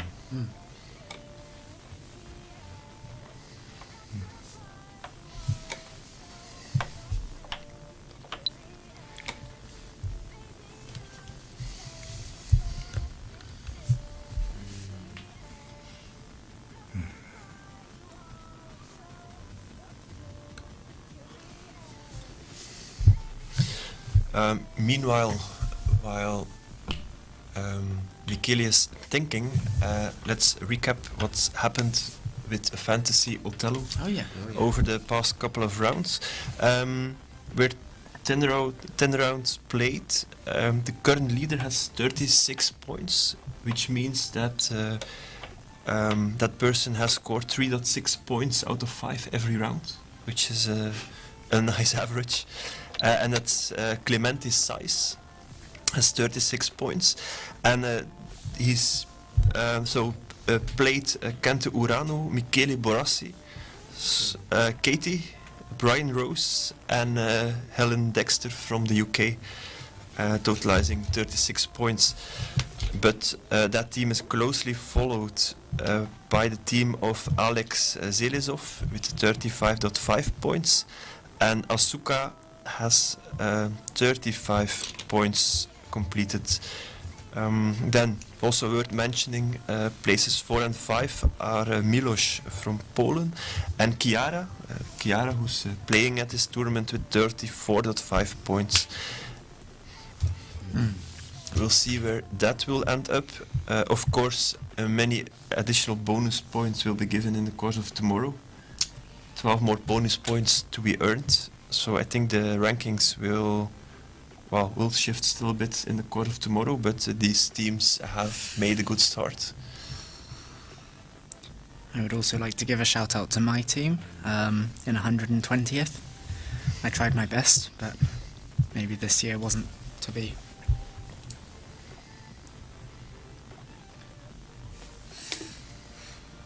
I did pick Matthias though, so I'm happy with that.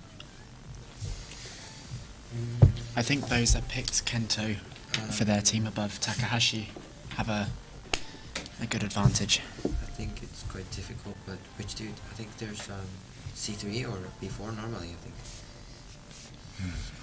So, yeah. Michaela chose B3. And do you think we have to fill in the C3 immediately? C3? Yeah, I think there's C3 or maybe H5. I think these two are the options, but I do think, or maybe E1 now. Well, I wouldn't go to E1. I would go to C3 instead, because if black takes A2, then white will have a nice move to B2. It was a bit complicated for intermediate players. If white goes to C3 now and black goes to A2, then white will have a nice move to B2. Can you see 3 prize ahead? I'm asking for the viewers, spectators, this live video. Well, both players managed their time well in the opening, Yeah, so that's they well. have close to 20 minutes remaining, and so there will be a point where one of or even both players will take a lot of time for one certain move that will be important for the rest of the game. Could this be the one move where Kanto has to make an important choice, or will it be later in the game? Later, I think, because in this case, C3 seems so obvious. I don't see any bad points on. But I have a question. Mm. Like, if white moves C3, I Yes. think H4 seems quite good, isn't it? Then E1. E1. E1. Yes. Okay. Then how about after E1 G3 to take the upper edge? No, I won't. Let's see. C3, H4, E1, F, G2, G3.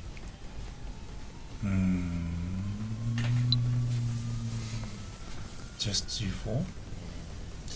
Yeah, but it seems quite close, isn't it? I don't know what. Well, I think white is. Yeah, but I think there's no other moves yet.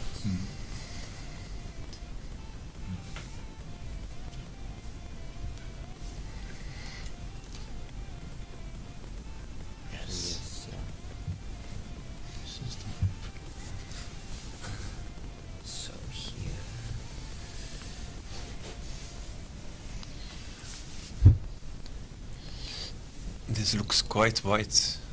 Yeah. Yeah, there's a lot of white discs, but And normally, in these kind of situations where white has a lot of discs and black doesn't, there should be a line or a way for black to win the game. But I'm sure that Kanto played these moves with some idea behind it. yeah. Next, if next is the white move, it is so bad. But the next is black moves and black. If black moves, there's a lot of new moves created. So And white has E1 move as Yeah. resource. Black will. It's not good for black to respond with B1 because move to B1 will flip I think diagonal lines. I think if I were black, I would play H4. It's kind of yes, we guessed about. Just talk about H4. H4 E1. It's kind of silent. And then G4.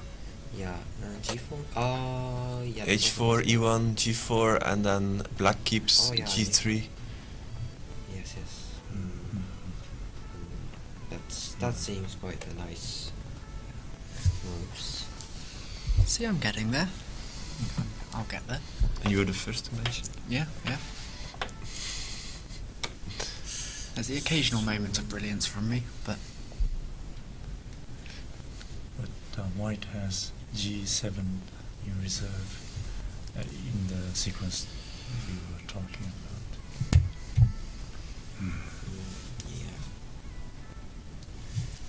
There's a lot of things about.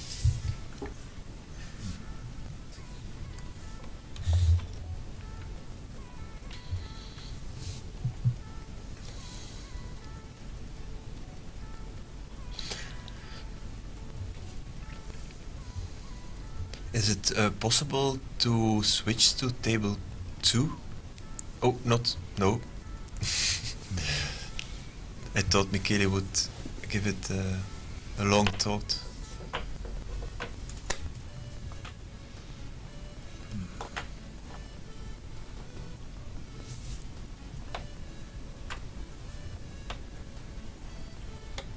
E1 is the only option here.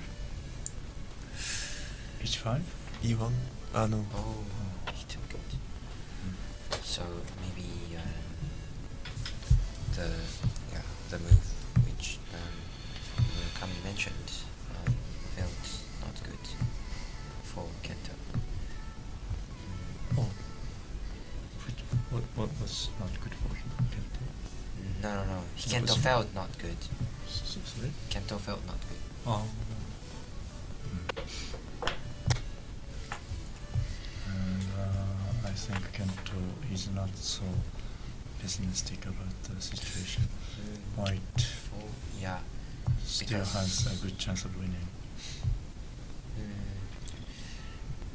because White has two moves in reserve, E1 and G7.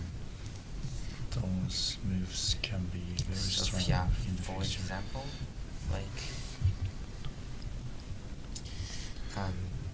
for example here, if it moves G3 and the white moves G4, Yeah, and if black moves H3, the move of G7 Yeah, will G7. be so strong. Yeah. That's the Murakami are mentioned. The line is controlled. Mhm. And actually, black seems to keep parities here, but however,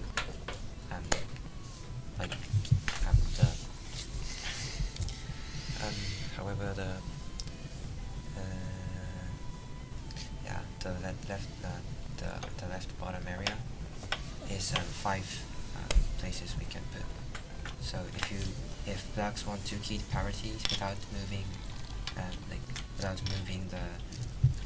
the west-south area, black has to move to the east-south area, but it gives a lot of stable discs, so I think it will be quite bad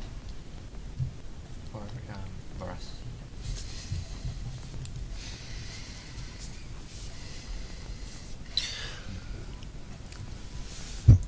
Would it be possible to switch to table 2, please?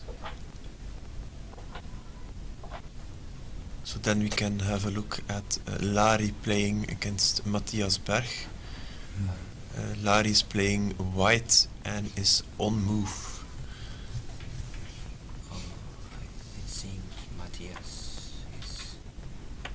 Yeah, I think Matthias is winning because,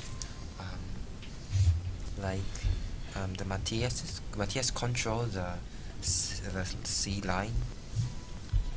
The line through C squares, I think. Yeah, I don't see too many options for Lari. Yeah, that seems to be a parity move. Hoping to get parity in all regions and still grab a sufficient amount of discs. But with the position on the board, I would think that Matthias should be able to secure sufficient amount of discs. And Matthias's time is Matthias only used his time is 21 minutes left.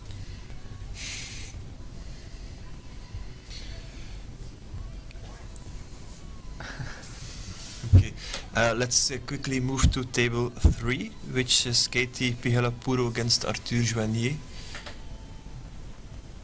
That game is not that far progressed as the table 2. Their situation is more unclear to me. Let's go back to the Urano and who was it? Urano and Michele Brasi. Brasi game. Yeah, it seems very there's exciting. so excited move. Urano to Okay, can we go back to table 1, please? Oh, it doesn't. Wait. So. Oh no, sorry. Sorry. The live Othello was a bit wrong. Sorry. It's come back. No, it's okay. So before we saw white taking a7, and Michele just played b7, and we still saw the response of Kent Urano to e1. So which colour would you rather be in this position? White. White. Yeah, White for me. Me too.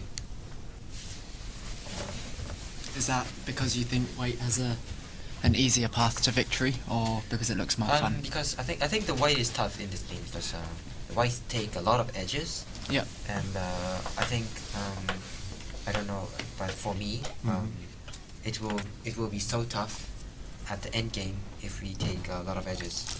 Just for me. But Black has a very silent move to g4 now. Yes, but I think the g7 for the white will be so strong at the future after the g3. And also black cannot move in b2 because the swizzle happens. And also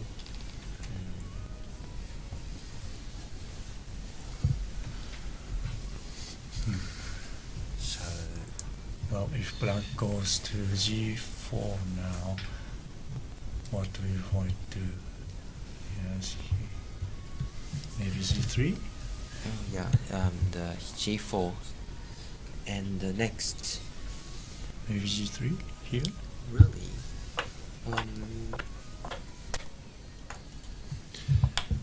is g1 not possible? Yeah, it is also possible. But after b1, what will happen? b1? Yes. Oh, okay. g1, b1. Yeah, b1. Like how about like g1, b1, a1, b2, a2, also a2, b2, and g7. g7? G7. a8. Yeah, a8, g7. Sorry. a8, g7. Then g3. Oh, and like if black moves to h8, the white can move to white will move to the b8, and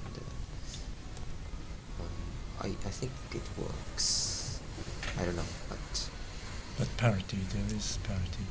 yeah. White will be forced to go into b8. But And black will get forfeits that.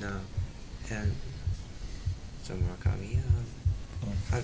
how do you think after then g3? Or it's white's turn. No, because for it's white's turn, so you just mentioned Oh, g3 from okay, white. G3 for white now. Hmm. See? G3 for white now. Black will be obliged to go to b1. Then white. Yeah, but just we know that the both of moves is so hard to think.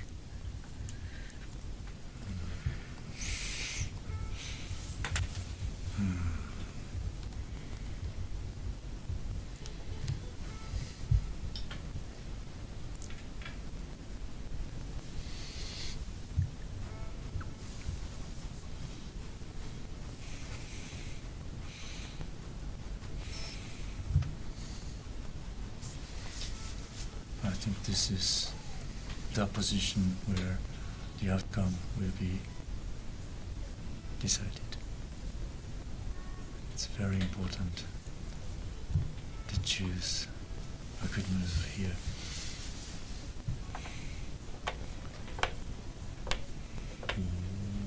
Just as Othello suggested.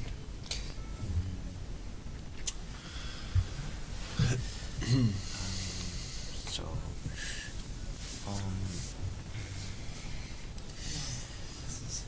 this is so difficult. Quite the position. So it will all be about swindles and diagonals? Is G2 not possible? It is possible, yes. Although white will go to c5. C5? Sorry, h5. h5, yes. g2, h5. Yeah, G2, H5, and but yeah, it doesn't work, I think. Not yet. Yeah.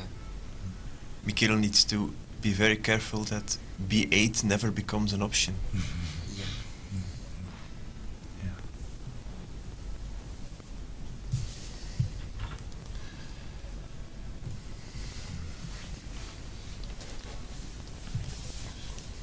Very interesting game. Yeah.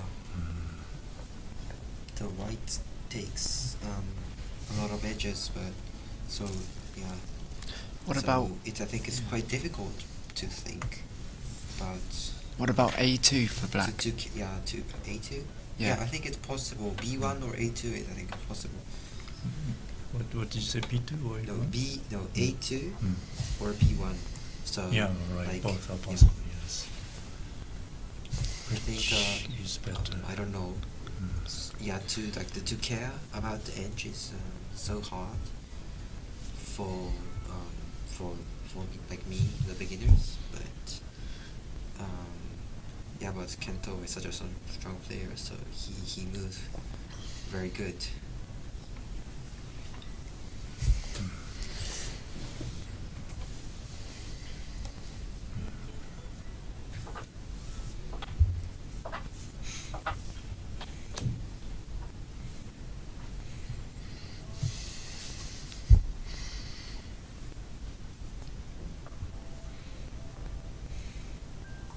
Was there something wrong with G3 for black here?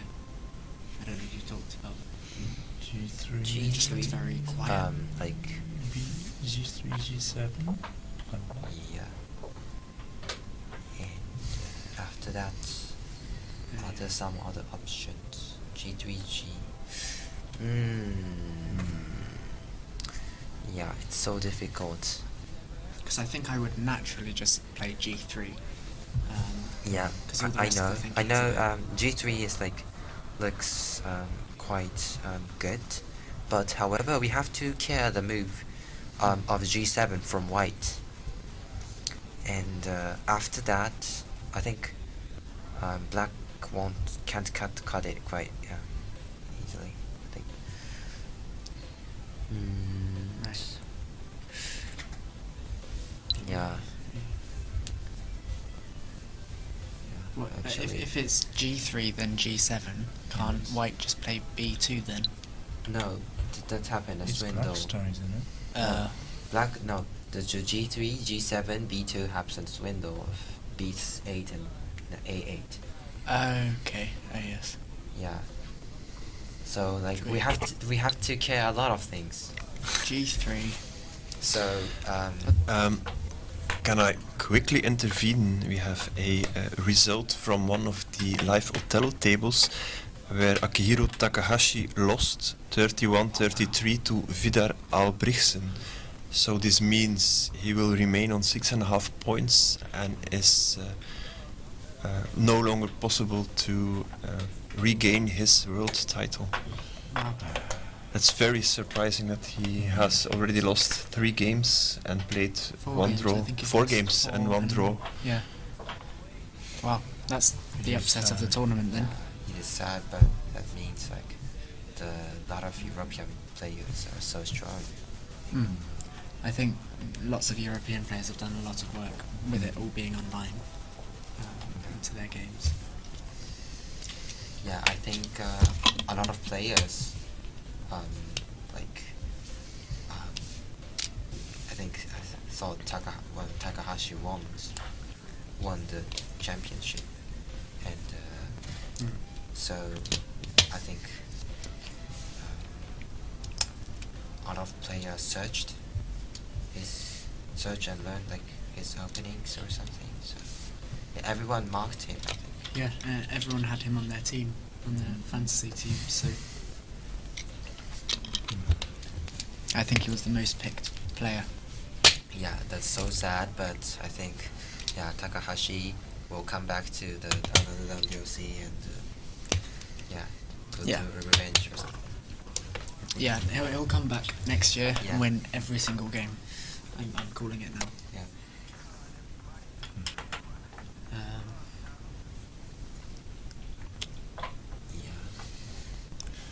But yeah, I think this move will be the key point of this game. Yeah. This is the move where he wants to spend at least 5 minutes on. Yeah. Because I think when he started thinking, well, when it was his move, he's already thinking over 5 minutes for this one. I think so. He was, I think, I think he's thinking about 7 minutes or something like that.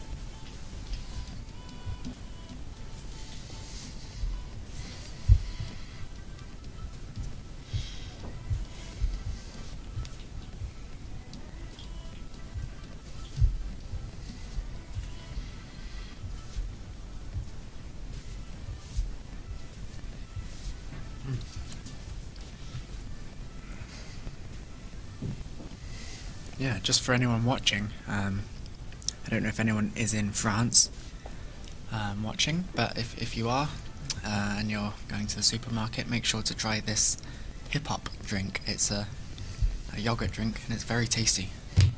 I got the vanilla flavoured one. Very good. They don't have that in England that I've seen, so...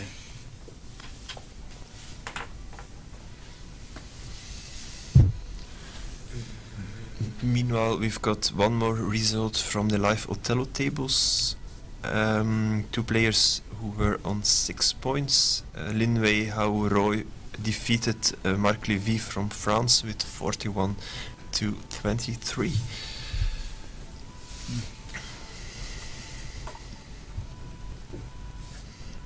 So we're looking forward to more results from the other tables, because that will deny most probably the losers of those matches a spot in the semi-finals. Yes. For sure for the players who are on 7. And of course it's been quite surprising because Kento drew his second game, and it was quite a while before Takahashi dropped his first points. And so to see Kento kind of overtake Takahashi, I think has been the most surprising thing for me. Because there were lots of people that thought Kento Urano might do very well in this tournament. But when he drew his first game, and Takahashi won both his first games, I thought that was Takahashi's tournament to take. But then, Kento overtook him. So it's been exciting. It will be important for Akihiro to keep on trying to win games, because those will count for the team results. And after losing another game, their first place might be at stake, with Katie, Lari and Janne performing very well. Yeah. And also, I think,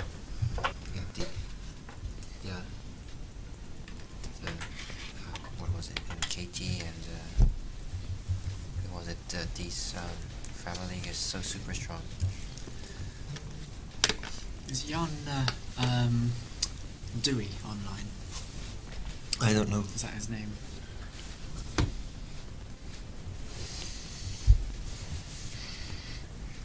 I agree. I think people need to just use their first names as their name online. I just use my full name online. Yeah.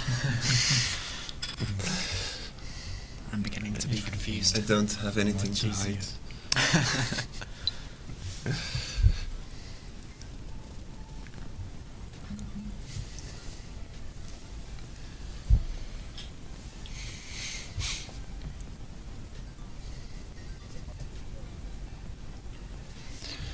Hoping for Michele when he makes his move, Kento doesn't do anything unexpected, otherwise he has to rethink the whole sequence again.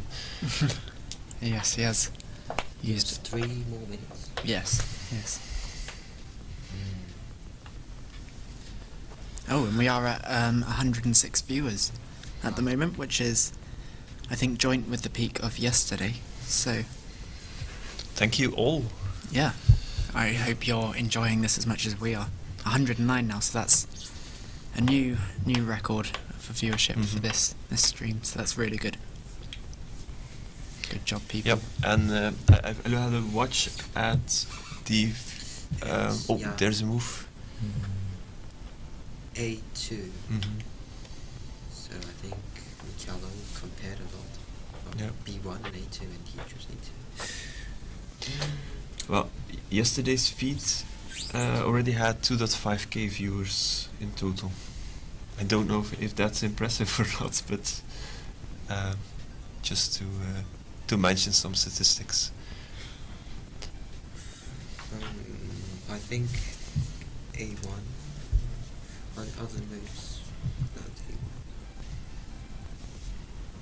A1 seems imperative for me. White has to go to A1, doesn't he? I just suggest maybe Urano is just thinking for maybe G7. I don't know, it doesn't work, but like G7. But he has plenty time, so yeah.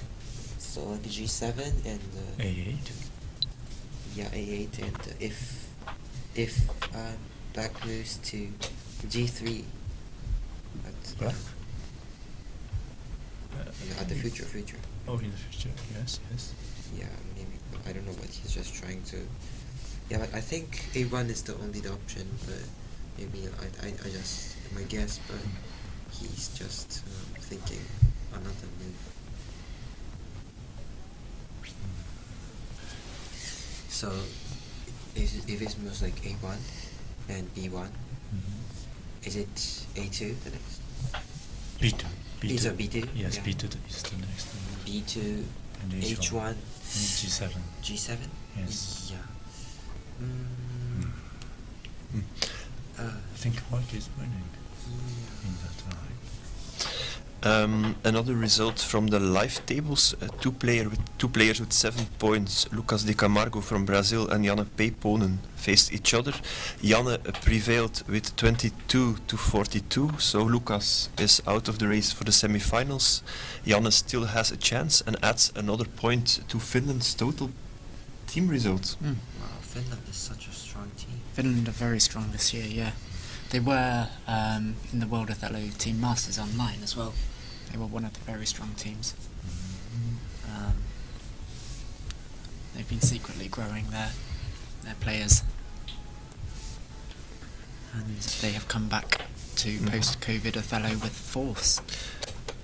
And on table 2, Matthias Berg defeated Elari with 37-27. Both players are still in the race for the semi-finals. Matthias is now on 9 and Elari keeps 8 points. But that's another for Finland then? No, Germany. Oh, Germany, yep.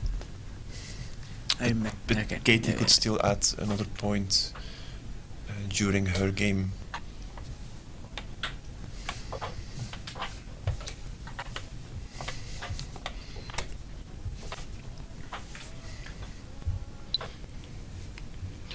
So, Tomoki, what do you think Rano is thinking about right now?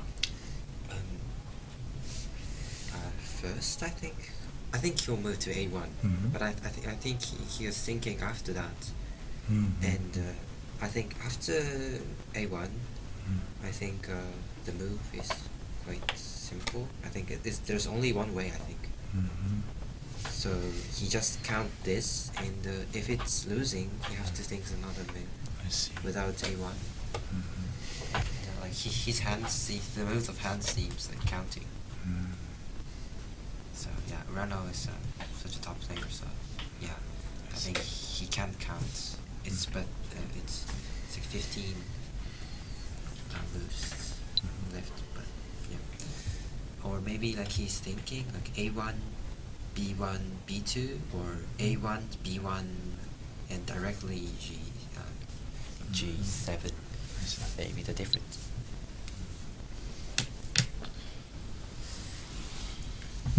So, well, Kento Urano is counting. On table 5, Oscar Eklund lost 26-38 with Roberto Sperandio. Roberto is still in the running for the semi-finals, and Oscar Eklund is out.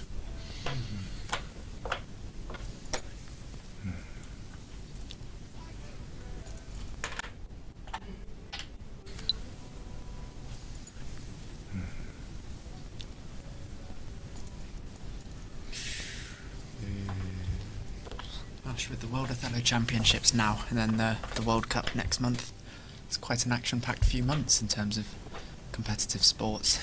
Oh, it wasn't G7.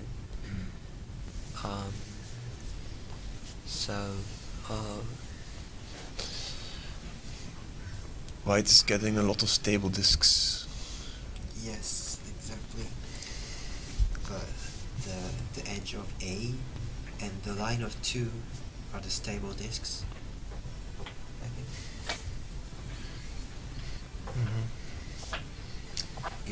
Is black H2 here? Maybe other. Oh, I think Renault's moving so fast, so I think he just counted. Yeah, during like he was during the thinking of A1, I think. So he thinks it's enough? It is enough. I think. Because white will go to G7 eventually, and then black will be obliged to go to H7. Yeah, and also white white will go to H8, and then pass, and white B8, and black A7, A8. It's a comfortable win for white. Maybe I said it too fast. So there are some ways to follow this. Is it here? Is it G2 or maybe H6? Or where do you think? Both are possible, but in any case,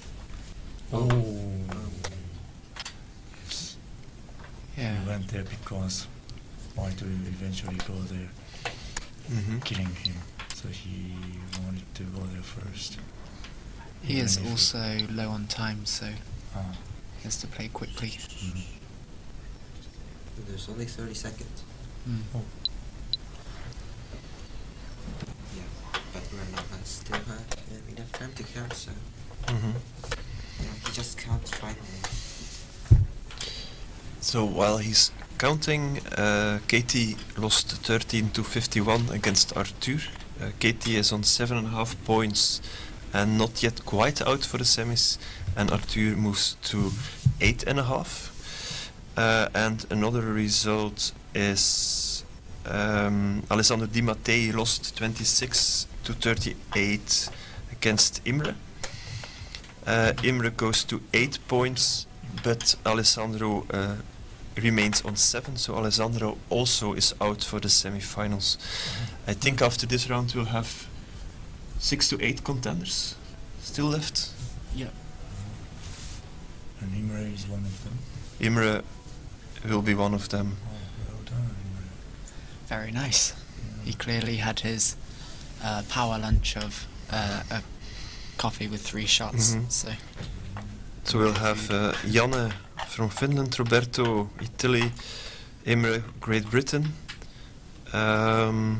Katie, Arthur, Lari, Matthias, Michele and Kento, and then the winners of the game between Brian Rose and Nicky van den Begelaar will also still be in the running.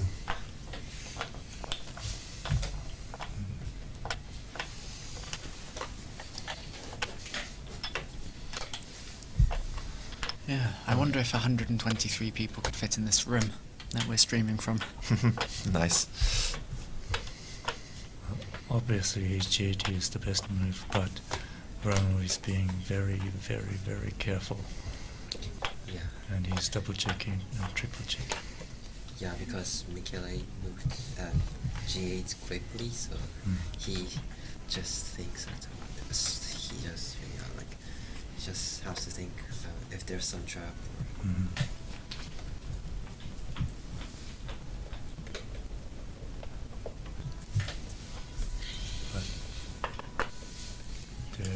Michele is laughing. There's no trap. As far as I can see, there's no trap. Me too.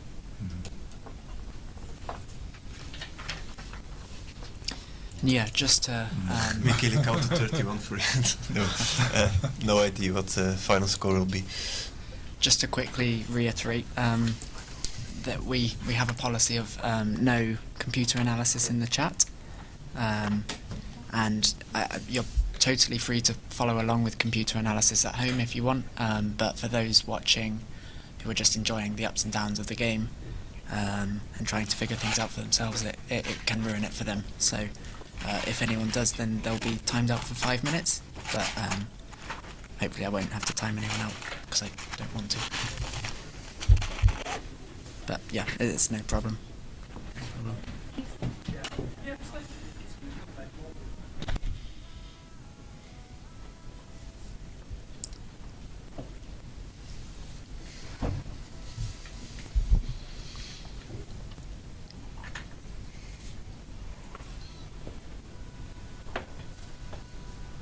I think this vigilance of Urano is a secret to this consistent H8. performance. Is this the best move?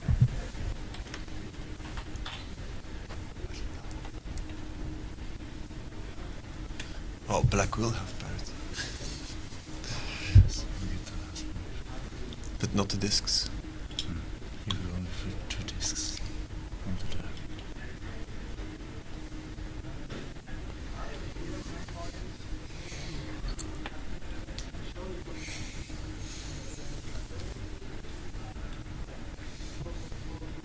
If black plays, if white plays b8, he would lose also parity in the other region as well. So his move makes perfectly sense. So we have a pass, and then Does he really have to count that? A little smile from Barassi there. It will be a close one. It's 10, 13, 17, 20, 22, 24, 28, 36.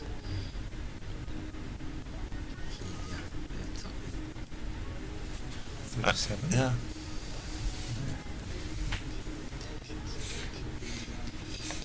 "28" I count. I'm wondering if there was a winning line for black when Michele was thinking that long. Yeah, Michele moved from A2, but maybe B, yeah. B1 instead of A2.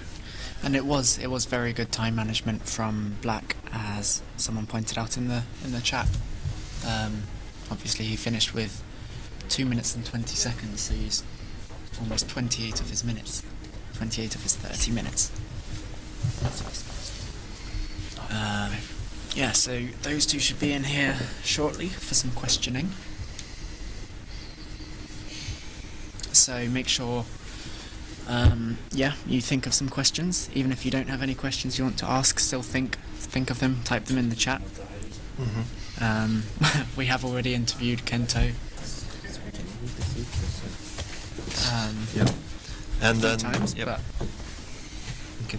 And then one more result from live Othello, where Nicky prevailed over Brian Rose with 39 versus 25, which means that Nicky is still in the race for the semi-finals and Brian Rose is out.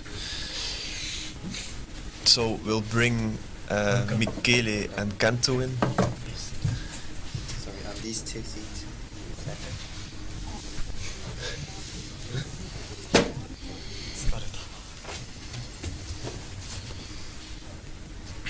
everyone's wearing yellow. It's very nice. Nice jumper. Welcome Michele, welcome Kento again. You have played on table 1. It was a fierce game. And Michele, there was one point in the game where he took a long time. Do you think that... Well, what was your thinking process there? Oh, so, well, the move before I played quickly because I didn't have many alternatives, and I said, okay, there are a lot of options, I can do a lot of things after this sequence, so there will be one that is winning. And I was spending time trying to find the winning one. And unfortunately, I think there was no winning line actually. Okay, 浦野君、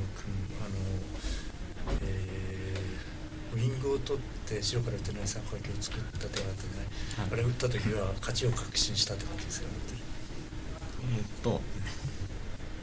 まだあそこは全然勝ちは確信してなくて、どっちかというと他にいい手がなくて打ったという感じです。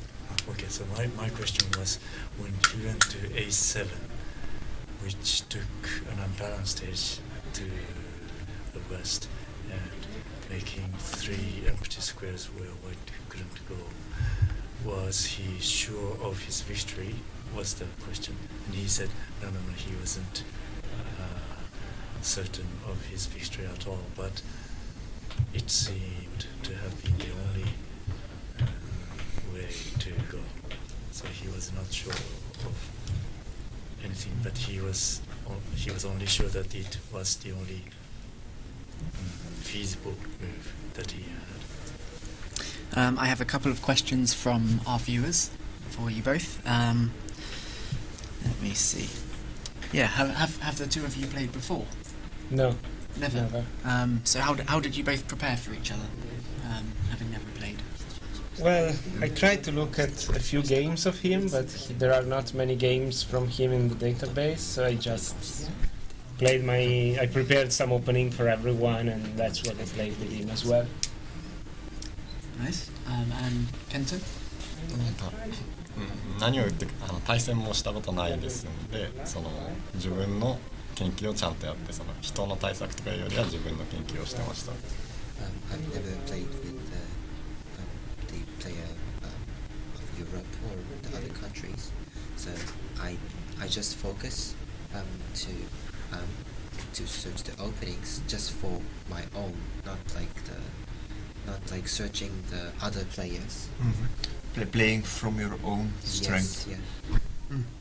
Nice. And then, could we get the virtual board up quickly? I think I'm gonna need it because someone asks, why did you play D2 instead of A2? And I'm not sure where you played D2. So. When did I play D2? I would also like to know that. Yeah. There was nothing I could do. Yeah. So if we could get the virtual board. D2. Okay, so can I just look here? Yeah, it was a tough choice. And yeah, I thought that A2, there was no rush to play A2 because White couldn't play A7 and the party was more in the north than on the left. So, I mean, I bounced the question, why should you play A2 instead of D2 in this position? And I have no answer. So I played D2, looked better to me. Virtual board, please.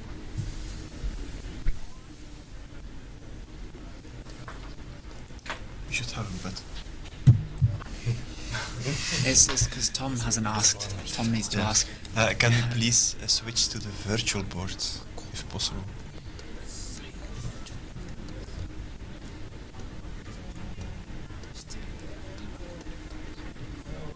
No. Okay, then no, that's good. We proceed.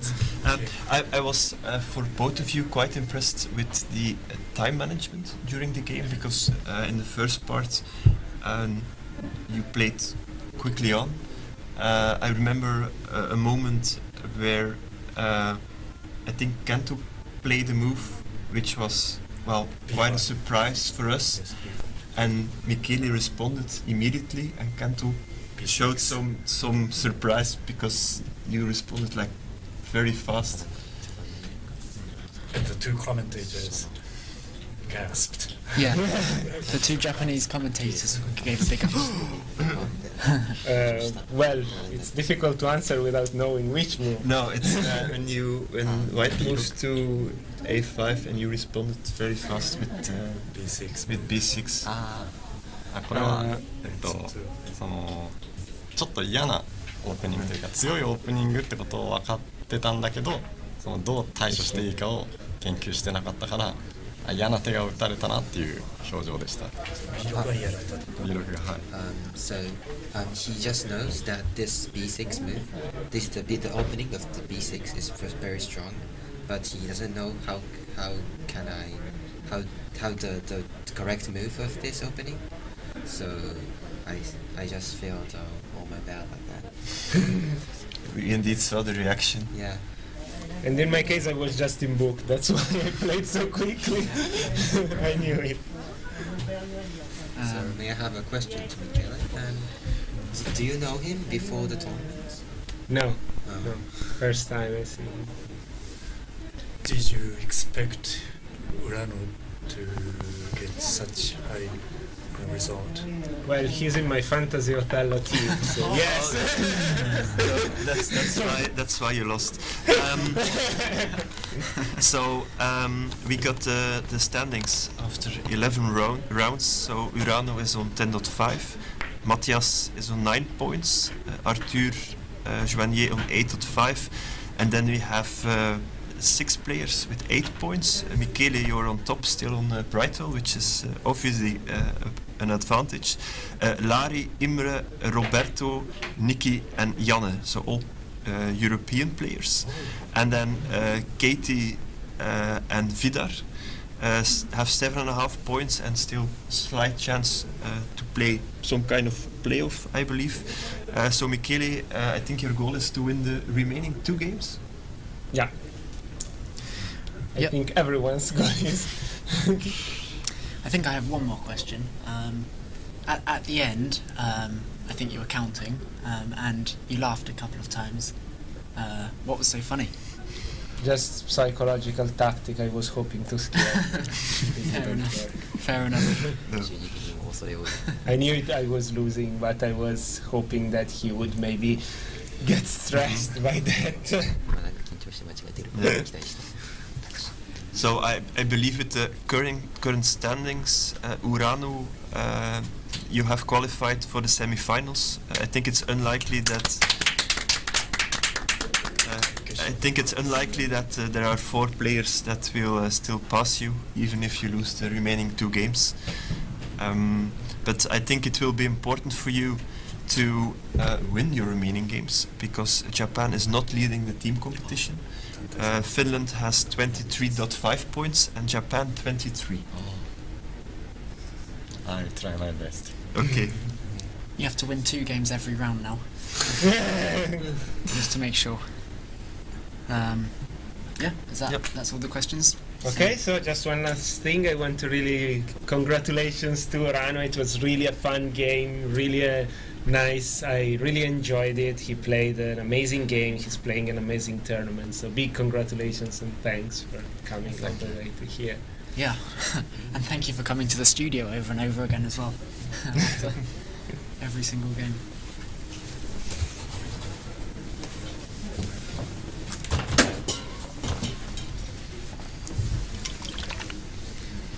Thank you. Cool, thank you.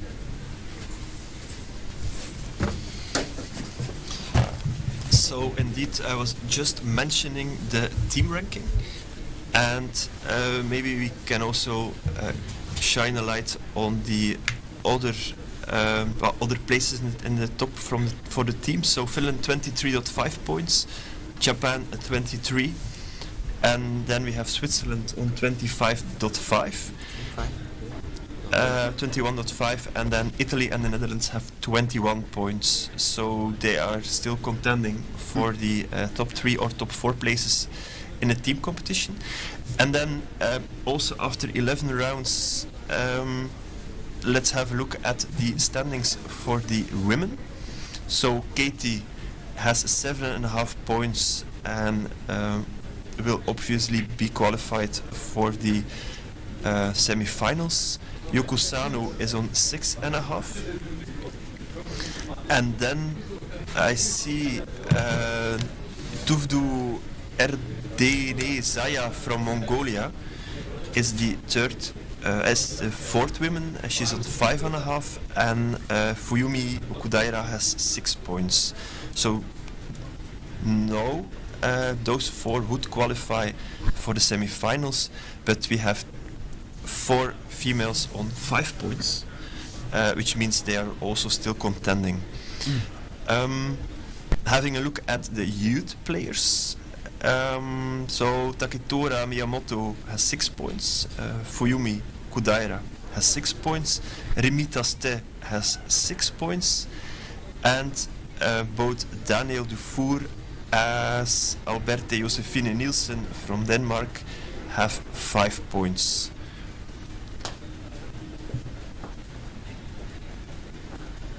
We'll see what's going to happen in the remaining 2 rounds, but there will be some exciting and important games to be played for the women and the junior players. Can you tell me how many junior players we have in this tournament?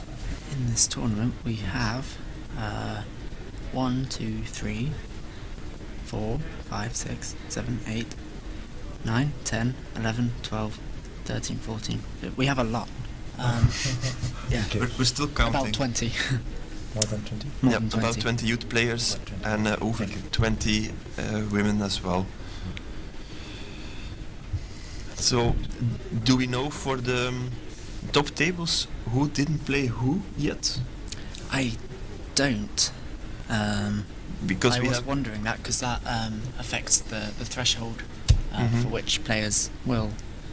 The points that they'll need to qualify for the semi-finals. Because Urana played against Matthias, played against Arthur, played against Michele. I think he played against Lari as well. So he'll be playing either Imre Lieder, Roberto Sperandio, Nicky van den Begelaar or Janne Peiponen. But I'm afraid that those players will have to defeat two strong players in order to get it to the semi-finals.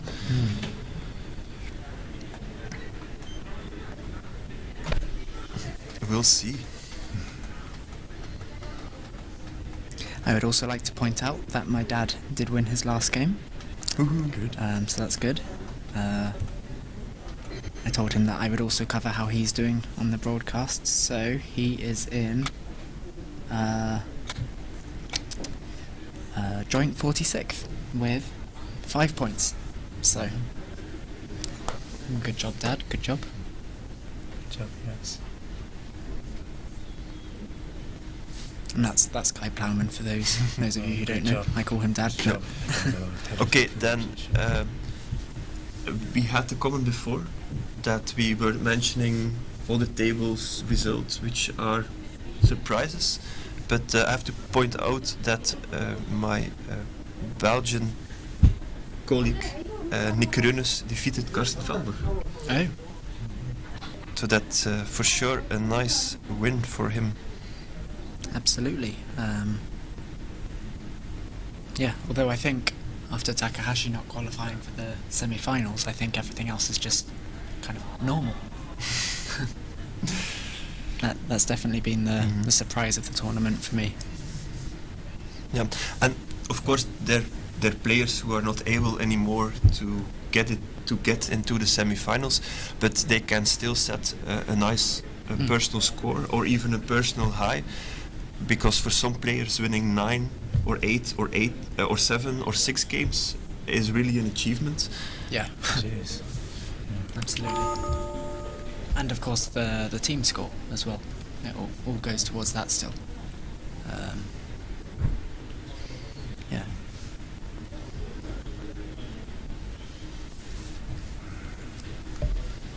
Well, I'm really surprised with the result I think, of the yeah, first 11 games. If we were to walk out of this room, we could feel the whole conference center reeling. I'm so surprised because we have Kanto on 1 for the moment, and if you look at all the other players behind him, 4, 6, 8, 10, 11, there are 11 European players before we see the first non-European player, which is Maverick Lam from Hong Kong. He's on 7 points, and all the players on a higher number of points are European. I didn't really expect that to happen. Is it the result of all the European Grand Prix tournaments in the past decades? Maybe? I think over the pandemic there was a lot of online tournaments for European players. I think they've been practicing lots with each other over that time, which maybe helped. But I don't know, it's interesting because there seems to have been a shift somewhat. Obviously, Kento is Japanese and he's in first, but there do seem to be a larger number of strong Europeans this year. Which, I mean, yeah. I think there are several reasons for the dominance of Japanese players, but one of them is that they play on the board tournaments so often. So they trained themselves by playing on the board very regularly, very frequently before the pandemic. But during the pandemic they didn't have the chance to do it. No, well, when I explain how Othello works in Belgium, I always say we have around 60 active players on the board, and we try to organize 6 to 7 tournaments a year. While in Japan there are 6 to 7 tournaments organized every week before the pandemic. Because I know that in some areas tournaments didn't really start it off again, but in other areas it's really most of them haven't started. It's very sad. Japan Othello Association has to loosen its reign over the tournament directors. They force them to use very strict health measurements against the pandemic, like the accrual board between the players, and you have to clean up the disc after every game. 64 discs, that's a lot of work, and I don't think it's necessary in the present situation. They can play Othello safely without these measures. The conditions have improved, but I also understand that there are still precautions to be taken. It's about finding the balance of not overdoing it and still being safe for the ones who want to still apply the rules. Well, yes. Well, maybe in Belgium we try to combine tournaments with some fun aspects, or we organize a tournament and add a barbecue after the game or during the lunch. We have tournaments where every player brings a wrapped present, and then at the end of the tournament everyone picks a present back and takes it home. That's a bit, we try to introduce a fun aspect, and as such try to convince new players or relatives to also join the tournament just for the fun aspect. And this is what I was saying yesterday about Othello boxing. Well, we were talking about chess boxing, so the mixture of a board game and boxing, and having 1 minute of Othello, and then 1 round of boxing, and seeing who wins in which sport first. I think that could be quite funny, especially from a commentary point of view.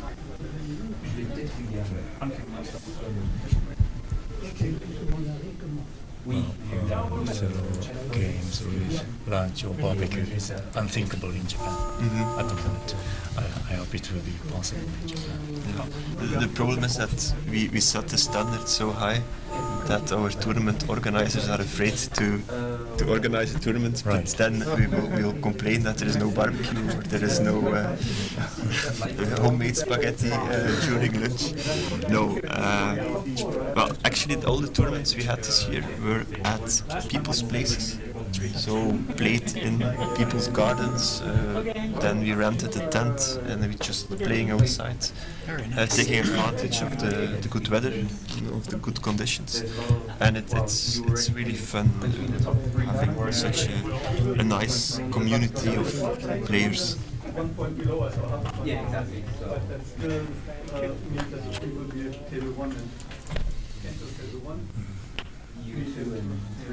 The pairings up for the next round. That be.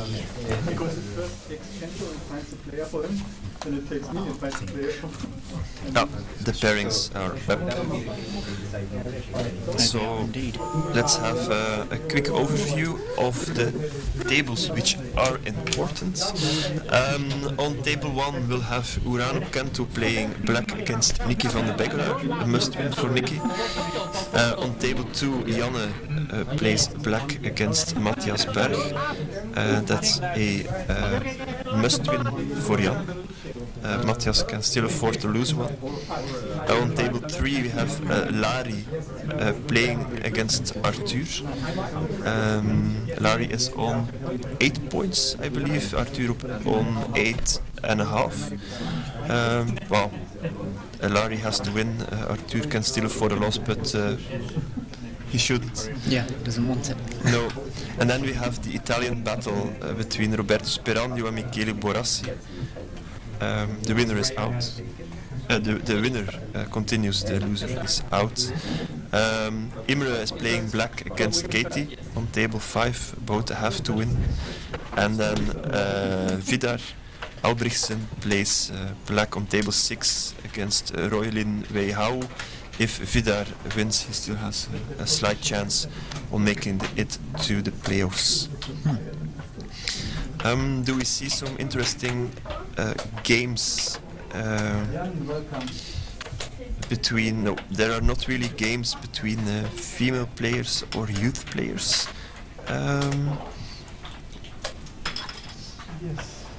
Which are higher up in the rankings.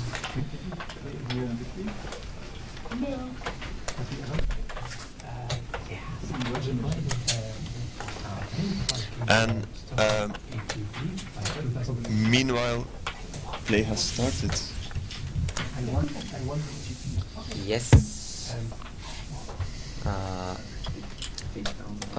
Is this opening of Nocon? I think Let's have a look in the live, so you can.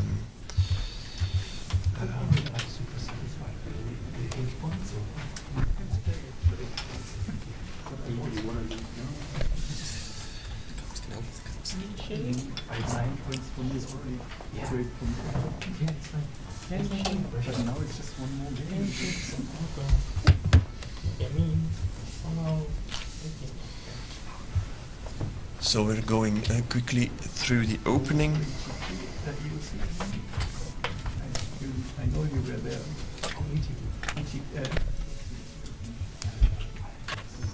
Kanto to move.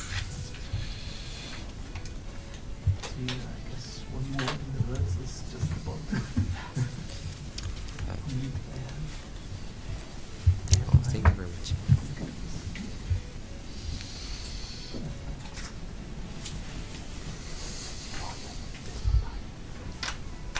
This stops here, but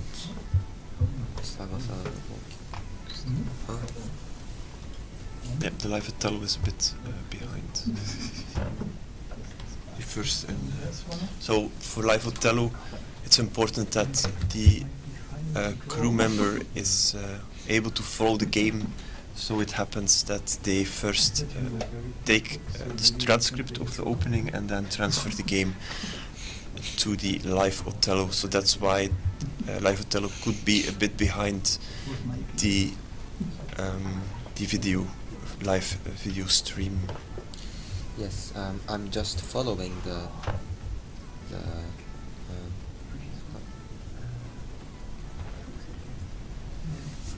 but yeah, this is the opening from Nocon.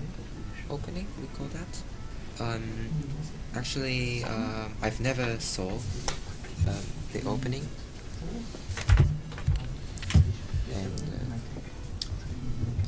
yeah, I don't know, but Kento moves so fast, so quickly. So I think, yeah, Kento knows the whole opening, I think.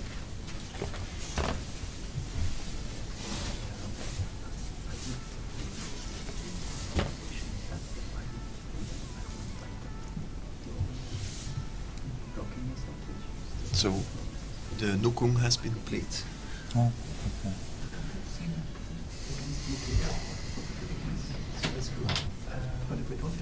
The game has progressed. Good. Ahead. Very quick. Really? 27 minutes, 28 minutes. Yes, it is quick. They still knows. Is it cool?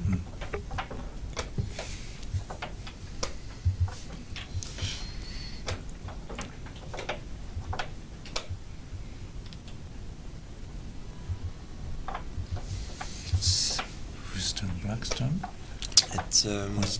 It's White's turn. Okay. So first, I think most of the player, yeah, I think G5 or A3, I think. And in this case, Black is moving A3. Yeah, but A3 himself, yes. Yeah, A3 looks very nice.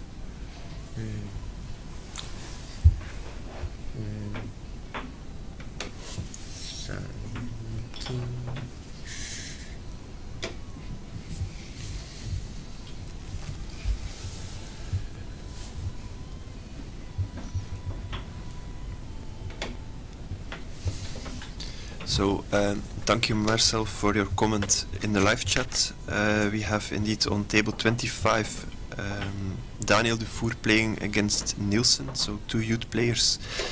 And the loser of that game is out for the youth semi-finals. So that's indeed a game to watch. To watch. We're not able to follow it live, but we'll for sure keep you posted on the results if we get any update on that.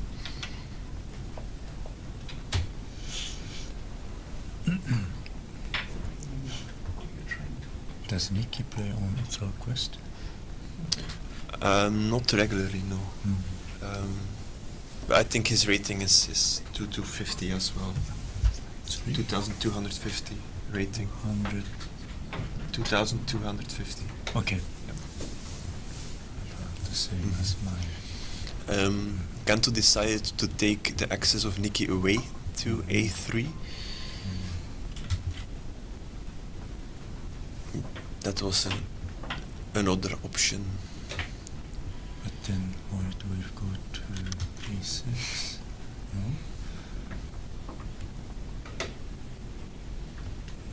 And that might be a good option, because with A6, Nicky is also more or less poisoning the A3 move for black.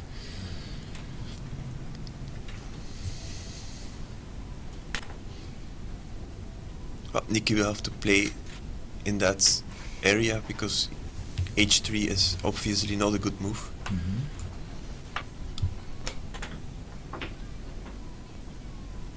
Because black H3 leaves and white H3 leaves black G3 and G6. This move is quite move.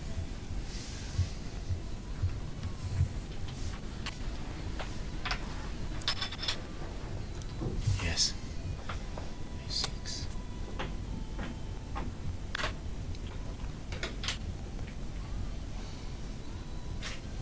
Quick decision.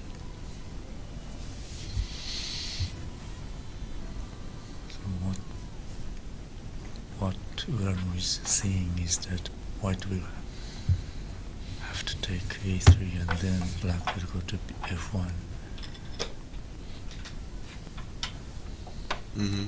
F1, G1, F2. Yeah.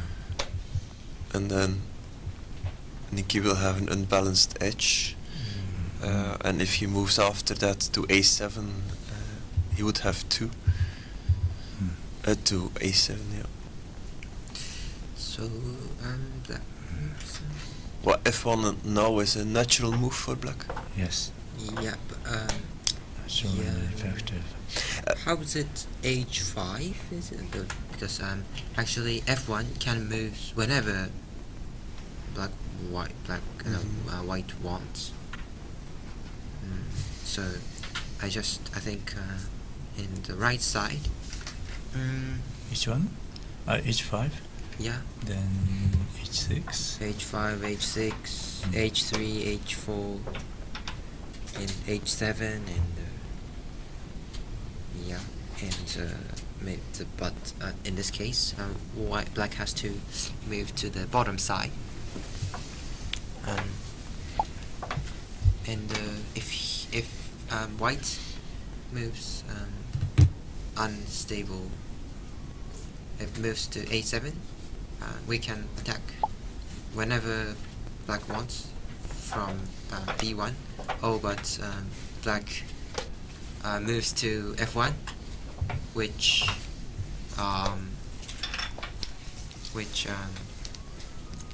move to which Murakami mentioned. Which is so I think it will move after this G1 and F2, and how about after that? Well, but before, maybe white is thinking about F2 instead of G1. Really? Because G1 looks okay, I understand so what bad. but yeah, so you mean F2, B1, and the B7, and the A7? Yeah, A7, yes. Yeah, and control the C9 something. But after that, I think B2 will such a strong move. Yeah. And also, and without, and also maybe the black can cut the C line we just mentioned without moving to the x squares, maybe, and make an access to G1, and yeah, the Nikki took the edge. So yeah, that's the only yeah. Well, I don't think it's the only thing, but it is an option. For here, do you move to A7 or other moves? H3. Yeah. Okay. Actually, for H3, it is quite good. So H3 and H6 and H5, black can't move. The black can't move to G6. Right. Which is very good because white can't go to B1 either after. Yes, exactly. So, yeah. Rano has to avoid that. So maybe after H3, maybe Rano will move A2 first, and avoid the mini line control. I mean, like the move that we mentioned. Sorry.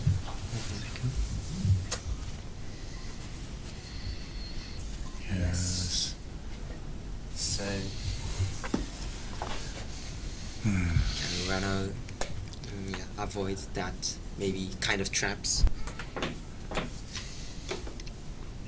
G2 is too early? Too early, yes. It's giving too much. And I don't think black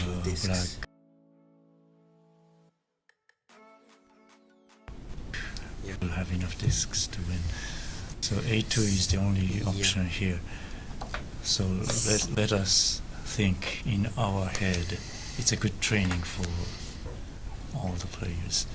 From here, A2, A1, B1, B2, H1. Is it H1 really? Because sorry? Is it H1 really? I think there's other options. There are other options. For your test of example, you mean? Yes. Okay. H1 and G2. Yes. But these line of moves will leave the upper edge and the right edge to black, but black will have a lot of discs, frontier discs. Black will make a wall, and then white will move to A7, and then C8 or something, and maybe black will be obliged to give a lot more into the lower left corner. Yeah. So maybe that's enough for white. So yeah, it's just my guess, but I think the best move is A2, A1, B1, B2, and after that H5, because Rano move to I think I just realized what he wants to do. I think he wants to do H5. Yes. For here we just guessed like this, and and after this, but Rano moved here, and after that there's when this is all white, so black can't move here and also here, and I think Rano's aim is to move like this, and this, and this, and make connection for G6, and also yeah, Nikki has to stop this and also attack the edge, non-stable edge, and to create some other moves, I think. But I think white is doing quite well in this position with F7 on the position shown on the right of the screen. Yeah, that would also be my first move. Yeah, white will go to F7, and white seems What, you mean like this? ahead, yes. Oh. White seems Okay, ahead. so you mean like this? Well, that's an obvious mistake black will make. So black will go to g6, for example. And G6. after this, yeah, there's only less moves in the bottom side. Yeah, this is quite difficult, but maybe. But it's a win for white, I think. Don't you think so? Because white always have h1, h2, and g7. Yes, yeah, taking everything on the g column. That's a lot of discs. Yeah. From the chat, we have received a good morning from Colombia. Wow. And we reply with a good afternoon from France. Thank you for tuning in. Yeah. Yeah. A lot of Othello players are looking this live stream. Well, anyway, white has to go to h5. That seems to be the only option here. Don't you think? No? Are there any other ways to go there? Yeah, oh, how about d7? Yes. Yeah. This is also control these 4 discs. That's right. And for yeah, in this position, black can't even play a diagonal to g2. Yes. Maybe this is better than Because now with h4 for black.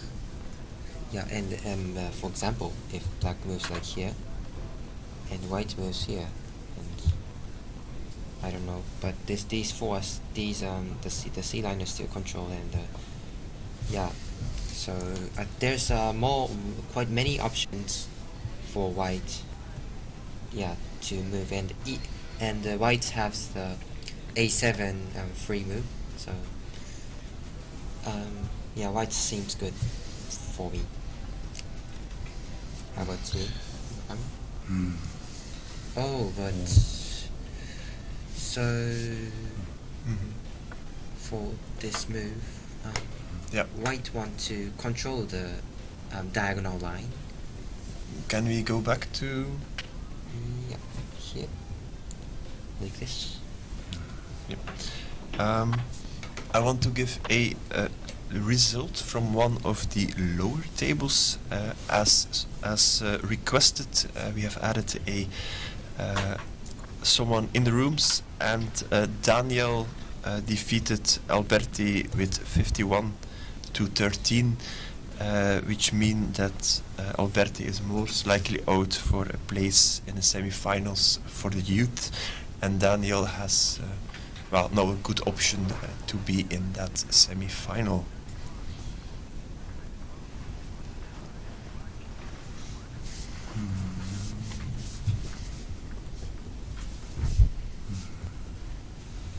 Run to d7.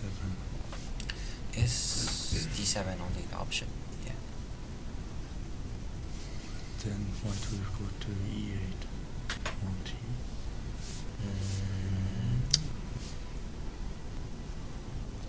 How about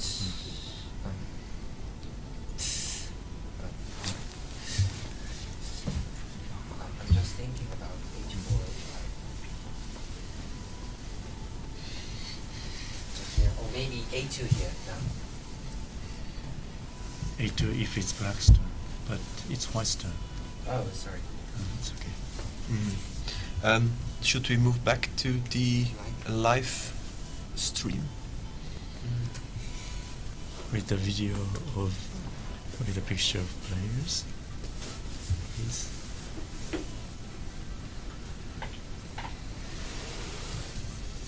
Can we go back to the players, please?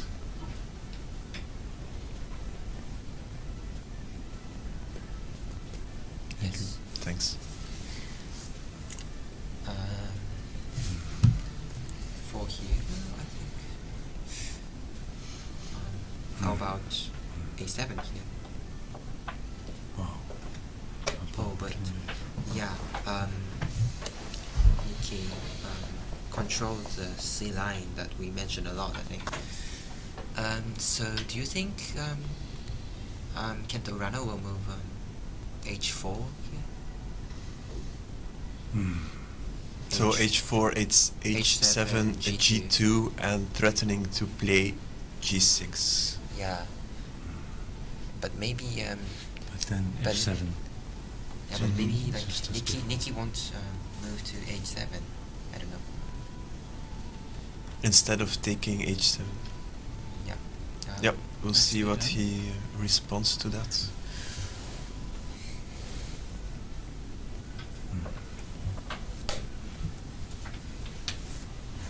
Yeah, h7 now. Wow. Very nice attack.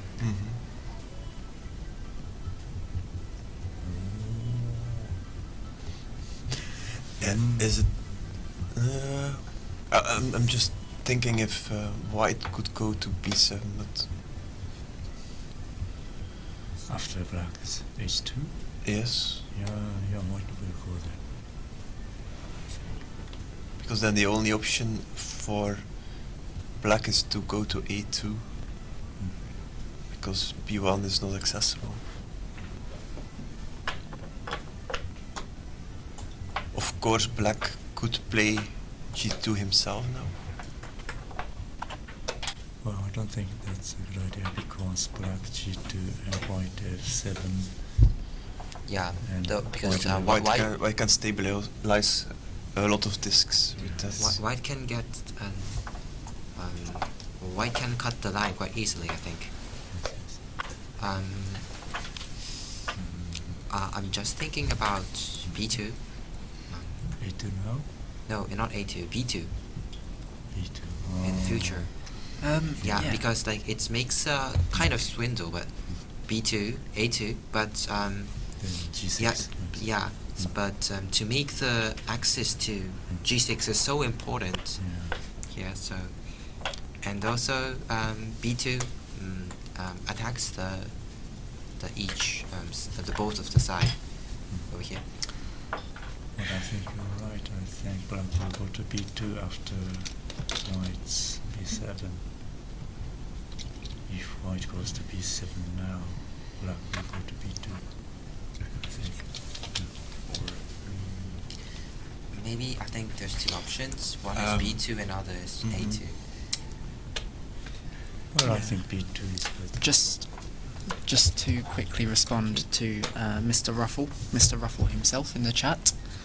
Firstly, it's good to see you back from yesterday. He asks, at some point black needs to play a2. How do you decide when is the right moment? And I think the answer to that would just be it depends on the responses that your opponent has. If it gives them an even better move, then it's not the right moment. But if the benefits for you are greater than the benefits it gives your opponent, then it will be not a bad time to play it. Yes, I don't know if any of it's the hard actual to experts want to say. elaborate, but well, it will be good if you go to a2 when black will have a move to b1. In this case, if black has a move to b1, then a2 would be a good attack. Now, I don't think that b2 here is a good move. Oh, why not? Well, there's a swindle to a2. Yes. Then g6. Yeah. And then white cannot flip e4 back. What do you mean? b2, a2, Yeah. g6. G6 and after that. No, because actually on b2, a2 and g6, we can cut the diagonal, no, cut the x line, diagonal line, and if blacks moved get the corner, I think so it's I think the black black can get the left side or the left edge or the upper edge, I think. Yeah. Well, let So me. A2 or B2 now. I think we let have to me- use the. I think we There's have to only use the one online move, mode. which is B. Let me say it again. If black goes to B2, white will go to A2, and then black will go to G6. And afterwards, when black went to A8, white will have a hard decision to save the left edge. I think white will move to A1. Then black will wedge at B1. And he's about to play now, I think. Looks poised, coiled like a spring. So I think B2 is the move. Nikki will make. He will make a move in that area. Maybe not. For sure. The question now if he will put his disc on A2 Yeah. or and, B2. Right. Yeah, this Kento has still 16 minutes, is it? Yes. Yeah. Yes, So yes, he has 16 minutes. So Both yeah, so players. he can think a lot of time. Yeah.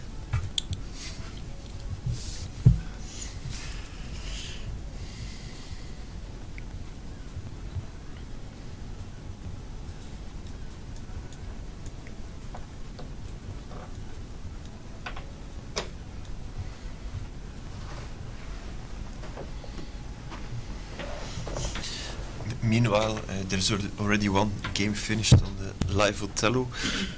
It's not important for the semi-finals, but we had a blitz game between Takushi Kajiwabara and Marius Juodeli from Lithuania.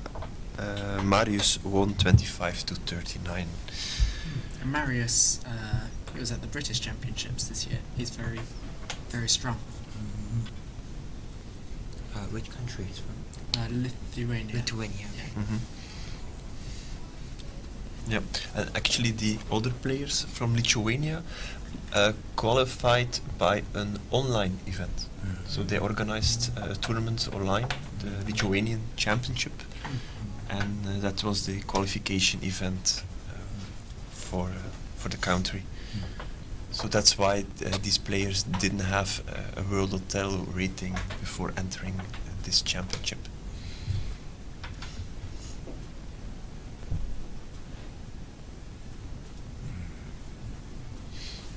So what is Kento looking at if he's just choosing between A2 and B2? Why is he taking so long to move? What will be going through his head? Move 60. Move 60. Move 60. Fair enough. No, I do think that Nikki already knows how to respond to any of these two moves. So I expect the response to be fast. So we could have now a sequence of 2 to 3 to 4 moves in less than 1 minute. Well, I think Kento is thinking about the way to play out after B2. After B2, Nikki will go to A2, and Kento will go to G6. And what?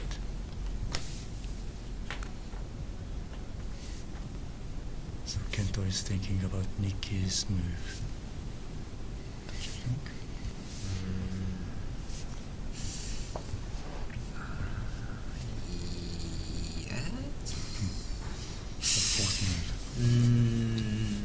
Yeah.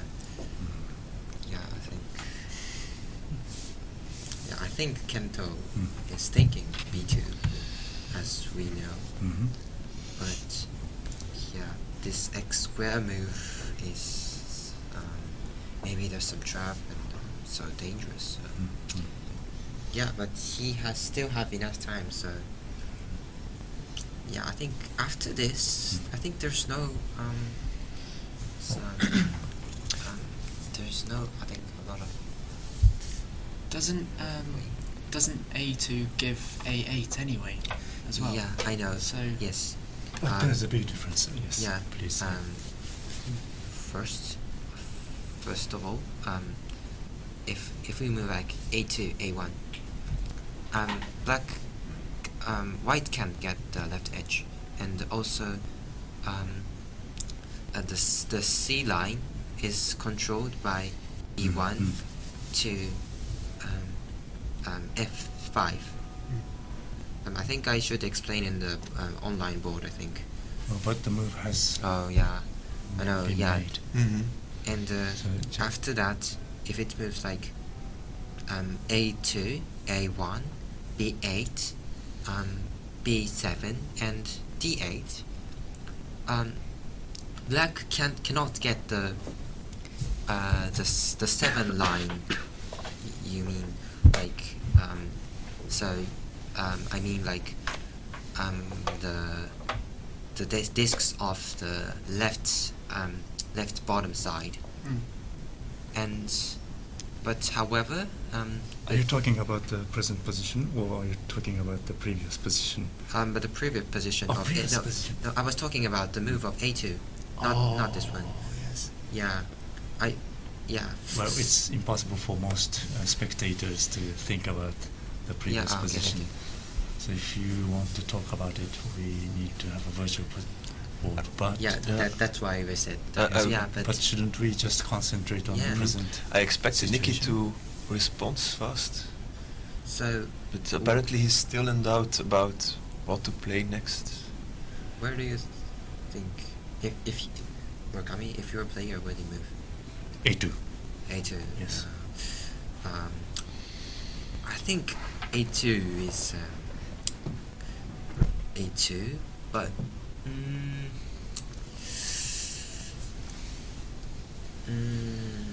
maybe A1 instead. But like with A2, G6, yes. and after that when black takes A8 and white takes A1, so white has a lot of stable discs on the left. Yes, that exactly. white could use to secure some discs later on, and if black then goes to H1, white could play G2. Yeah. So that's also some stable discs. So I maybe in my opinion Nicky is ahead here. Yeah. For example, A2. If it moves A2, G6, and if you move A1, white A1, black B1. So after that, where do white move? Maybe D8 or E8, or maybe G2. That's what F7. Rana was thinking, I think. Still F7. F7. Oh, okay. So yeah, I know that. Yeah, Tom said that there's a lot of stable discs. Wow. That's I think this is a nice time for such an Maybe also Kento is a bit confused here. Okay, we'll for sure ask about this move when they come in.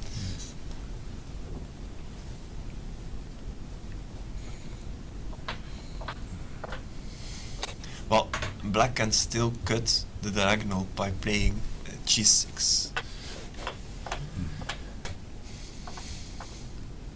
Thank you. I would still say that G6 is the next move, just to cut the diagonal and leave black some option. Okay. I prefer E8 because after even E7? E7, sorry, E7, because even after this, black can cut the diagonal in G6. But I think there's no big differences in these two moves. And But right, we go here. yeah, Black will go here. yeah. And Here, maybe, yeah. And Like this. Yep. Oh no. So, White has to go to A1. Why? Because giving up this edge wouldn't it be too big? Really? Why not this one? Yeah. So Kanto made his move indeed to E7. Yeah, because That's why I never made it to the top 9 of the World Championship. no, because in this case, I think How do you think I feel then? White could get more discs if he follows the parity. I think so. Okay. Yeah, so I think if Black moves here, it doesn't matter. I think because White could get here, and I think these edge too. And Okay. so it doesn't matter. I think. Yeah. I think the G7 is the kind of move that I would play because it looks exciting. Yeah, and it's I'd so look back, exciting. I'd look back through the game afterwards and realize, and then this, mess up. This is where I went And then wrong. mess yeah. up. Yeah. I'm sorry. Can you move Wow. back to just the real live board? With the players. Yeah, players. Yeah, with the players. Mm-hmm.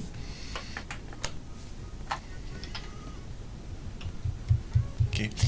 Meanwhile, we have another result from the live tables, where Erwin van den Berg lost 21-43 against Alessandro Di Mattei. Alessandro is now on 8 points. Erwin remains on 7. Okay, can we move back to the screen with just the players and the live board, please? Thank you.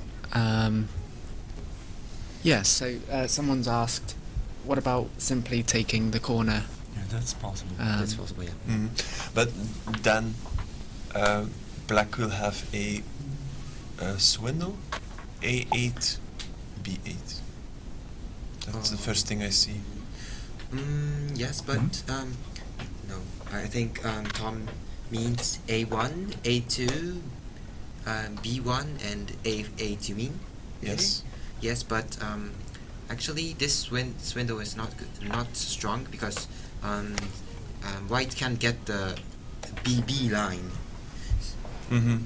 So and also for this, White can also control the C line again that we mentioned before through C2 to F5.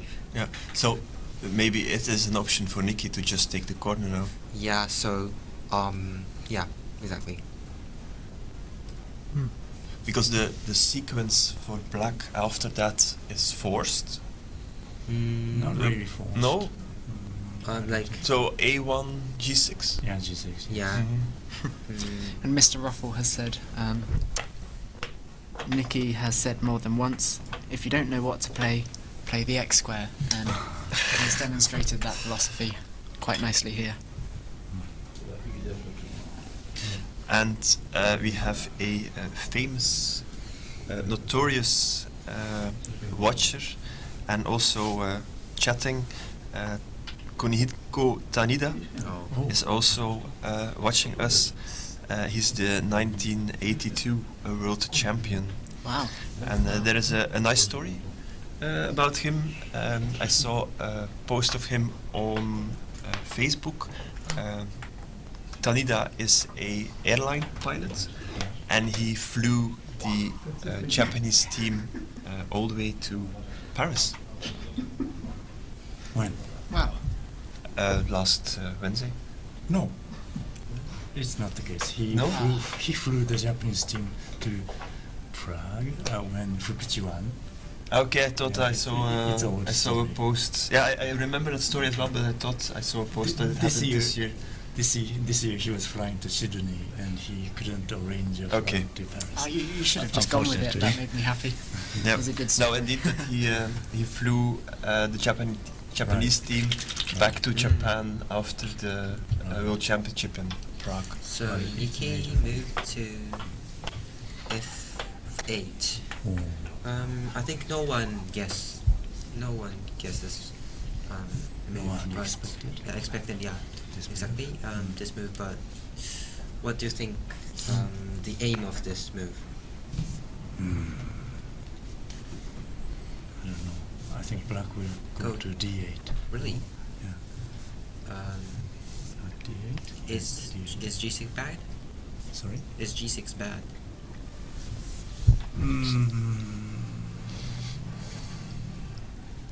Then white will go to D8.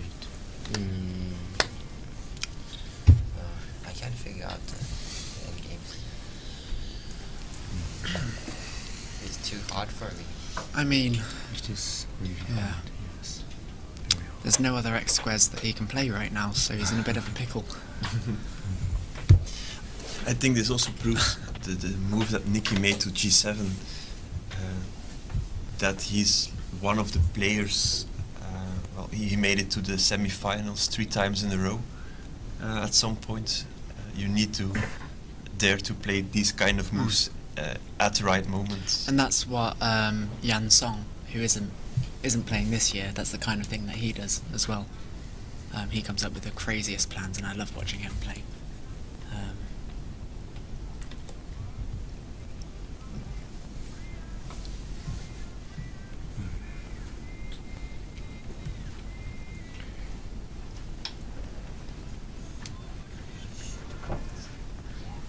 Well, I have a feeling that Nikki is making the position evolve into one where parity is very important. He's really good in taking advantage of his color. Yeah. So who would you rather be here? Who do you think is winning? White. Yeah. Really? I'll take white, yes. Yeah. Do you think white was winning before the X square at No. G7? No, you think that was. So you think that will be the Nikki's winning move? expertise. Wow. Really excellent. That will definitely be a move to look back at Mhm. and see how good the computer thinks it was as well. Yeah. I just realized that Nikki is a professional of X squares.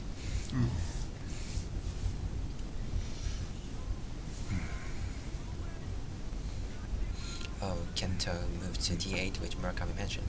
Yes. For here, I think the point is when this Nikki moved to A1, that took the corner, maybe I don't know A2 or A1, but moved to the northwest side, I think. What an incredible game! Yeah. Is this going to be your favourite game you've commentated so far? It surely will be.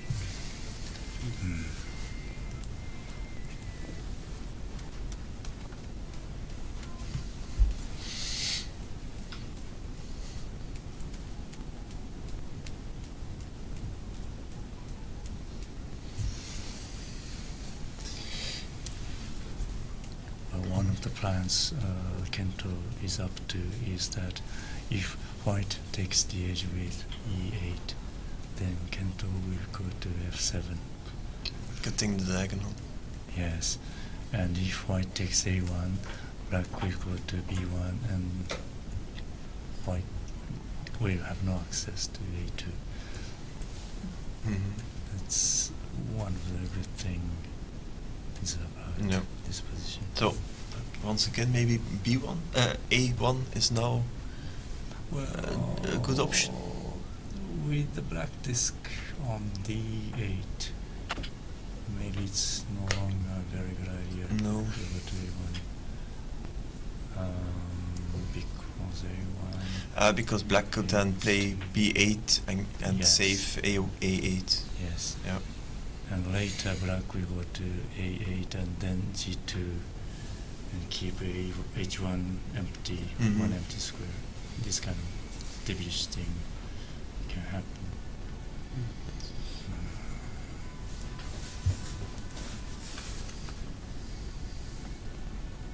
Maybe then just playing A2. Yeah. Yes. A2, G6, Yes. A1. Right. So, I've just done some very advanced logic, and if Nikki beats Kento, and my father beat Nicky earlier in the tournament yesterday, that means my dad's the best player in the world. So, yes. Yeah. So there's also something nice which is named the Taminori score. Have you ever heard about it? Taminori score? Yes. What is it? If you are Taminori, you have a Taminori score of 1, which only one person can achieve. If you ever have played Taminori, you have Taminori score number 2. If you ever have played someone who has played Taminori, you have score number 3. So you have to get as close as possible to him, because he's the true legend of the game Othello with 7 world titles. So I think it's worth naming a certain statistic after him. Yes. Yeah. In this case, I think just the board. I think we have to focus. The white have to focus.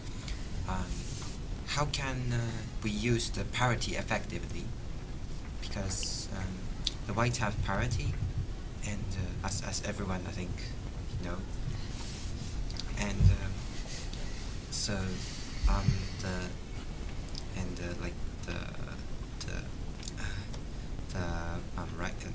the east, south, empty squares look so complicated, and I can't understand how it's going on. So to win it, to win this game, I think it's important to make it so simple for both of the players. So yeah. Make it simple. Yeah. But the position is complex. So I think maybe Nicky is counting now from A2, because I think the move from A2 is like A2, G6, A1, and B1, and like that. And I don't know what's game counting, but so I want just to say this is so difficult. So maybe so it's like it's so hard to count and. Well, yeah, I'm indeed thinking about. I'm just going to go through it quickly. So indeed, A2, G6, A1, A8, B1, B8, H7, H8, and then Nicky has parity in the remaining 3 squares, bottom right, and also on the top right. But I can't name the sequence. I cannot count it. It is also, again, worth pointing out that Nicky is only 3 minutes left. He only has 3 minutes, and I think a few of his previous games have got really, really tight in terms of time, and this could be one. So he needs to be careful there as well.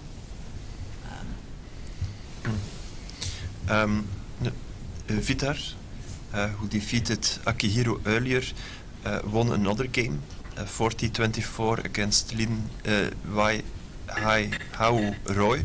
He's now on 8.5. So if he could win the last game, depending on the results on the other tables, he still has a chance on a playoff or the semifinals.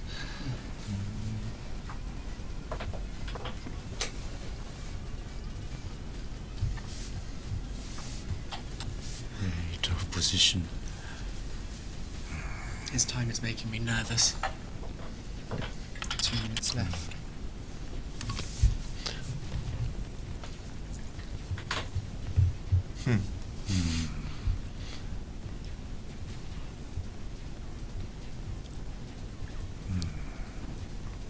That was a very quick move from Kento there. It was an obvious good move. Because if white goes to A1 now, black will wedge into B1. And then I think white will have trouble going to A2.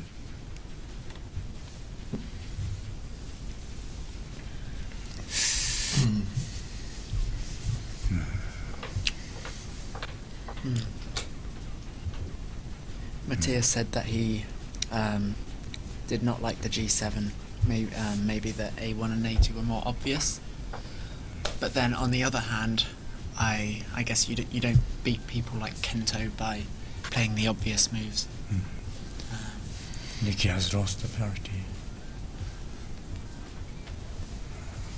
I mean, it's made it more exciting to commentate, so there is that. But yeah, you may be correct, but H7 and black will have a swindle into H8 and G8. Is there any way for white to... Oh, so I mean H7, A1, B2, and B1? Yeah, B1. B1 will be fine, I think. Oh, okay. Meanwhile, Katie defeated Imre Lieder with 29 to 35.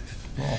And recall that we talked about Matthias Berg, who started very strong the first day. He's going to lose against Janne Peiponen, who will add another point for Finland. And as Katie also won, Finland will add 2 points to their team total. So I think it's going to be a very exciting last round also for the team title. yeah, the finals don't count towards the team title, do No. they? No. How did Akihiro do? He's no longer on any of the live tables. Oh well, okay.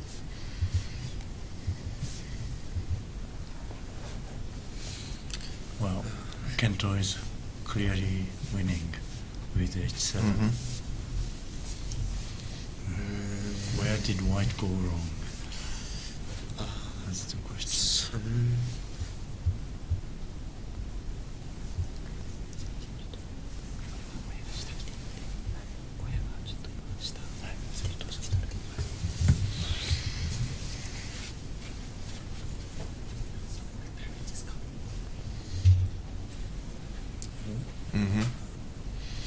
That one. I don't understand. We were expecting H7. Yeah. Although I guess if white now Well, if- plays if- B8, then he gets H7 still. H7 becomes available again. So I suppose it's based on that logic. But if B8, A2, then blacks has parity Parity, in yeah. the top Yes, left yes. corner. So maybe that's the plan. Yes. And then he could play like H7 at the end, flipping the whole 7 line, and then G8 flipping the whole 8 line.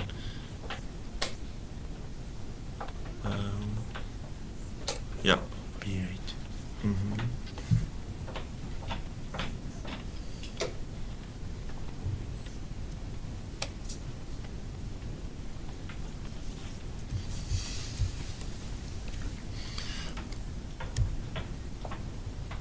White is going to have quite some discs, but not enough. Should we get the live Othello feed up so we can see the score? Yeah. So indeed, Janne Peiponen defeated Matthias Berg 36 by 28. Maverick Lam defeated Niklas Wettergren 34 to 30.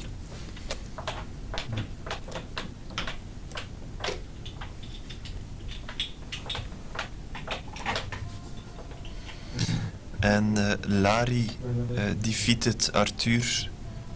Oh, no. Sorry, the live Othello went on a bit nuts.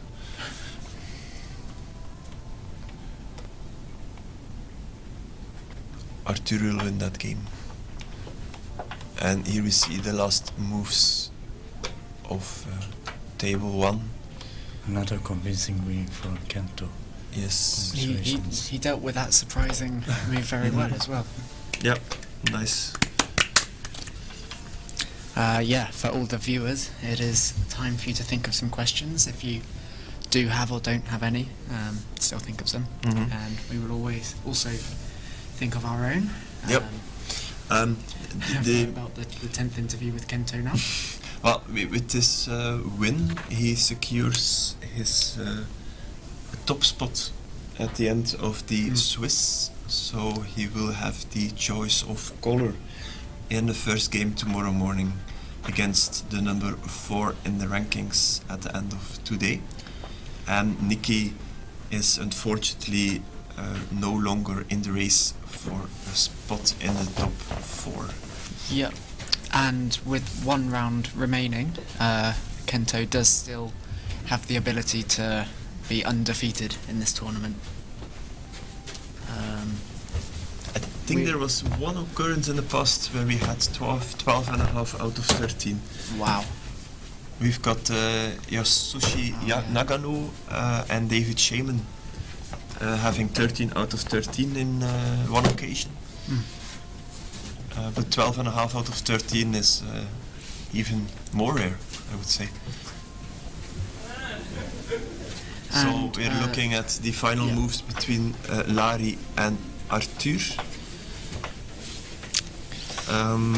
We don't know who exactly are in the semi-finals yet. It depends on the last round. Santiago Grass. Yeah, but So- the number of players which are candidates are reducing game over game. Come here. Will you be seated here? So meanwhile, the players from table 1, Nikki and Kento, have entered the room Entered our domain. and we are ready for some interview. There we are. Welcome Nikki, welcome Kento. Hello. Hey. Nikki. Yeah. First time, Yeah.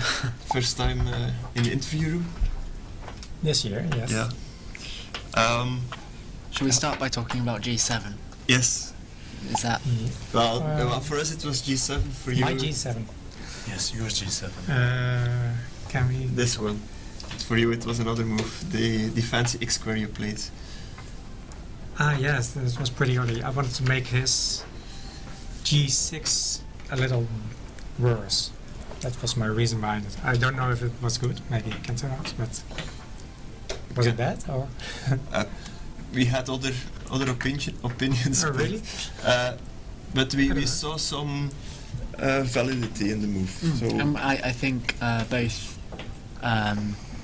both our experts thought you were winning close to after playing that as well. Yeah, I had a feeling I was ahead. But so I couldn't kill it, the game. So. じゃあ浦野君、このニッキーの X 値は予測してましたか？予測は全くしてなかったけど、打たれて困りました。Kento did not expect Nikki's X square move to G7, and he was in trouble after that move. So he thought for a long time. yeah. So can I share that? Yeah. So I just in the live Othello, there's a button where you can see the analysis, and the X square was a -2, so 31-33. Taking the opposite corner at that point was a 33-31 win, and there were 2 other draw moves on the board. So it was really a Well, if I tight took game. the A1, I was afraid of this G6, which I don't have access to B1 afterwards. So that's why I played G7. Yep.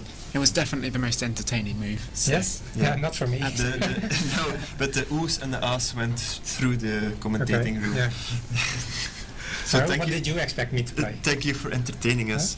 Takashi, we were doubting. I think our best guess was the A2 move at that point. So after the X square, instead of the X square, we were expecting Nikki to move to A2, right? Right. We were thinking about A2 or A1 maybe.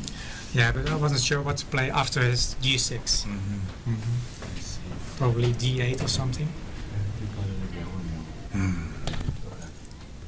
I don't know. And what we were talking in this room is that Kento was thinking about. So I would like to ask you.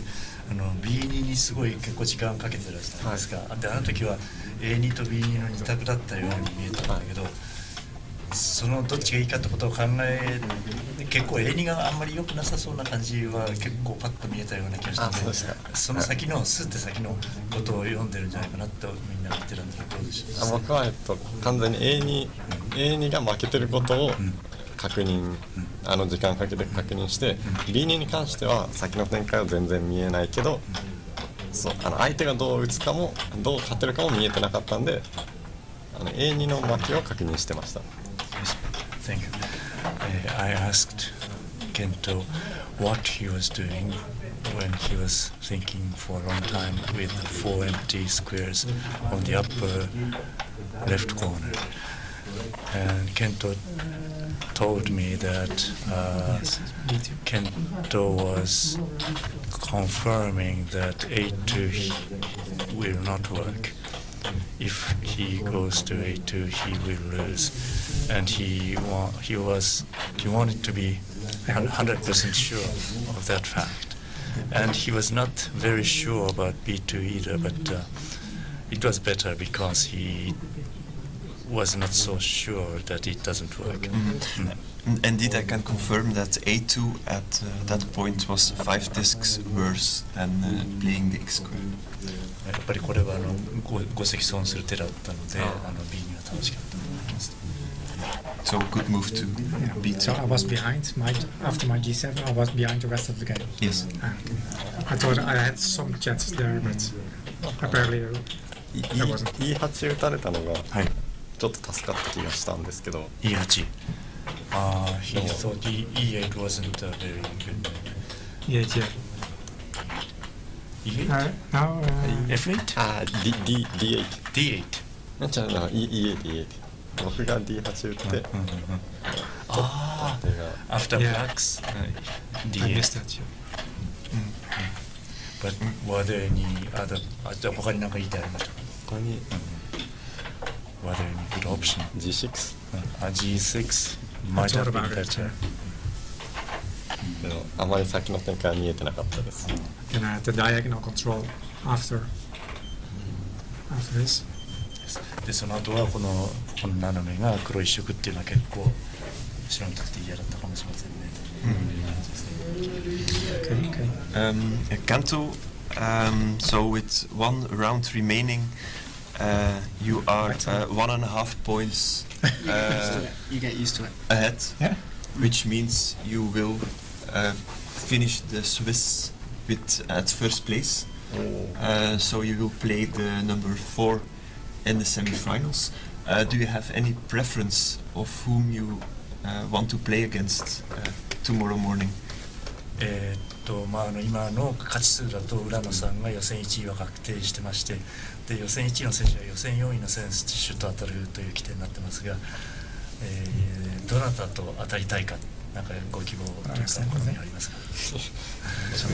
ご希望は全然なくて、むしろ当たりたくない人みたいなのが。じゃあ誰に当たりたくないですか？実は、今もう終わっちゃったんですけど、ニッキーさんとはかなり警戒してたんで、ちょっとなんだろう、ここで勝っておきたいみたいな思いはありました。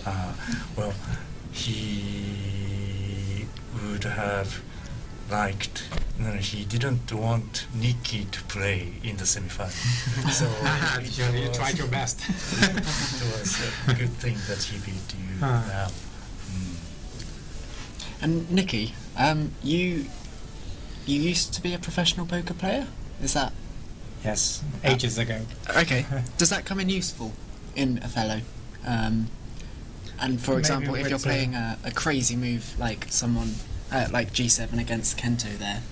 It does help. Maybe at some pressure points somehow. So putting up the poker face, like I'm sure this is a good move. Yeah, or when I do a bad move, realizing right after my move, I can hold my face. Yeah, I cannot do that. I can't do that. I had it once on one of the live tables during the World Championship that my opponent made a move and suddenly realized he had to flip another line, and he really put on a poker face, and I fell for the trap. Yeah, and I was second guessing. Was it that move that good? and I started looking at the board, like, what's the plan? There should be a plan, and then I messed up and I lost. So it's. So in that way, it can be helpful. Yeah. Can I ask you one question? One more question. 浦野君、オセロ以外に何か好きなゲームってあるんですか？いや、ボードゲームはオセロ以外にはちょっとあんまり好きです。興味がないです。Okay, Othello is the only board game that Kento is interested in. Are there any card games or video games even? You can play some poker. ポーカーとかどうですか？まあ遊びでやるのはちょっと好きですけど、そんなにやらないです。I'm not really interested in these games. Fair enough. Cool. Well, thank you both for coming in. You're welcome. And Kento, thank you for coming in yet again. We're enjoying, the interviews. He can be in last round as well, so he doesn't have to play. Cool. Yeah. Okay. Thank you. Yeah. Thank you very much. No problem. And good luck for your final games. Good luck for you too. Thanks. Meanwhile, we have two other important results from the top tables. So Larry lost 28-36 to Arthur, and Michele Borassi defeated his countryman Roberto Sperandio 10-54. Okay, thank you for looking this up, Marcel. So indeed, after the Swiss, we had Yasushi Nagano in 2016, Mito 13 out of 13, and also Tamanori achieved this in 2005 in Iceland, 13 wins, and as I already mentioned, Shaman in 1991, also 13 out of 13, and Tamanori had a 12.5 out of 13 in 1990. And that's, to have that kind of score against the best players in the world. It's quite rare. Yeah. It doesn't happen every year. Well, clearly, yeah. No. And so it just shows how strong of a player Kento is, really. Yes. Kento has a good chance of achieving the record himself. And do you know who he's playing in the last round? No. We do have the results of the last round, and we could have a view on the standings. So Kento Urano is on 11.5 points out of 12, and will for sure be the number one after the Swiss. Arthur Joignet is second with 9.5 points. He's not yet sure of the semi-final, because if he loses, either three players could still pass him by, of course, depending on the last round pairings. Michele, Matthias Berg and Janne Peiponen have 9 points. So these three are still contenders for the top four, which means if all three of them win their last game, there might be a playoff between two players on 10. But what do you need for the playoff, just for them to be on the same number of points? Yes. Okay. But I'm afraid that Janne will have to play Urano. So he have to surprise himself. Who has to play Urano? Janne Peiponen, I presume, because the others on 9.5 and 9 have already played him. Two other players still make a chance on the semi-finals, depending on the results of the other players. Katie has 8.5 points, and Vidar Albrechtsen from Norway has 8.5 points as well. Luke, can you give a view on the female and junior standings? Yes. Did we go over the team scores as well, or because that's worth looking at? Mm-hmm.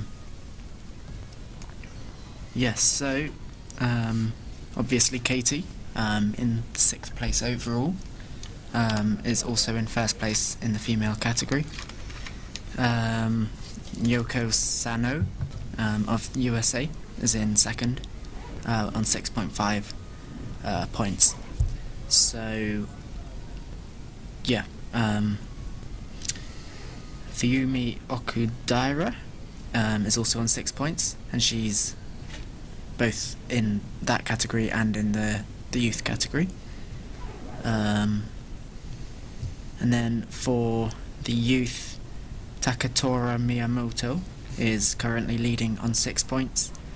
Okudaira is also on 6 points, so yeah, they're both on 6 points. Then Daniel Dufour is on 6 points as well, and Remy Taste is on 6 points as well. So they are the top 4 youth players. And then did you say you had gone over the team standings? So before round 12, Finland was leading by half a point to Japan. The situation has changed, so Japan is now leading with 26 points and Finland has 25 and a half. This means that if Japan, if Kento, Akihiro and Keita win their last game, they also will win the team title. 16th.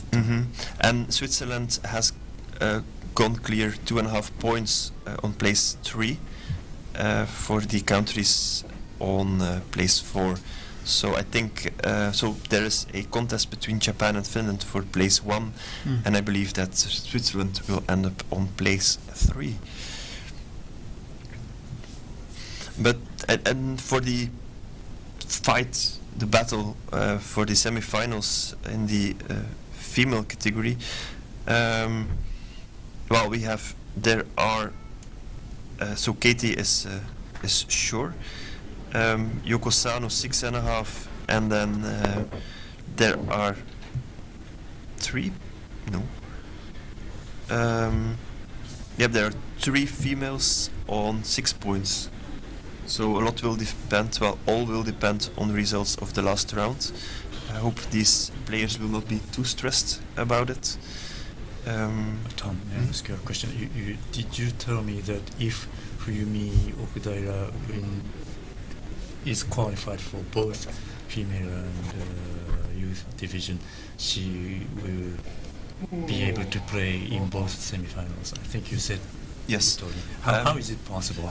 It is possible because so tomorrow morning there will be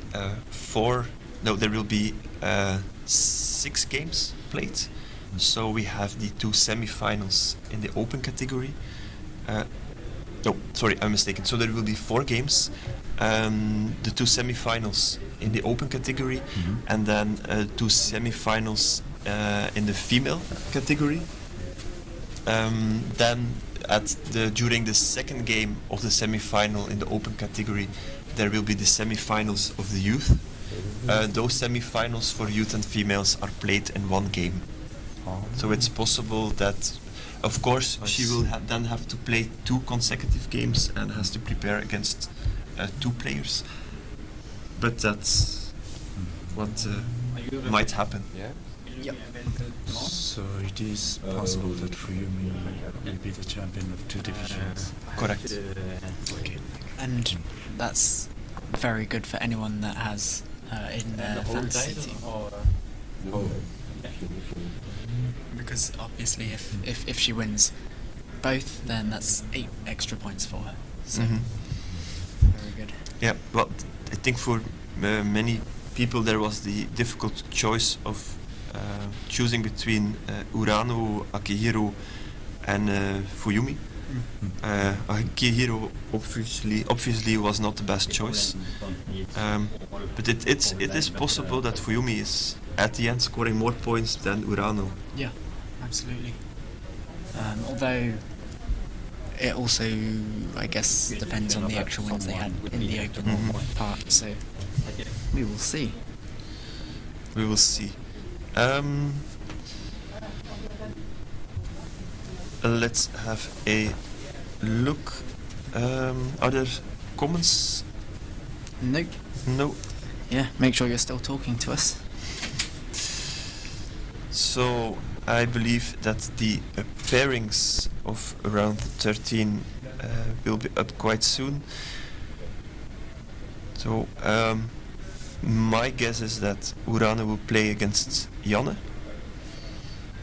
And it's hard to remember who already played against who. So if anyone has some more information on the pairings, just let us know, and we'll shine out light on the expectations there. Indeed.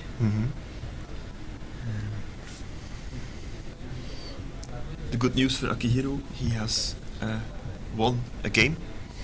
So with his contribution, Japan has taken the lead in the team competition. Yep.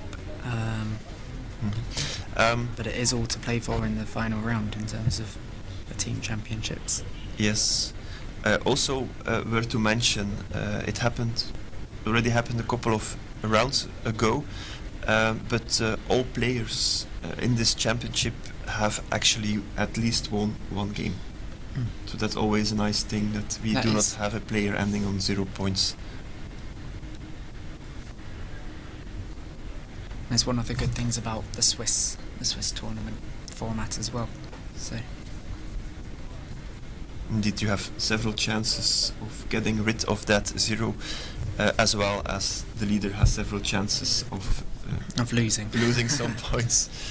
Yes. Although in the case of some, such as Kento, it doesn't mean they take that chance. No. Maybe something about the Brightwell score, because if you look at the standings, the most important thing where players are ranked on is the number of wins, and next they are sorted on a Brightwell score. That's the score between brackets, and this might become important to decide who becomes 2, 2nd, 3rd, 4th, or who will be in the playoff or not. For example, we have 3 players on 9 points. Michele has a Brightwell score of 1038, Matthias 997, and Janne Peiponen 945. Now, how is that calculated? The tiebreak score. It is a mix of the discs that you have in your game, that are your colour, and also the points that the opponents that you played finished on. So I'm not sure how it's completely calculated, but it is how many discs you got, so it's better to wipe someone out than to win 33-31. But then it also is weighted by how good your opponents were. Yep. So what is done? The program looks at all your opponents you have played against, and you get 6 additional Brightwell points per victory your opponent makes. Okay. Yep. And obviously this score was named after a famous British player, Graham Brightwell, who made it, I think, once to the final, or multiple times to the final in the World Championship. 3 times, I think. So, and he invented that way of creating a tiebreak for players on the same number of wins. And it's commonly used in tournaments. Yes. Well, I mean, he is another British Othello mathematician, so there we go. Well, Graham Brightwell wiped me out in the semi-final of the World Championship in 1988 in Paris. And how did that happen? How? Well, the game was very tight, And when he had a choice of flipping few discs and many discs, he judged that flipping few discs will give him trouble, and he went to a bold move that flipped, I think, close to 10 discs, including frontier discs, and I went down to one disc in one stage of the game. Well, I had a win according to an AI evaluation, but I just couldn't find it. And I was in time trouble too, and I was wiped out. And the beautiful thing is that all the board was filled with white discs. That is 64. Yeah, It was which is called a perfect wipe. It's a memorable Did game. you semi-finals one round or 2 rounds? 3 best of the 3 game match. So did you end up getting to the final that year? No. So he wiped me out in the first game of the best of 3, and I beat him in the second. No. And he beat me in the second, I think. And the last game I won, but obviously he had the better tiebreaker. And I didn't make it to the final. In the final, Tamanori Hideshi won against Graham. What year was that? 88. 88. 1988. Yes. That was a bad time of trying to win the world championship with Taminori in the tournament year after year. I think he was before my time as well. So I'm not sure I ever experienced his dominance. I think Graham is a world champion now if Taminori was not playing.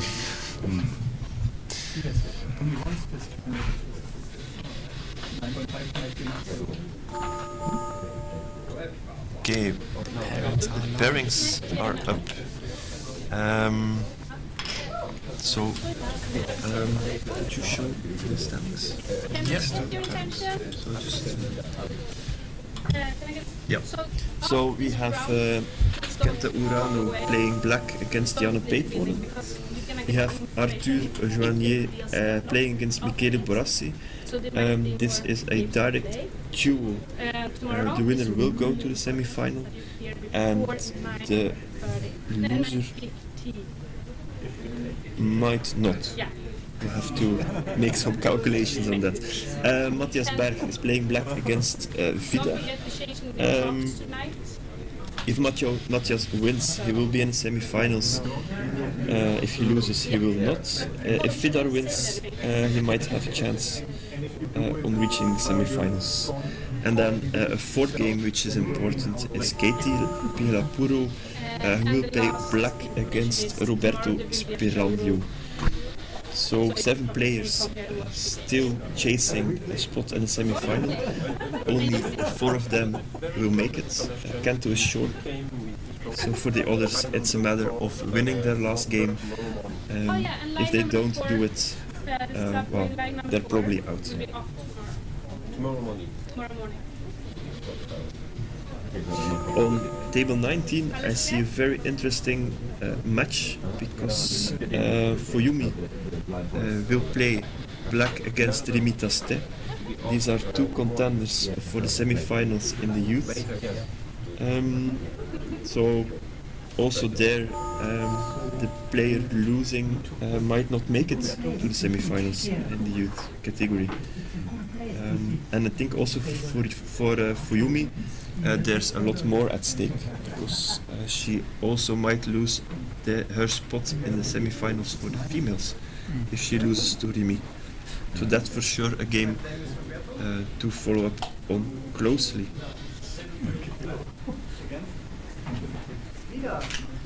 Yeah, what an exciting final round. So with these pairings, Takeshi, yes. Who do you think will make it to the semi-finals? So let's say Kento Urano against Janne Peiponen. Will Janne be able to defeat Kento? Well, I doubt it. Kento is were too consistent in this tournament. So we have one vote for Kanto. Luke? I think Kento will lose this one. Oh. I don't think he will do it by accident. I think he'll just try and keep the tournament nice and alive for the rest of us. He could allow a player he wants to play against in semi-finals to get into the semi-finals. That's always an option. Could be allowed. Could do that. But I do think Kanto will win this game. I do too, just for the record. Secondly, Arthur against Michele. That's a tough call. Well, Arthur. Yeah, he is playing well. Yeah. Okay, I think Michele will win because he's white. Because he's white. White? Playing white. So this will be a parity win, 30-34. That's my best guess. I reckon 32-32. 31-31. Yeah. So game has started on table 1. And then last Matthias against Vidar. What's going to happen there? Matthias will win with 35. No, 42. I think Vidar will win. He has now 3 or 4 straight wins today. Okay. He will keep up and be the first Norwegian player in the semifinals. And then Katie against Roberto. Maybe it will be good not to have, to still have semifinals for the females. Because if Katie wins, then that will not be the case. True. True. But we'll follow up on live Othello and on the live stream what's happening in the other matches. Well, it's a popular opening. I have played this opening many times, and many other players have played this opening many times. Very popular. If he wins, I have no chance. Yes. If I win, maybe. But it's better if you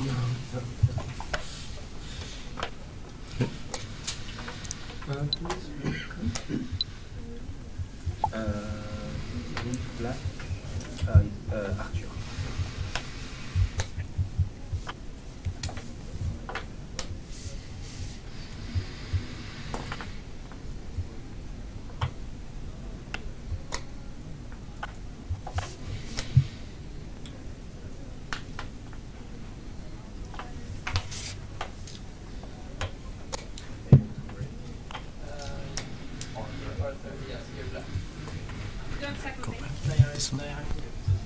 Hello, can I get your attention? So after this game, do not walk away. Don't do the bidding because there will be information if you will get download a playoff.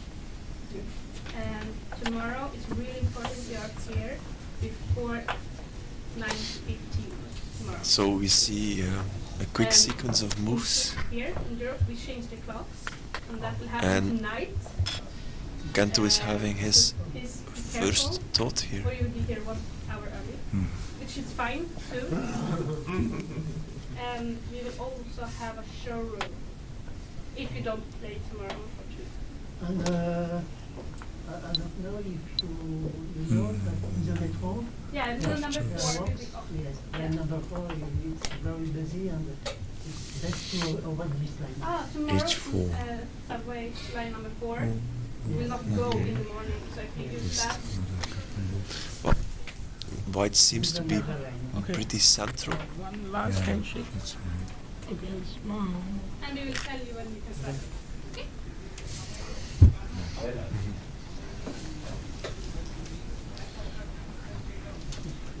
So we see Jannes standing up.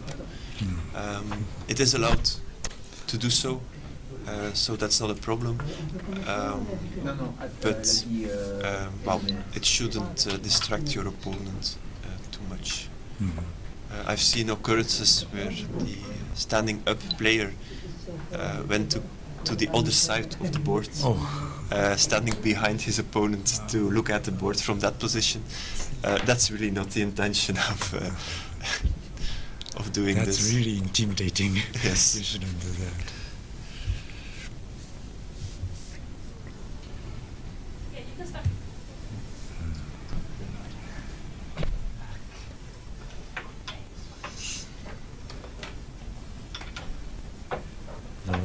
Normally white can go to h6, but in this case, if black goes to h6, no, I mean white, it's white's turn, sorry. If white goes to h6, black will have a very quiet and nice move to c6. So, d2 or f2? F2 maybe? d2, yes, d2 or f2, yes. They are the top choice for white. Yeah. So Yes. f2 is played, Mhm. creating a nice move for white on f3. Yes. So first things first,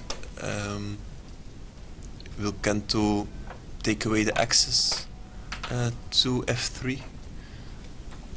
Yes, I think it's what he will do by going to d7. Oh. That's a Very bold. loud move.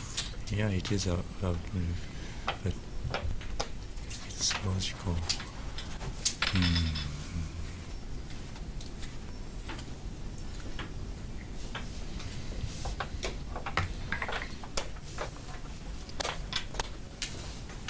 Because white has a good move to g4, and then black will go to h4.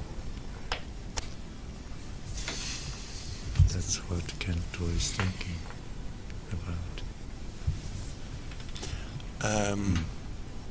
White will go to g4. G4 Yes, and black seems to will- be the obvious move, and then h4. Yes, then h4. And Brano estimates that this sequence is rather good for black. That's why he went to he went to f3. And I still can't pronounce the name of the white player. How? Janne. I think I've actually, assuming this is Dewey online, it's pronounced in Finland. You pronounce two N's slightly longer, Janne. so it's Janne. Janne. Yeah, Janne, something like that. But I mean, yeah.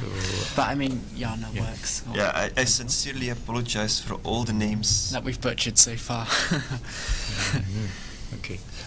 We should, when players register for the tournament, we should ask them to write their name down phonetically. Yes, and then it's their fault if we mess it up.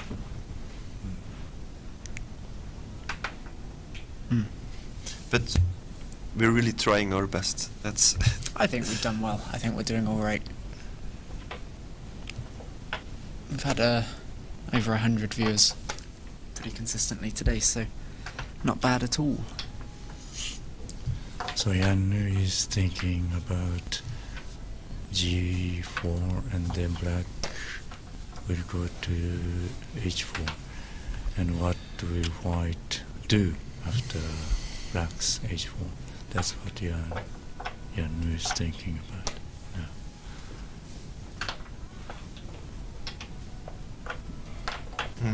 And we didn't think about this yet, but it's actually a straight fight for the team title, this one.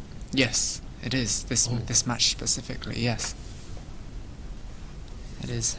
Well, if I look at the other players, so Kento is playing against Janne, Akihiro is playing against Nikki.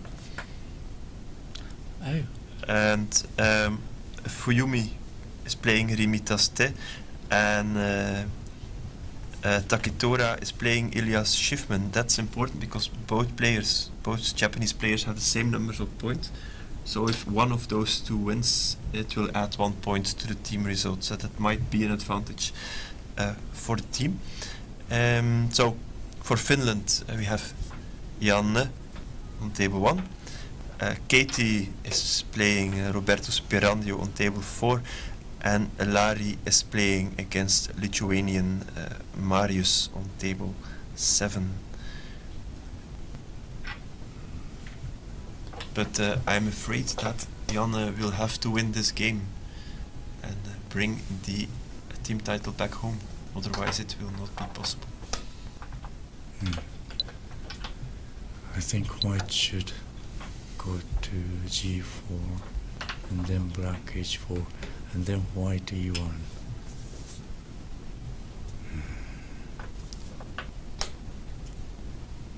But the problem is it's not good enough for white. I think white is a little behind in this position.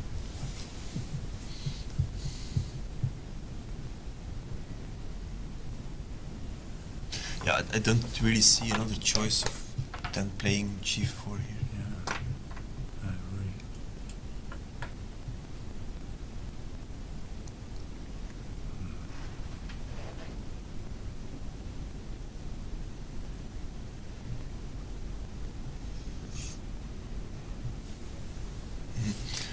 Jan already used 9 minutes, which he might come short at the end of the game.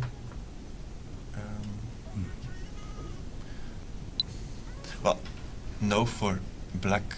Black has 2 silent moves, so silent moves where he will not flip too many discs. He has a silent move on h4 and one on h5. Takeshi, what's the main difference between those 2 moves? Well, the main difference... Oh, but he went there.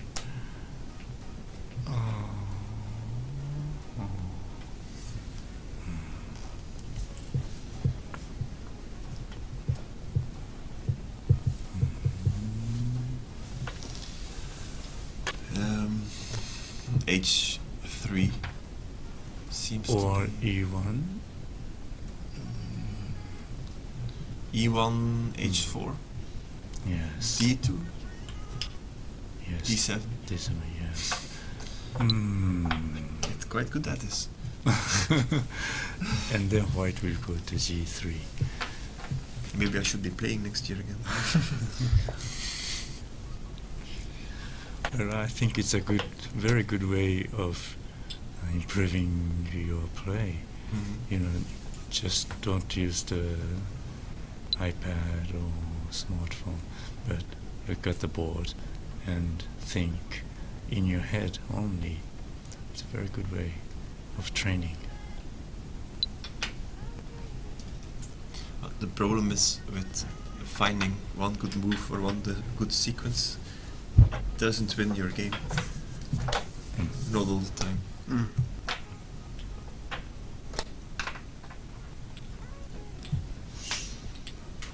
And I think Tom was thinking about h3 at one point, right? No? Yes. If white goes to h3 now, black will go to h4.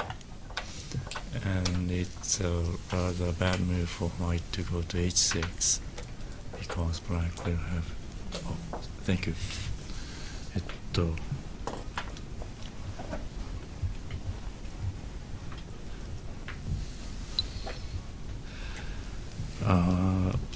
H3 seems good, but then black will go to h4 like this. That's quite forced, because otherwise white will play h7. So if black doesn't play h4, I expect white to respond with h7. That's right. And then white will take the edge, and black has a very nice move here. But maybe that's also possible with...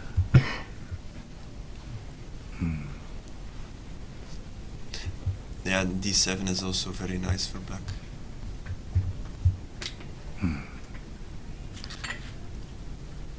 Well, let's... And then all of a sudden the x-square possibilities start appearing again. Well, I think this is a little bit this is a little bit bad for white, so let's go back.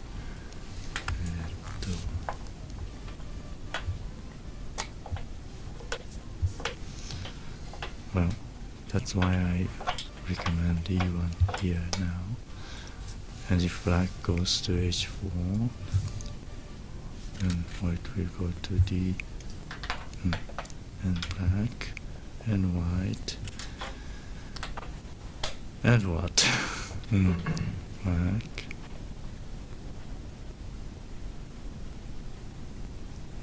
No. Then something like D8 with... Oh, D8? Wow.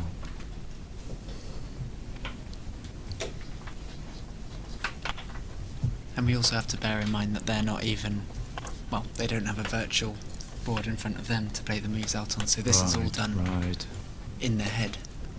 It's so hard and for they them. can never see this actual position in their mind. Yes. Just have a sense of it. Right. That's what makes Othello so hard to play well. You just cannot visualize the future position correctly in your own head, because one move flips so many discs in so many directions. Takeshi, yes. Do you know what ASMR is? Sorry? Do you know what ASMR is? So it's a type of video, I guess, where people talk very quietly into mics, and it's meant to sound very nice to listen to and nice and relaxing. Someone's just commented that they love your voice because it sounds a bit like ASMR. Okay, thank you. It's a compliment. Well, I've never considered it as a compliment. It is a compliment. Yes. Thank you very much. Yeah. I have never heard of that name. But if you look at the chat, we see that we also have some people from Japan joining. We do. But unfortunately we cannot respond or understand what they are We could saying. give it a guess. Yes.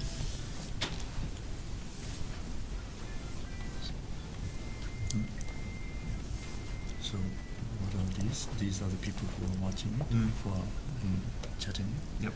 Oh.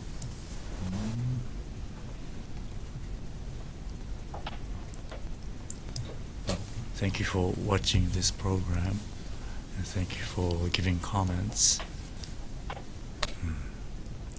I'm glad that Luke and Tom are picking up your comments and giving them to me, because I don't have a smartphone now and I cannot look at your chat. Okay, can we switch back to the players, please? Thank you. So one person suggested F8, then E3 to control. Well, they said the minor diagonals. F8 and E3. I mean, white goes to G3 now or after F8 G8? What did you say? I am not sure. Oh, okay. What about F8 here? Is F8? Okay. F8. F8 here will give an immediate response of G8 to black, and it's white's turn again, and the exchange of these two moves, white's F8, black G8, have created black's nice response to D8. So it may not be a very good idea to go to D2. D2 looks nice for white, but it wouldn't be, would it? Because black could go to D7 afterwards. Right, I think. I mean, I agree with you. Oh, good.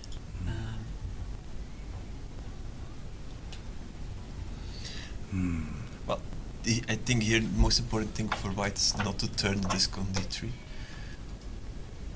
Yeah, because that would give a really easy move for black to D7.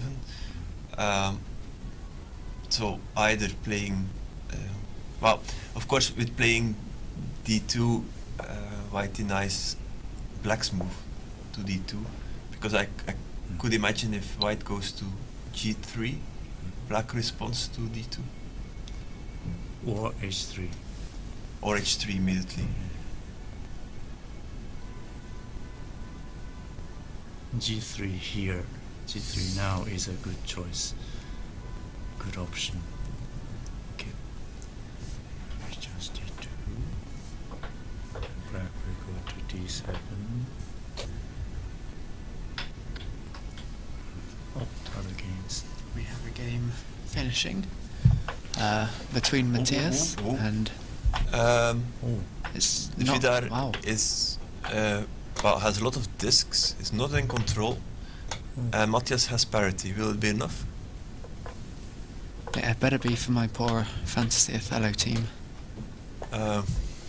Let's have a count. 7, 17, 22, 26, 28 plus 6 is 34 for Matthias. Oh. Okay. To black there. Congratulations. Yeah. Wow. Oh. That looks like a white win. So black has gained many central discs. Wow. Matthias isn't. That was a close one. Yeah, it was close. He's still counting just in case. And Matthias appears to be rather surprised by his own he might be relieved because he really took a head start yesterday and was a bit struggling today. Oh wait, Matthias is no, it's 30 black. Wait. 30 black. Oh my god. 8, 13. So Matthias has lost the game. Just. He may be good at. Indeed, it's 30 black. 30 Yeah. black, 34 white. And even if Vidar is good at fast games, Matthias is also rather good at fast games. So I'm sure they were both trying to psych each other out with their instant moves. So, if you have a look at the standings before we get into this game again, Okay, sure. then Vidar moves to 9.5 points. Matthias remains on 9 and will not make it to the semi-finals.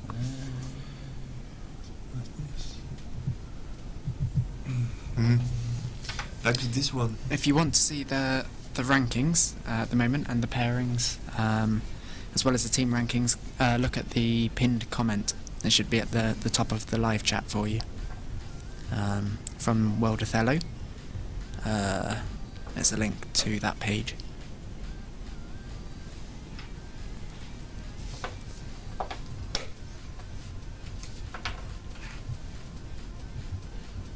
Well, interesting move from white.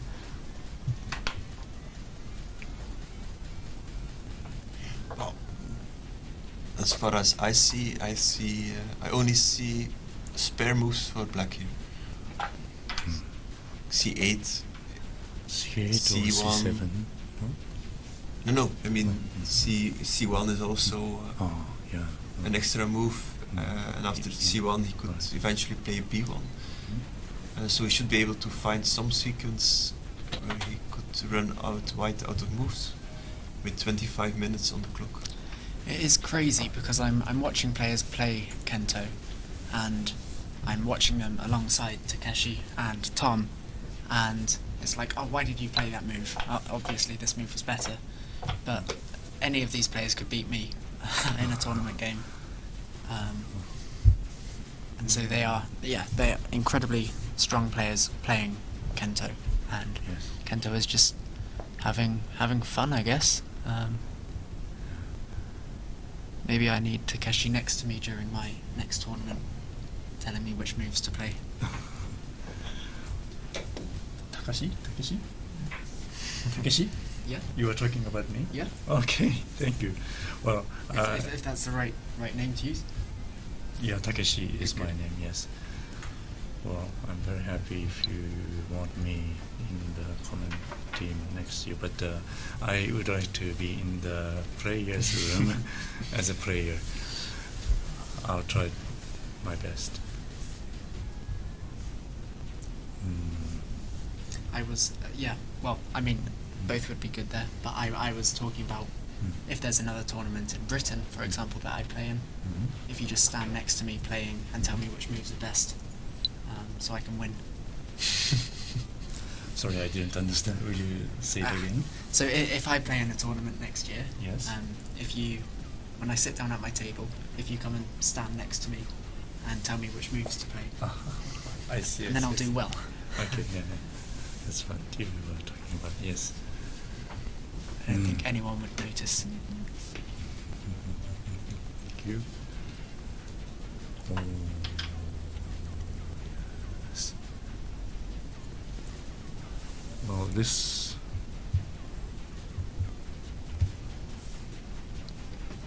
an embarrassing move for black.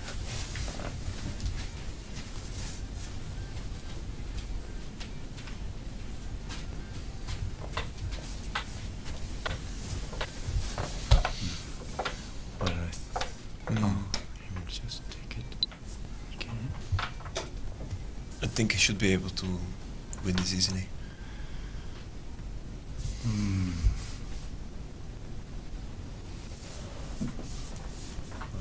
I'm not so sure about it now. Kentosh could have played to c7 instead of c8. I think he was clearly ahead with c7, but now that he played to c8, I think the position is not so clear cut for black. Is that because white still has a spare move to h7? That could be crucial at some point. Yes. Well, first of course playing the top right corner out before doing that move, but White has g3 and white has h3, and then yes, white will have h7 in the future. So Jan is giving a good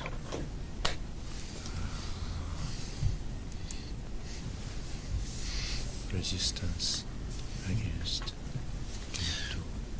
Actually, it will already be quite rare that Japan doesn't get 30 points as a team, because the maximum they could get now is 29. We have seen occurrences where they finished with 32 or 33 points even after with their three best players.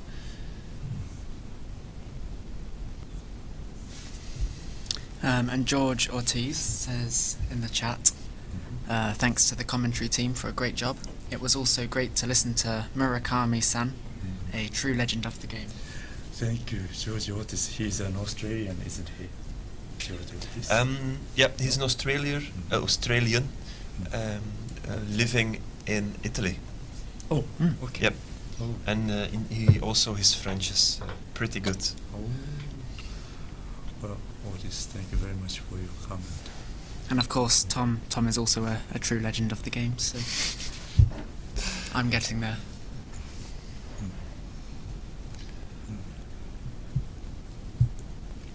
So did you say c8 was a bad move by black?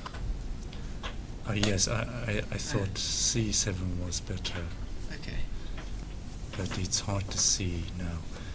So is it quite close at the moment? Well, if I have a virtual board, then it will be rather easy to show you. Can we get the virtual board up, please?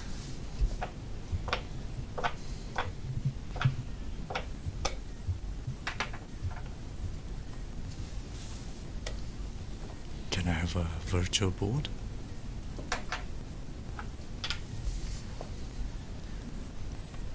Okay, if we ask about the virtual board in the chat, I want to see you all with your guesses of how many asks it will take.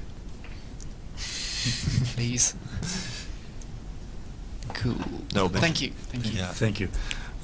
In this position, Kento could have gone here, and for me, this looks better for black. I mean, more clear cut, because I think white will go here and black will go here. Well, white and black, and this is a very nice position for black. But Kento missed it. Well, so if the game would go wrong for Kento, we could ask about this move for sure. Yeah. Is this a bad position for black then, or Not bad. just not as good as it could have been? Right. This is not so clear. Black should be ahead, I think, but it's not so clear now. Well, can we have the players, please?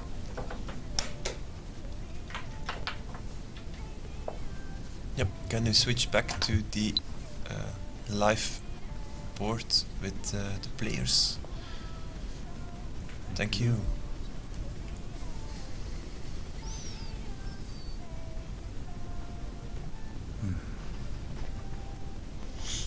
Yep. So for the other games ongoing on the live tables, only Matthias and Vidar played a pretty fast one. Older players are still focusing hard on trying to win the last game of this World Championship Swiss tournament. So in this position on the board now, will white be trying to take away g3 for black in some way? Yeah, going there himself Yeah. seems to be very nice way to play. Well, normally move to c6 is very important for white because it's very interior move. But white can wait the move for later use because black's move to c6 is rather bad. So white will leave this hold for later use, and white will go to g3. I think that's what Jan will do now. It may also, again, be worth pointing out the time. Jan is below 9 minutes now, at 8 minutes 35-ish, whereas Kento still has over 20 minutes, so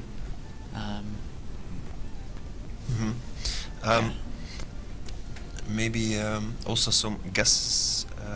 So we have Vidar, who won his last round. He's now on 9.5 points, and I've seen some comments online if that would be enough for the semi-final.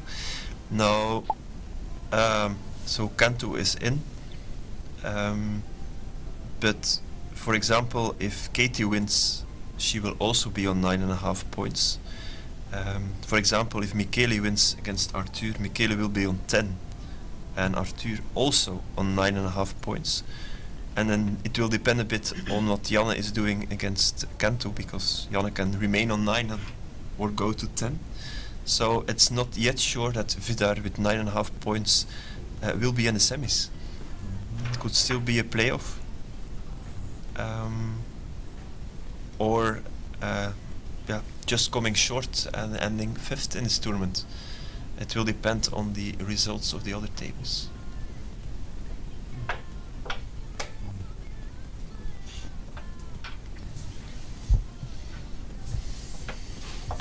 Well, in Kento's position, h2 is not a good idea, because if black goes to h2, white will finish with g3, leaving h7 in the future use.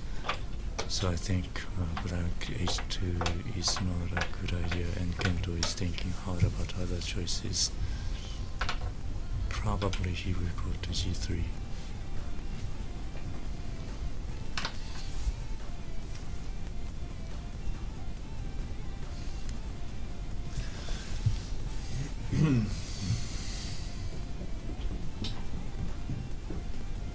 But of course, after g3, white will go to h6. And keep a move on h2. Right. Yeah. So Rano is thinking about the sequence.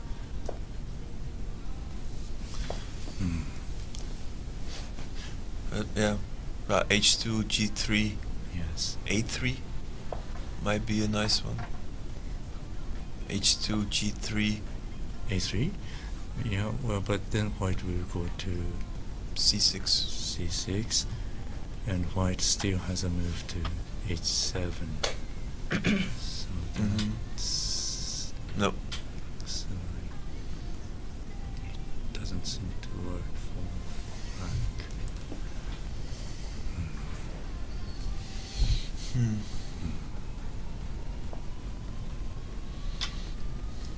No early X squares this time. Not this time. It looks a bit like a normal game.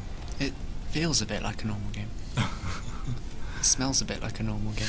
Yeah, it is a normal game, yes. Just some feeding on the top right, keeping a c-square as a backup option. Yeah, and that has been how Kento has tended to play his games. Just very straightforward Othello. No crazy, exciting moves, but all very strong moves. Yeah, well, there's also a strategy in how you approach games. If you're like in the mid game and you have the feeling that you're ahead, you need to simplify the board position if you can, of course with good moves. But if you feel that you are behind, you can always try to complicate the games. For example, if you have a choice of moves between some logic sequence for your opponent or one which is giving your opponent a lot of thought. If you're behind, it's good to play the more difficult moves. But when you're feeling you're ahead, you need to play out the logical sequences. So that's also one of the tactics you can apply during your game. Yeah. It's a very nice idea. Yes. I think I would tend to just make it more complicated, but not mean to.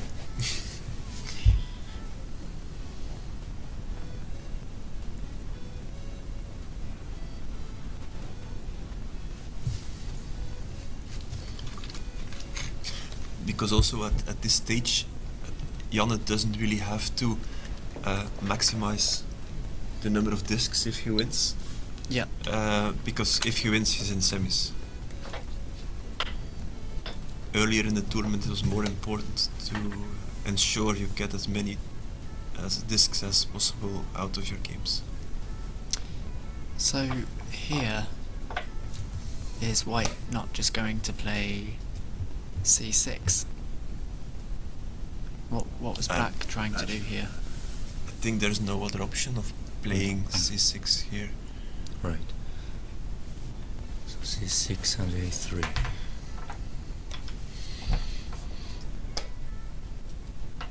c6, h3. H3, g3. sorry. h2 or g3 after that? Or a3 then? Yes, a3. c6, a3 is the most natural sequence, but I don't know. Inner Eagle in the chat getting very enthusiastic. You could totally join the World Tournament if you wanted to. And look forward to seeing you in future years then, definitely.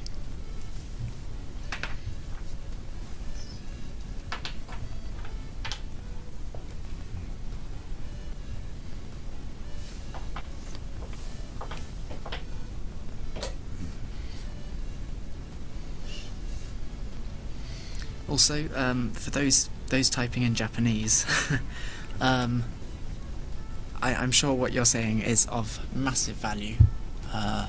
Unfortunately, I'm not able to understand it quite as well. So, if you are able to say it in English, please do. I can read it. Yep. But maybe the letters are too small. I don't know.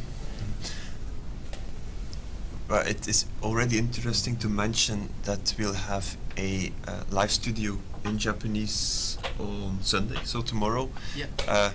So there it will for sure be allowed. It's also allowed now to type and talk in Japanese, and we'll ensure that the commentators will pick up these comments as well and maybe introduce it in their analysis. And if you want to come into the English stream and type Japanese there too, you can.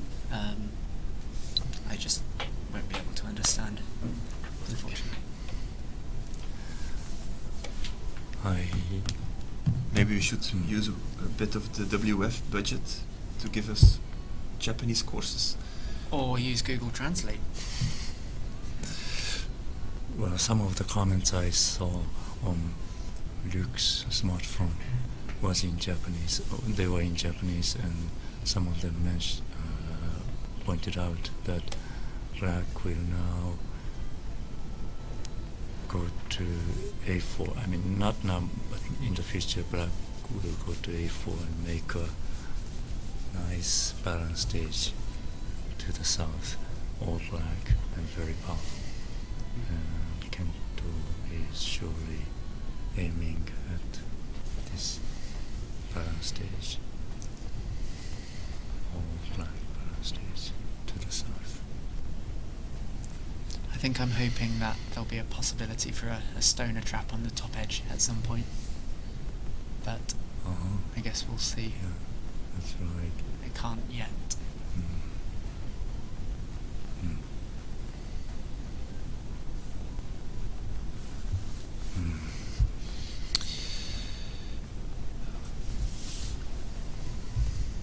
I think white has to take h6, yes it does. That seems to be the only reasonable for point. We were speculating on potential final standings. Is that the score I said? Yeah. I predicted that. So we were talking about some potential final standings after round 13, where we only took into account straight wins by one or the other player. But we have a draw between Arthur and Michele. So Arthur is now on 10 points, which means he's qualified for the semi-finals. And Michele is on 9.5 points. So I think we'll have a playoff for 9.5s. Maybe.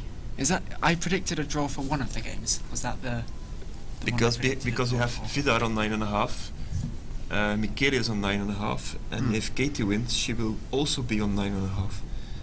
So then we'll have a playoff between the 4th and the 5th. True. I believe that Michele was well ahead in tiebreak, so he'll take the 3rd spot, unless, of course, Janne wins this game, and then Janne and Arthur will be 2nd and 3rd, and there will be a playoff between Michele and Vidar. Yep. So I think we are pretty sure to have a playoff.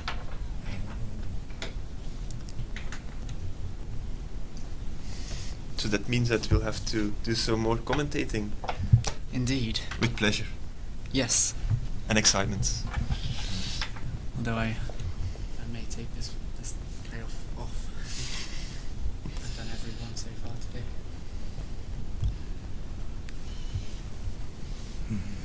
I also have to listen in to my Belgian squad, what the plans are.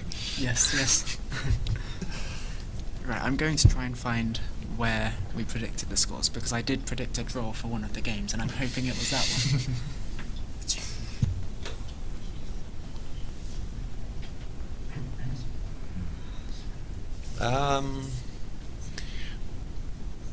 So we had quite some moves during our excitement.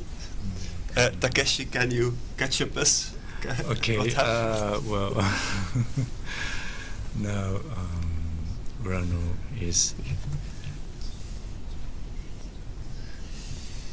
making his normal strong moves, and he is about to gain another solid win for him. And the balance stage to the south with black discs only, it's working out very nice for black, because after C1, well, C1 seems to be the only option for white, and black will go to G2.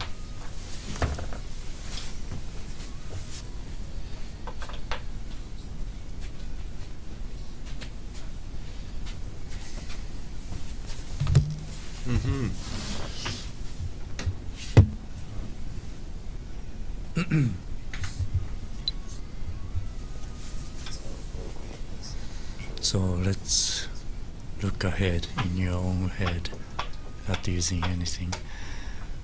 White will go to C1. I think Janne realizes. C1, and black will go to G2. White will go to H1.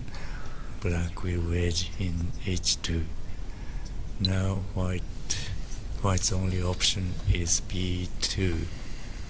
White can go to B2, only B2, and black will take the edge with A1. White will wedge, not really wedge, but white will play to B1, and black will go to A7. Did you follow it? Let's do it again. well, let's do it again for the intermediate. But is there an other option for white? No. No. Not much left. Not much left. So this is a straight win for black. Yes, very straightforward win for black. Let's do it again. Black will go to G2, white H1, black H2.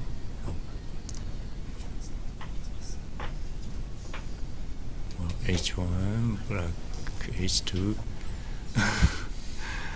Well, Jan. So it's really nice. Janne already congratulates Cantu with the win. Yes.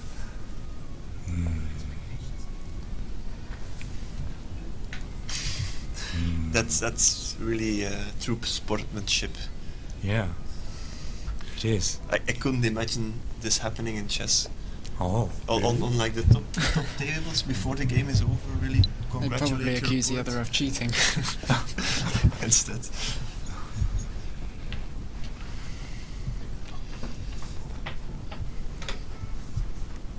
Yeah, that's one of the lovely things about Othello again. Yeah, very nice.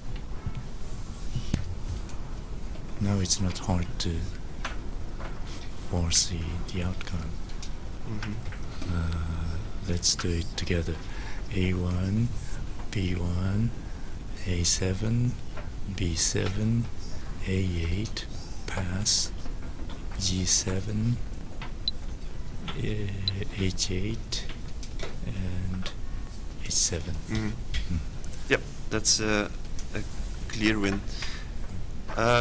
So on the other live tables, Oscar Eklund lost 11-53 to Imre Lieder. Imre Lieder is ending the tournament on a very nice 9 points.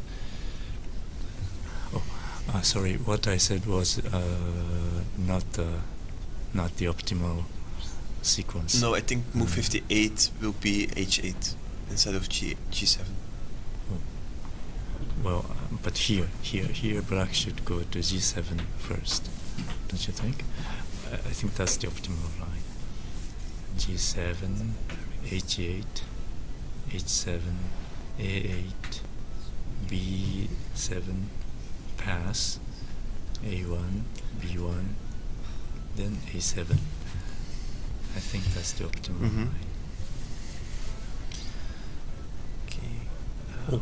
But he didn't go for it. No, but I think it doesn't matter. And also for Janne, he'll be on 9 points, and in the World Championship all players are shared if they have the same number of points, unless there is a battle for the semis.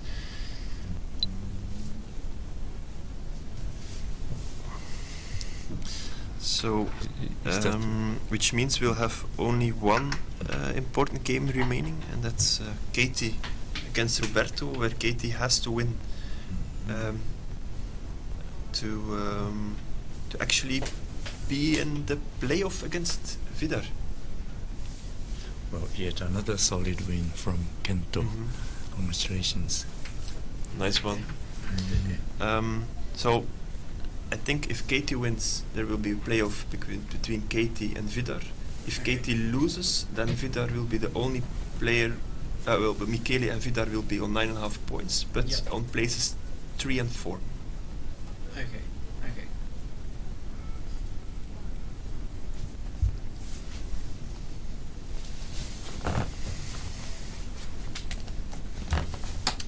So they, Jan and Kento will come in for an interview. Kento, yet again. Yep. He keeps winning and keeps staying on table 1. Okay. Can we switch to the live camera on the table between Katie and Roberto? Because these are playing on table 4. Oh. Yep. Thank you very much.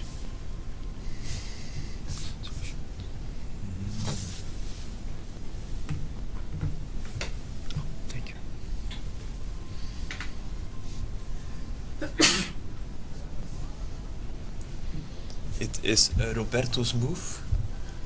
Roberto's playing white here. And Kento has actually finished the tournament unbeaten as well. So yeah, a very good job by him, especially for his first ever World Championships. Oh, thank you.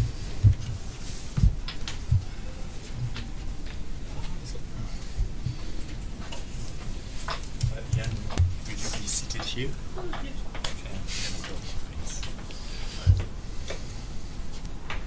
So now what we are in despair between following the last moves of Katie against Roberto.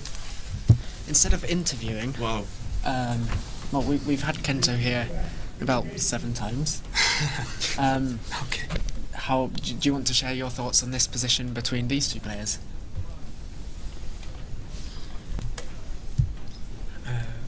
Me? Yeah. Oh, okay. Sure. It's against black. Okay. And Kento too. If I'm really like my first instance, that would be to play 6H. And I think that's a win. So, it was black white. So we have a fast response. Okay. Because I think Katie is low on time.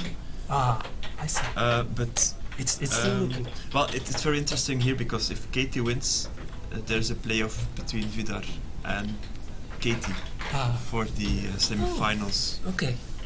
So this has been a really good year for Finland. A very good year. I'm really yes. proud about Katie.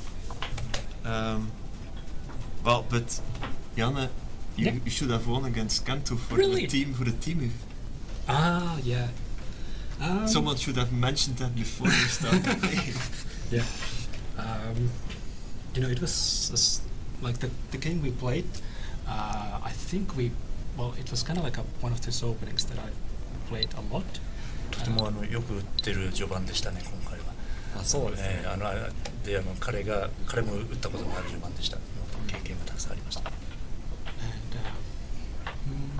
There was I think there were there was some there was some move that you made that it kind of threw me off from my book, and I had to start to really think about the moves after that. でしかし残念ながらある段階で浦野さんの打った手がちょっと私のブックから外れていて、それ以降はすごくいろいろ考えなきゃいけなくなりました。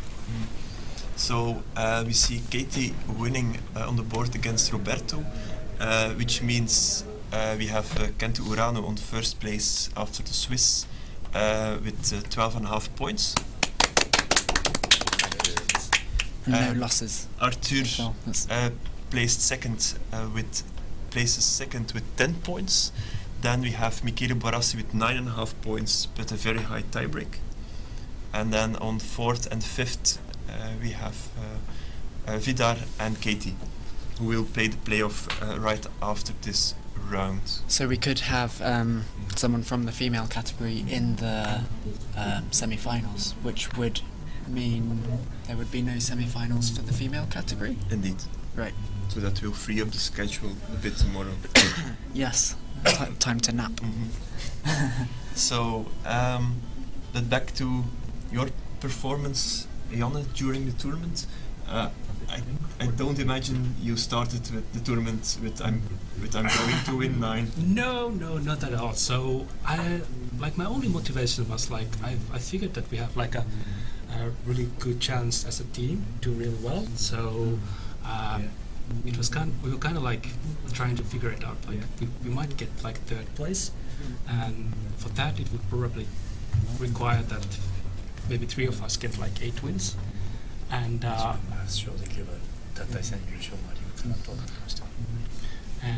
so, but it's really nice to see that as an individually, like Katie is doing really well, and it's been really good year for us, and we're super happy.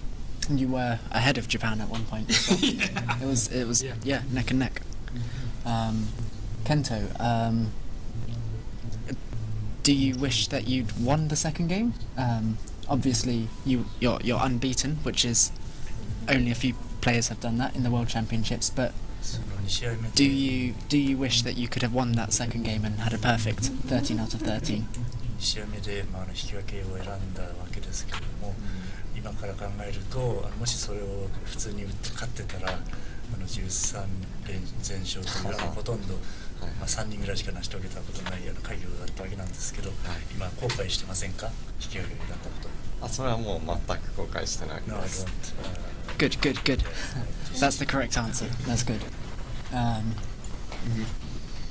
So I think I have the confirmation that Japan will win the team title because Akihiro Takahashi is defeating Nikki van den Begelaar, which means that Japan comes to at least 28 points, and Finland will have a maximum of 27.5. Okay. So Japan wins the team title this year, and Finland becomes second. Wow! What an incredibly close year it's been in the individual and team tournament. Then it's been really exciting. It's good to see European players also doing well. じゃあ、今そのプレーオフをすることになりそうな話がありましたが、ちょっとその2人の選手が誰と誰、so who will play the playoff? Playoff will be between Vidar Albrigtsen from Norway and Katie Pialapuro from Finland. そのお二人のうちどちらと打ちたいですか、準決勝で。誰と誰ですか。Would you say it again? Vidar? Vidar Albrigtsen from Norway. ノルウェーのビダー選手と And Katie from Finland. フィンランドのケイティさんと。ちょっとあんまり存じてなかったので、特にわからないです。なるほど。I don't know both of them. No, but so I cannot say anything. You played Katie in the tournament? でもケイティさんと試合をなさったようなんですが、あれ？違った。女性の選手。Did you play against Katie? No. Maybe he didn't. No, against Vidar for sure not, because I think he won his last 5 games today. So that's really a nice achievement. Yeah. So he didn't play both of them. No. Okay. And he doesn't know anything about them. Okay. Yeah. I don't know of any of the other results, but there's still a small chance that Switzerland will outplay Finland. Mm-hmm. So if Lari lost, and so Arthur played a draw against Michele. Okay. And the other 2 Swiss also won their game. They had half a point of Finland. Yeah. So at least third Yeah. Probably second. Yeah. Exciting times. Yep.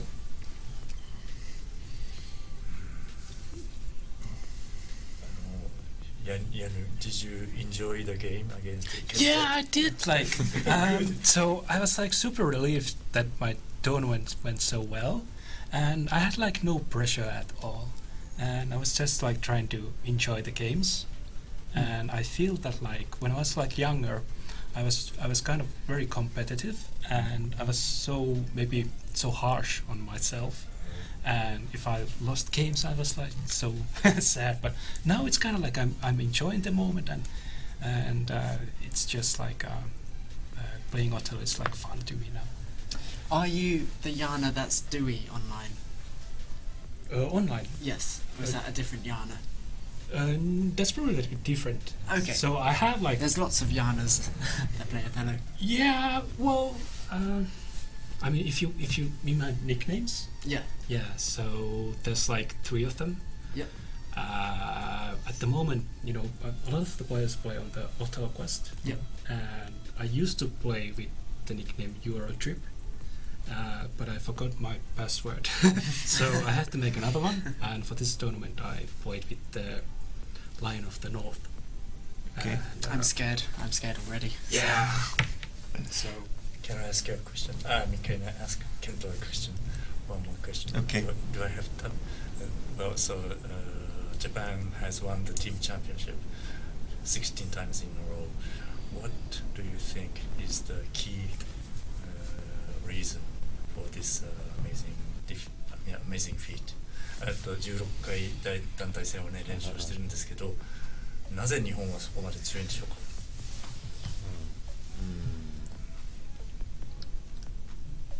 なんだろうなまあ結構やっぱ周りに強い人がたくさんいるんで、その普通の大会で地区の大会出ても強い人と当たって強くなれるってのはあるのかなと思います。 There are so many good players in Japan. Like, so if you play in a tournament, in a small regional tournament, you still play against very good players and you train yourself very well. Yes. 代表になるのが相当難しいんで、その取れたチャンスにかける思いみたいなものはちょっと海外のプレーヤーよりはあるのかなと思います。 And another thing is, since it is so hard to qualify for the World Championship for a Japanese player who has qualified himself to be in the World Championship is very motivated, maybe more motivated than other countries' players, and that can be another factor, according to him. ありがとうございます。Thank you. Okay. I see we have no questions from the chat. None from the chat, no? No. They've all asked their questions to Kento probably already. Yeah. Also, we can conclude for this post-match interview. Janne, thank you for joining Kento as well, and good luck tomorrow in the semi-finals. Thank you. Thank you. And congratulations on winning the open round. Hey, Mom.